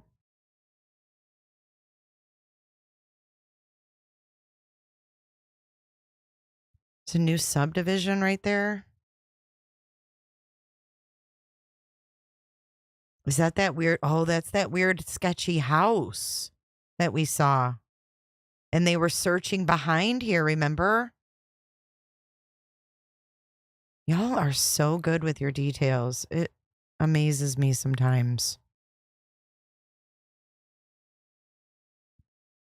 Hanover Lakes is the name of this subdivision right here.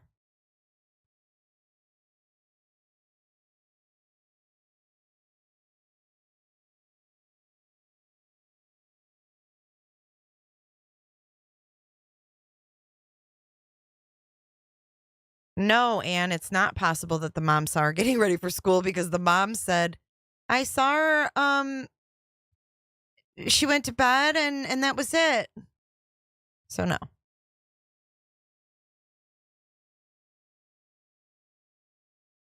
Yeah, he probably did have Snapchat. Don't all 12-year-olds? I mean, let's face it. That's how he acted, right? Like a 12-year-old. But yeah, they were searching back here. But if you go back out to the map, I can't remember who that was that said that. If we zoom out, you see she was found on the other side of Alligator Lake.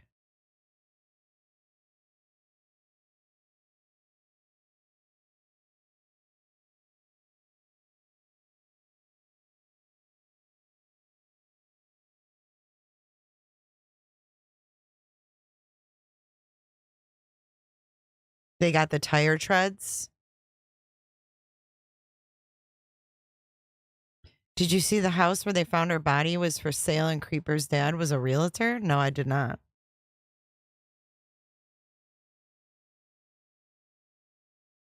That could be where they eyed him getting a flat tire. Sure. Sure. Could he have went, let's see.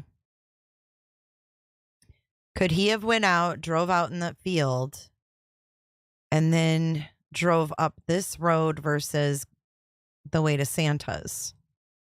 Kept going up Hickory Tree up here, and then possibly was changing a tire here.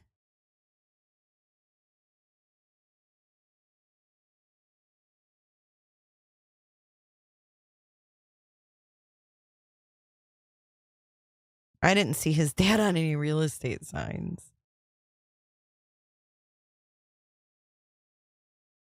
I heard he was Pluto, Gaston.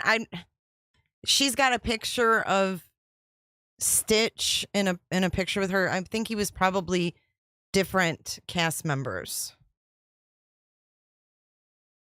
288 people, half pint. It's for the subdivision. It's not a realtor. It says reserve, now selling single family homes. Jones Homes. This isn't his dad.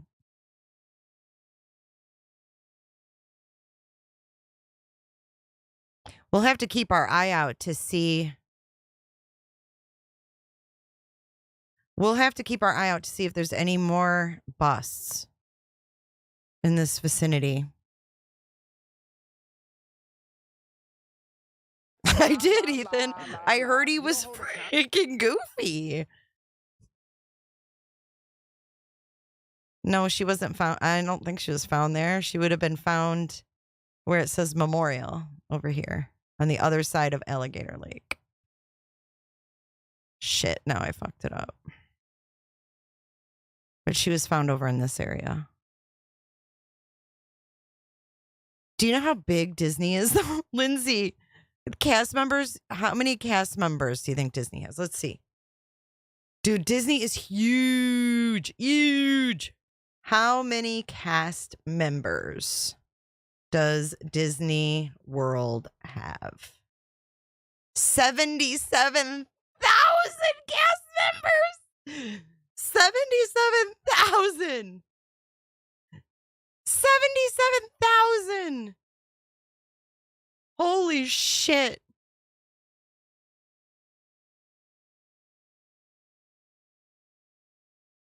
His dad is a realtor. His dad was a realtor.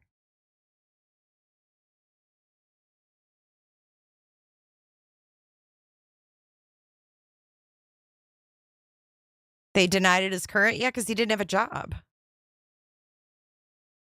77,000 cast members. It makes it the biggest single site employer in the United States. That's why we hear about so many pedos coming from Disney, because there's so many fucking employees. There's pedos in every walk of life. I hate to break it to you. Disney's just a little more obvious.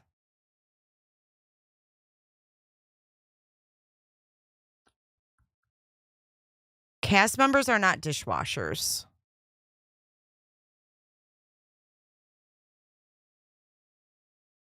Cast members are not dishwashers.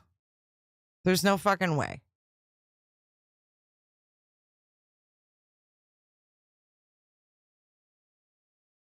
Cast members are in costumes.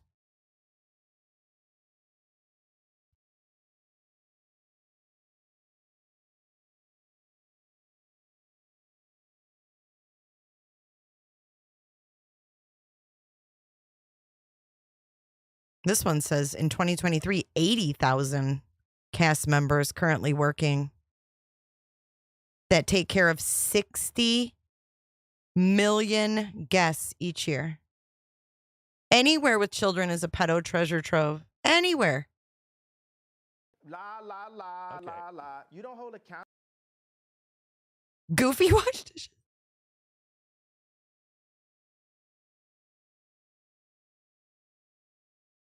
Daycares, schools, churches, Boy Scouts.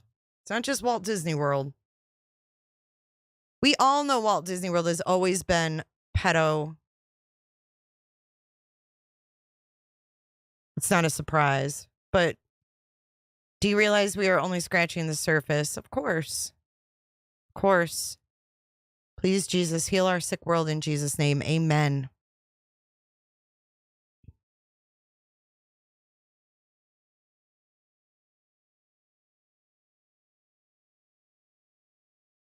A cast member is a Disney employee that works at Disney parks or a Disney store. Thank you. So instead of employee, it's cast member. I thought cast meant they were part of a cast, like dressed up. My bad.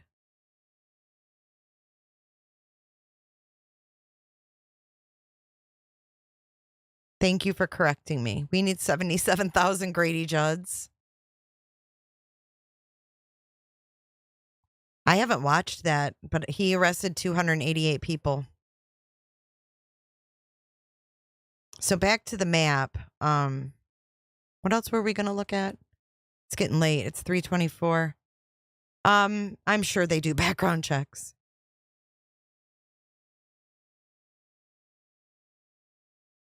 There's a for sale sign in the yard of the creepy house. On Google?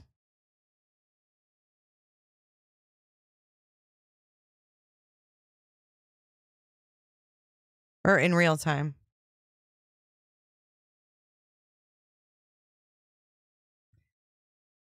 I'll have to look at that later. Let me make a note of that.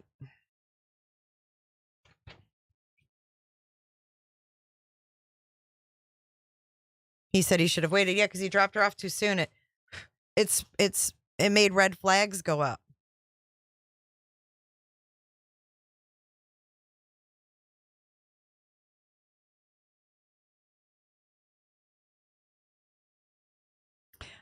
No, they haven't, Anita.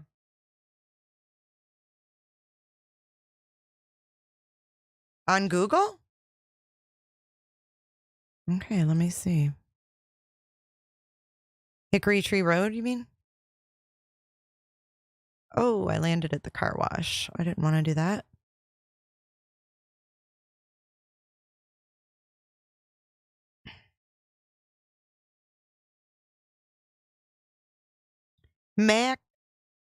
Mackie, thank you for your Cash App. Thank you so much. Mackie. I think it's Mackie. Thank you. Y'all are so generous. Okay, so creepy house. Where are you? Down this way. There it is. There's no for sale sign. This is, I already zoomed in on this, yo. This is the subdivision sign. It doesn't have his dad's name on it. Look. I already showed y'all this. It's a new home sign.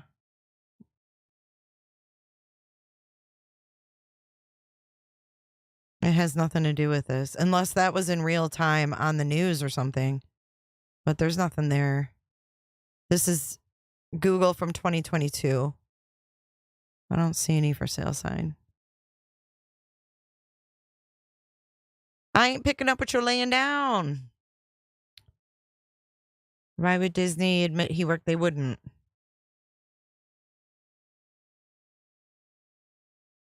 They're not going to say anything.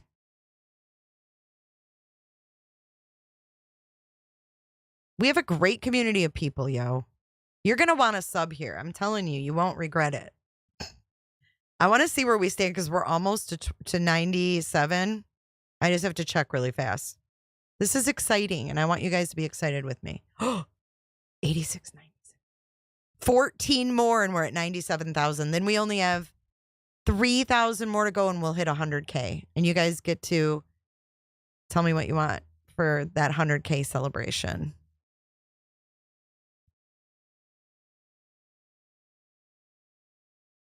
Thank you, Katja. Jen's birthday was the 2nd, guys. She was sitting there trotting like a horse.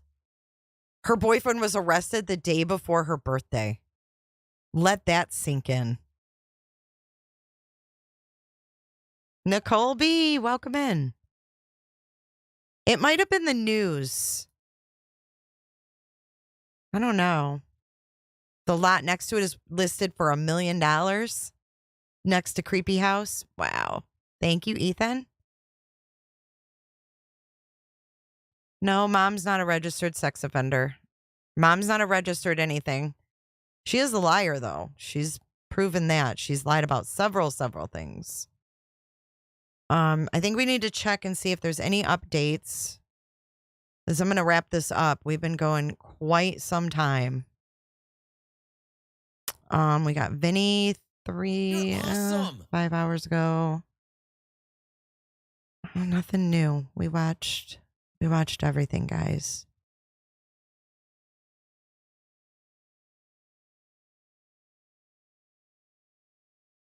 Ooh. We've got a chase. A lot of experience to be able to maneuver them and know where to look and how to see chases? where the other cars are around it. Oh, the blind spots are remarkable. Spots, Yeah. Exactly. So he's going about just under 50 miles an hour right now, but we have seen some very aggressive driving from this suspect, driving on the wrong side of the road, clipping a vehicle. Nothing serious. No one was hurt. But he is determined to get away. And I think, you bring up a great point about the lack of being able to see what's around you. And as it looks like this person was thinking about getting off on the exit, but whenever this guy was getting in congested traffic, you're not going to know if somebody is right there to your right. The left side, you probably can see them, but not on the right. And so when he was just driving, I think those were the moments where it just didn't matter if anybody was there or not. He couldn't see them probably, and he didn't really care. So when he would go to the left, I say we keep watching the chase to kind of get out of the darkness of Madeline's case right now until there's another update. I want to thank you guys for being here. We're going to watch this chase, and this is how we're going to break the monotony of all that bad stuff. But the impatience and the recklessness and the willingness to do whatever to continue moving forward for this truck that I think is the fear. That's right. And we have seen evidence of law enforcement in pursuit initially. And then, as you know, we've been saying, they pulled back. And then all through the northern part of PCH, no one was following him. There was no evidence of any patrol vehicles. That would be through sort of the LA County Sheriff's Department jurisdiction. But then when he moved into Camarillo, we did see 4 CHP patrol cars. Stolen box truck. Gain on him, try to catch up with him. But then again, we saw some more aggressive driving from the suspect, and they pulled back. Well, and that was, I think, if those 4 officers, or one, it started as 1 and then all of a sudden there were 4, but if they all of a sudden decided, hey, now may be a chance, they got proof, or they got more evidence that what LAPD and what the sheriff had decided to do was the best course of action. Because as soon as that move was made that we saw on videotape just a moment ago of the driving through Ventura County, right in that Camarillo area, that was proof that, hey, he's still very aware that he doesn't want to be caught. Exactly. And we have Bruce Thomas on the line, law enforcement expert. Thank you so much for talking with us. Can you shed some light or some insight on the strategy on the law enforcement side in this case? Sometimes. Yeah, in this case, you're dealing with a vehicle that has substantial weight and size. So some of the typical things you may want to do down the road, like a pit maneuver, are probably out the window. They put these guys on for filler. Well, and even that is somewhat difficult, isn't it, Bruce, because of the rate of speed? I mean, how you can't put officers at risk, and this vehicle is significant in size, and you're going to it could flip. Without, if you all of a sudden lost air pressure, I mean, there's risk involved in that as well, yeah?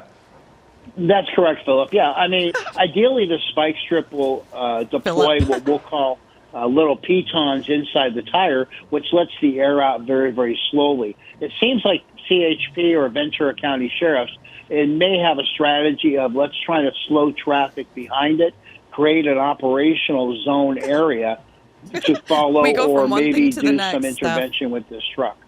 Wow, look at this. Look at this. There's contact with that vehicle. Wow. He ran into another box truck. And what's interesting is he was absolutely looking at the vehicle as he hit him. And now the question is, does that box truck pull over, or does he try to re-engage? And that is the concern there, because now look, the box truck that was hit is still pursuing the suspect vehicle. So, Bruce, how does that change things for CHP? You can't have a road rage incident in addition to a chase. Yeah, that was very interesting that he hit the other box truck. And the box truck may be under the impression of, hey, I'm going to follow this guy. get information to file a police report. Right. So CHP is going to have to intervene and pull that other box truck over. Yeah, because they have no idea. There's no police around. So the second vehicle has no idea that this is a pursuit suspect. And by the way, doesn't know if the person's armed, doesn't know if the person's dangerous, doesn't know if that truck has been stolen. But now look, he's coming up and we've got to see what he's got planned. Yeah, ideally, if you're in that type of situation, get on the phone, dial 911. They'll give you the proper information and dictate what you should do. And now the box truck is getting off the freeway here. Is this the Thousand Oaks exit? But look quickly, this person's coming up on an intersection here, and we don't know how they're going to play this, driving through the intersection, passing on the right, all the while. Now this box truck, see if he tries to take an exit and get over there with him, because again, I keep going back to the person in this Mr. Tire truck thinks that he's got a hit and run on his hands. Right. And so now look, he might try to stop him. If he gets in front of the suspect vehicle behind, if he tries to slow down, again, creating more danger for the people around. And look at this. Oh my gosh. Wow. Another. This is why you just don't do this, because he is trying to stop him. Absolutely. And now look at this. And where is CHP at this point, Bruce? What is CHP thinking? Look at this. CHP is trying to intervene as quickly as they can, because this Mr. Tire truck is taking positive action, boxing and then slowing them down. But I keep looking at all of the people on the highway right now, watching this occur, not realizing what's going on. And the Mr. Tire truck, again, he thinks he's trying to stop a hit and run vehicle, but the person could be armed in that vehicle because it was stolen. We don't know how it was stolen. And then for the person in the second box truck to be rear-ended, at that point, even if you thought you were just getting information, you can't re-engage, right, Bruce? I mean, at some point, you have to understand life and property are at risk here. But my question is, what can the CHP do about this? I mean, what can they do? Well, he was pissed. I'm taking Philip's question first. Okay. Obviously, you don't want to intervene and put yourself in a position of risking your life or other people's lives. Advice. It's a hit and run. Pull out of the side of the road. He doesn't know CHP is there, but they will engage him and get him involved as far as all the legal paperwork and everything. Let CHP do their job. The other thing, and Giovanna, if you could repeat your question. My question is, what can you do about this situation as a CHP officer following these two guys? Well, they got to pull over the Mr. Tire truck and get him to disengage. Yeah. Well, yes. Yeah. To Philip's point is, they've got to get that other truck out of the problem, because they can't do anything legally or lawfully and safely until you get that other truck out of the way. And at this point, that driver is hell-bent on stopping that truck.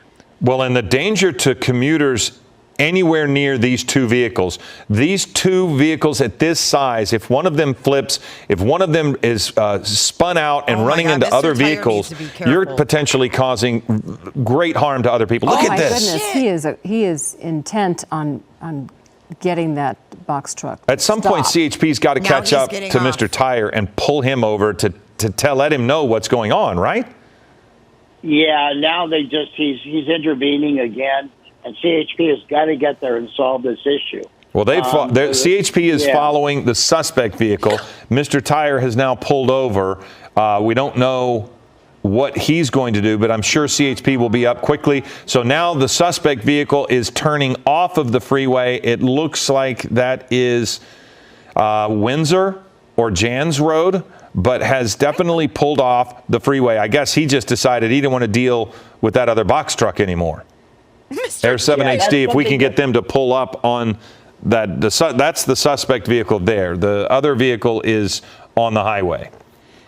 Yeah, the main point to both of your points is don't get involved. Do you guys like the poll? Yes. No. We hear that, and we hope that our listeners and our viewers are hearing that too. Definitely not. You don't want to engage in a road rage situation for sure. And we don't know if the Mr. Tire guy has been on the phone with 911 maybe he's trying to get a license plate. Who knows? Well, we saw him try to get this truck to stop. Well, 911 would tell you immediately to pull back. But this is where the Lowe's truck actually ran into Mr. Tire. Mr. Tire and another box truck were simply driving along. I believe, as anyone, somebody hits you, rips off your front bumper, and then keeps going, you're going to at least follow to maybe get a license plate or something, and then you're going to be upset. But look at the driver on the left. That's the live picture. Again, going through an intersection, shown recklessness on the freeway, the engagement with another box truck. It's been just an aggressively violent, rageful act between these two guys. And then now you've got this box truck that has left the highway, probably wanting to get away from the other box truck who was just absolutely engaging with him, but continues to try to get away. So, Bill, do we just resume where we were 15 minutes ago, where they pull back and they kind of let this play out again? Or does what happened on the freeway change everything? Well, I think, he seems to be in some sort of residential area, and he's doing, 40, 50 miles an hour. So could you deploy a spike strip? If you can get ahead of this vehicle, yes, you can. I think the more prudent thing is to be, with the weather also, a little bit of rain in that area, is pull back, go into surveillance mode, have areas flood the area where he is basically going to have the terminus of this pursuit, and then take him into custody through a coordinated response. When we were talking to Scott Reif earlier, he mentioned a lot of these trucks have trackers on them. Can you talk a little bit about that? And if it does have a tracker, does it make sense just to let them continue on and they catch up with him later? Is that possible? Yeah, a lot of these type vehicles have low jack or teletrack type issues, so their dispatch can track them as they finish their route or do their route. That's one way to do it. Another way, too, is you have the helicopter. And it's kind of hard to outrun the helicopter unless weather prevents them from doing that. So even if you were to park the vehicle and then foot bail, Mr. Tire, they're replaying Mr. Tire on the right. Well, as we look at replay on the right shot on the left, the person pulled right out into oncoming traffic. Jesus. So it's not as if this guy has suddenly begun driving safely. There's still some impatience and aggressiveness that you're seeing right there, passing a truck in the turn lane into what could be oncoming traffic, and now approaching another intersection in that turn lane. We're going to see if this person is going to just go straight. They did. So again, using the turn lane. Why into oncoming traffic there? Doesn't need to. Again, this is such a danger for people who have no idea what's going on, and all of a sudden they're staring at the grill of a box truck. Yeah, this guy is definitely shown a wanton disregard for public safety. And we talk about the speeds in this circumstance. It's not horrible, but it's still 50 roughly miles an hour in areas that are probably 35, and you're driving one of these big trucks and certainly not making a stop there at the red light, just cruising right on by. I'm not positive if this takes this person back in the direction of the freeway. They may want to get back on the freeway after leaving the freeway due to, there it is, going parallel to the freeway. So if you think about it, Giovanna, in that you get off the freeway because of what was going on with the other box truck, but that's where you wanted to be in the first place. Right. So maybe you go through the neighborhoods and now you get back on the freeway. I'm not sure, but it does appear as if maybe that's where the direction that they're going. Yeah, we saw the freeway in the wider image from the helicopter a moment ago, and I think it's right on the other side of this intersection. So we'll see if he's going to head south. If it's the same freeway, there it is. Oh, no, I guess there's no on-ramp there. So. But he turned left in front of all of those vehicles in that intersection. So he probably saw the freeway, but as you mentioned, didn't know that there's not an on-ramp right there. We just hit 97,000. Unless maybe the right turn there will take you. So, yeah. But again, even that simple move was dangerous because he was in a straight lane and turned left in front of vehicles. And now we're looking at the 101 again. Not sure if it's south or north. It is. we're trying to figure that one out. My guess is it's probably going back southbound, just because that was the direction the person was going in the first place, which would mean he might come back up on Mr. Tire again. So Bruce, no, it's northbound. My apologies. It does say 101 northbound. Northbound. Yeah. So Bruce, bringing you back into this, this is perplexing. Like, how do you handle this? Yeah, going back to what Philip said, this is a good-sized truck. It's got some weight to it. It may be loaded fully with cargo and appliances or whatever. So that creates another problem for the pursuing officers. But in this case, you just got to kind of follow the vehicle. I think if you get right up on it, and this person knows they're being chased, obviously, you may create a dangerous situation more than what we've seen. Well, we keep running the video there on the right of the interaction between these two box trucks when the Lowe's vehicle, which is the suspect vehicle, sideswiped a person probably just going about their business and their day-to-day work, and then that person reacted over the course of about 2 or 3 minutes of some very dangerous activity between the two, still just trying to get the Lowe's person to stop. But because the Lowe's person is being chased by police, he was willing to ram the Mr. Tire truck from behind. He was willing to sideswipe them and continue to go. It was a really dangerous scenario for Mr. Tire truck.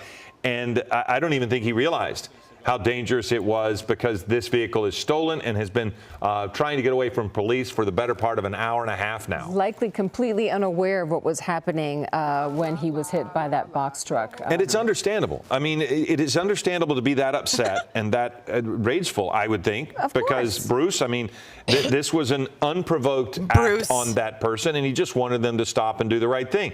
So it's and he's driving a company vehicle. Yeah, it might even be his business. It might even be his business. But Bruce, I mean, it's hard. I mean, in hindsight, yes, I'm sure you could think, okay, yes, I should have done that differently. But in the moment, I don't think that the person's actions were that unjustified, except when it got more dangerous to people all around. Yeah, and it doesn't look like he has a license plate on that.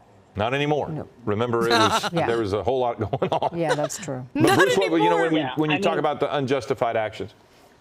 Yeah, I mean, obviously you're upset. You're frustrated. You're like, hey, this guy just hit me. I'm not going to let them get away with that, even though you don't know the other part of the circumstances of this incident. But, this commentator is great. Don't get involved. Discretion is the better part of valor. Pull to the side of the road. Dial 911. You just don't get involved. Jury's seated for crumbling. Are there charges that someone could be facing in that circumstance? Maybe we can help our viewers with that as well. If you find yourself in something similar to this, because this could happen again within the next 5 minutes. What happens to a person who acts in that manner? Is it usually a slap on the wrist or a ticket, or say, hey, don't do that again? It elevates itself. You have a hit and run misdemeanor, meaning you have now been involved in an accident. And He's very profound. And exchanged information with the other driver. So that's one charge. The second charge, obviously, is the pursuit charge. The other charge, too, if that person in that Mr. Tire truck was hurt and or injured. Well, I was talking about the charges that Mr. Tire might face. Not that this suspect faces a litany of charges, but for somebody who had that happen to them, I would think that those actions are reasonable, but you mentioned that you tell people don't do that. Yeah, I mean, are they reasonable? Yes and no. Are you frustrated? Yes. Are you upset? Yes. How dare you hit me and then drive away? But I don't think anybody would look to charge him with anything. Okay. Obviously, he'd get a very stern warning from CHP or Ventura County SO. Yeah. I mean, I understand following him. I don't think that I would get in front of him and try to stop that big truck. That might not have been the wisest thing to do. And certainly not anything we recommend. But we keep talking around this over and over again. This guy keeps going. He's just nothing stopping him. And it appears like it is getting rainier. Going northbound. Yeah, northbound. And I'm not sure how our signal is going to be affected the further north we go. But again, we've been following this since about 11:30 on ABC7, and then now we are on our streaming channel. And when we went to the stream, that's when things took a turn. There were plenty of opportunities. How it says fast. unhappy outcomes during our broadcast on ABC7 when this person was driving in and out of traffic. But once we went to the stream and he ran into that box truck. But that's, again, it's almost exactly what we had seen elsewhere. He was driving along. He went to change lanes, and either he couldn't see the box truck or he didn't know what he was doing, but he just didn't care and ran into somebody who was just minding their own business. And then that person, everything started to escalate there for a moment. And that's many times the dangers of these chases is, especially in surveillance mode, the people don't realize there's a chase going on right now. They don't realize what this person has done because they see no police officers. They see no law enforcement. And so they don't know to pull over. And then this person just sideswipes them. And everything changes. Right. That seems to have been an accident, right? When he sort of clipped that other box truck. But you were talking about when we went from the stream, when we started this, we were going from our linear coverage to the stream. He became very aggressive when he realized that those CHP vehicles were behind him. Every time law enforcement has made their presence known, he ratchets up the aggression and the speed and the weaving and the dangerous driving. And Bruce Thomas stays with us here. And, you know, Bruce, when we had LAPD, we had LA County Sheriff at one point. We had Ventura probably taking a look at this, although we didn't see any law enforcement from Ventura. We did see, that's when the CHP, as what Giovanna was just mentioning, joined. So you've had multiple agencies, and for the most part, everybody has taken the same tact, which is track the vehicle. But how do things change for all of these agencies based off of what we just saw between the two box trucks? Because I still don't see any CHP. I don't either. I mean, there are a couple of things going on here. One, the unpredictability of the driver. And we've seen that. Trying to pass a vehicle, ramming a vehicle, getting off the freeway, getting on the freeway. Totally unpredictable. The law enforcement seems to be in a tracking mode as the weather is deteriorating with rain. Police helicopters that normally would be able to follow with low-lying clouds and fog, they may not be able to. So in this case, it's going to be a kind of wait-and-see game. Maybe you can get some CHP ahead of the game because it is on the freeway to follow this person. But I don't think they're going to actively engage at this speed. Yeah, and you said earlier a spike strip would be their only possible, avenue of stopping him. But with the rain and the other vehicles on the road, that's not likely. Well, the nice thing about the spike strip is once it's deployed and the little metal, I'll call them like straws, will then bed into the tire, it lets the air out very, very slowly. So it's almost like a controlled stop. But we have seen vehicles run on rims for a long period of time with no rubber. So it's not a panacea. It's not the solution for everything. Well, and if you look at this box truck, it's got 4 wheels on the back, if I'm looking at that correctly. So that makes it, is it 2 there on the back? I can't, I thought it was. But yeah, it does look like there's 2 on the back and 4 on the back. So, now that makes that difficult. And, you get the front, okay, but you're going to have to deflate upwards of 6 tires if you really wanted to get down on the rims.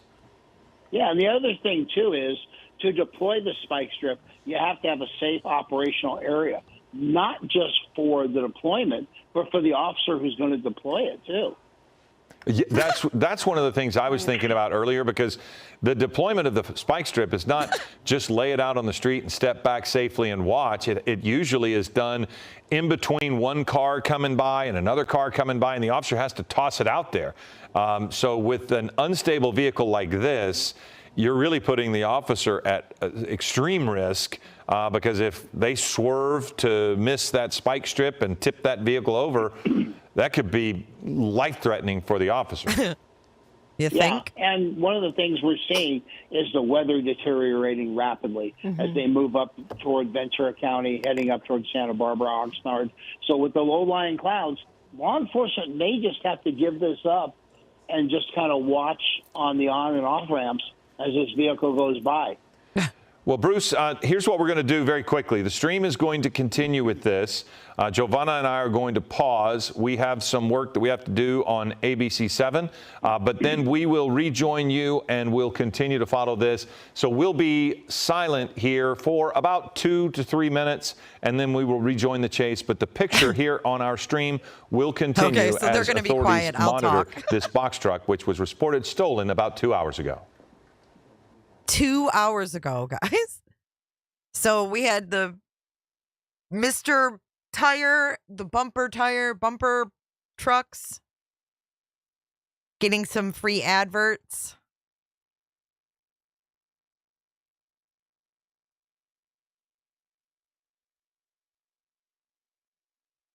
Oh man, he's gonna hydroplane in that shit. If there's nothing in that truck. All right, we're getting the event up right now for tomorrow. If you would like to join us, the Oxford school shooting father is on trial starting tomorrow, James Crumbly, and we will be streaming the entire trial all day long. We will be starting at 8:15 tomorrow morning. If you would like to trial watch with us. Where are the police? I don't know. He said they might just be watching from afar. Did they end it? What happened?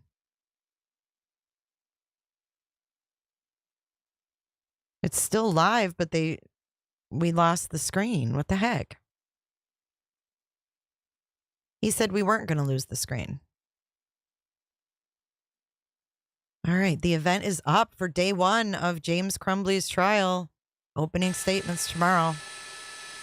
Oh, we got helicopter sound now. Sweet. Can't see shit.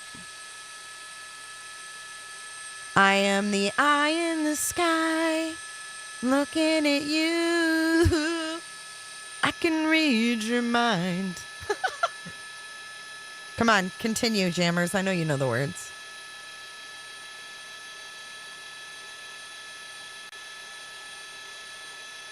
I don't know what happened, to be honest with you.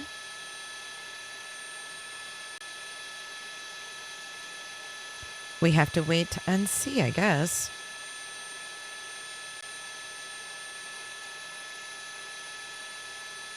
It's foggy and it's raining. It wasn't even like that a minute ago. It is a good song. I haven't heard that in a long time, honestly. What, jammers? Get out of my brain.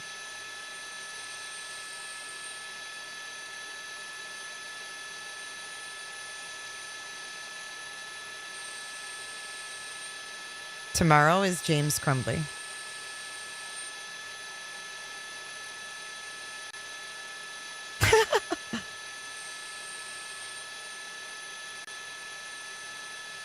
I'm a maker of fools, or something, dealing with fools.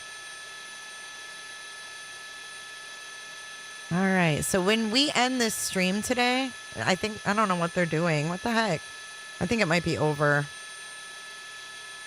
I'm going to mute it for now. When we end this stream today, yeah, they might be refueling. We'll stick around and see what happens. When we end this stream today, you're going to be automatically, after we run credits, after we dance it out, you're going to be put in a portal. And that portal is going to buzz you over to tomorrow's live. And I hope you'll join us. You want a cough drop?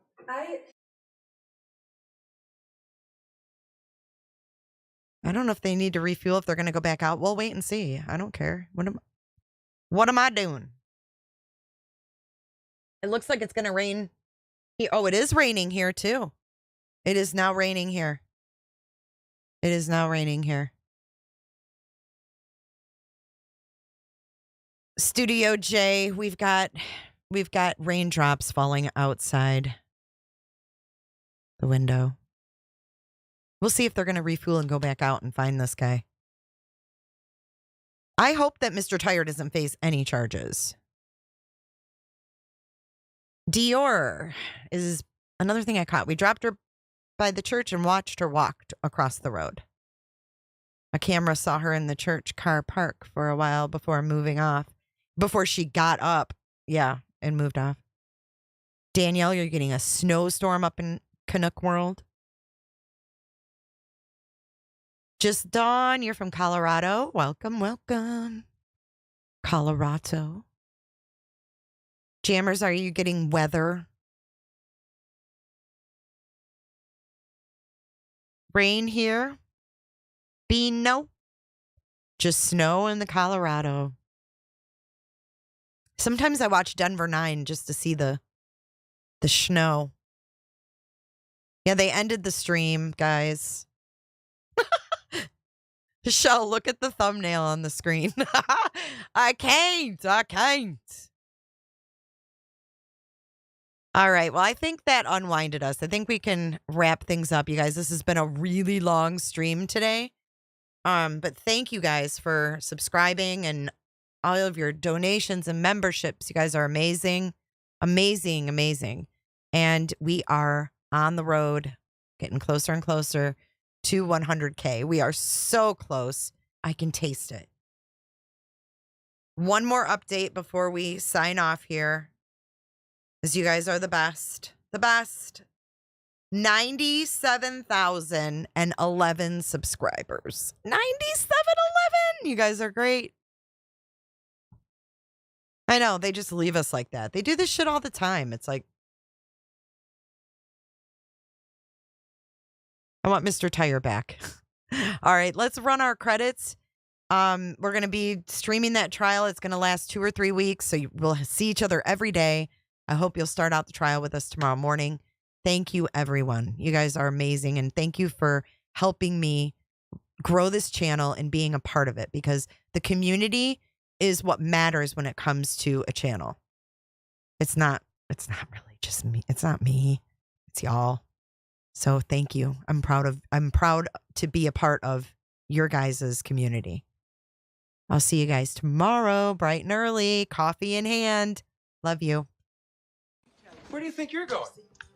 Nobody's leaving. Nobody's walking out on this fun old-fashioned family Christmas. No, we're all in this together.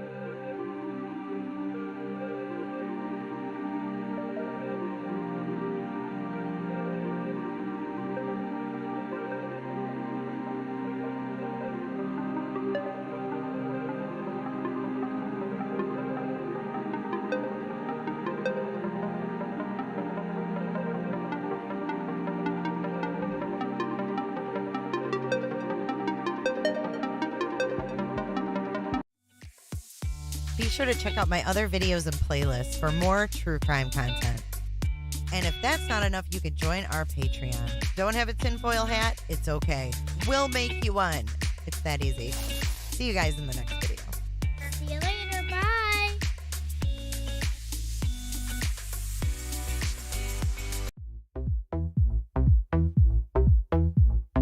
I don't give a damn. I don't really care about you and your problems. I don't give a damn. You talk way too much. I have heard enough about you and your problems. I don't give a damn. I don't give a damn. I don't give a damn. I don't give a damn. I don't give a damn. You wanna be with me. You wanna feel something real, but I'm feeling differently. You're making plans to get to France, but don't wanna face the fact that I ain't got time for that. Staying up late, sleeping all day, dreaming about Cadillacs. Buying new shoes, hanging by the pool, sipping on Coke and Jack. Calling my phone when you feel alone, but I never call you back. Thanks so much, Jennifer. Cocaine, cocaine, cocaine, cocaine. It's cocaine. It's cocaine.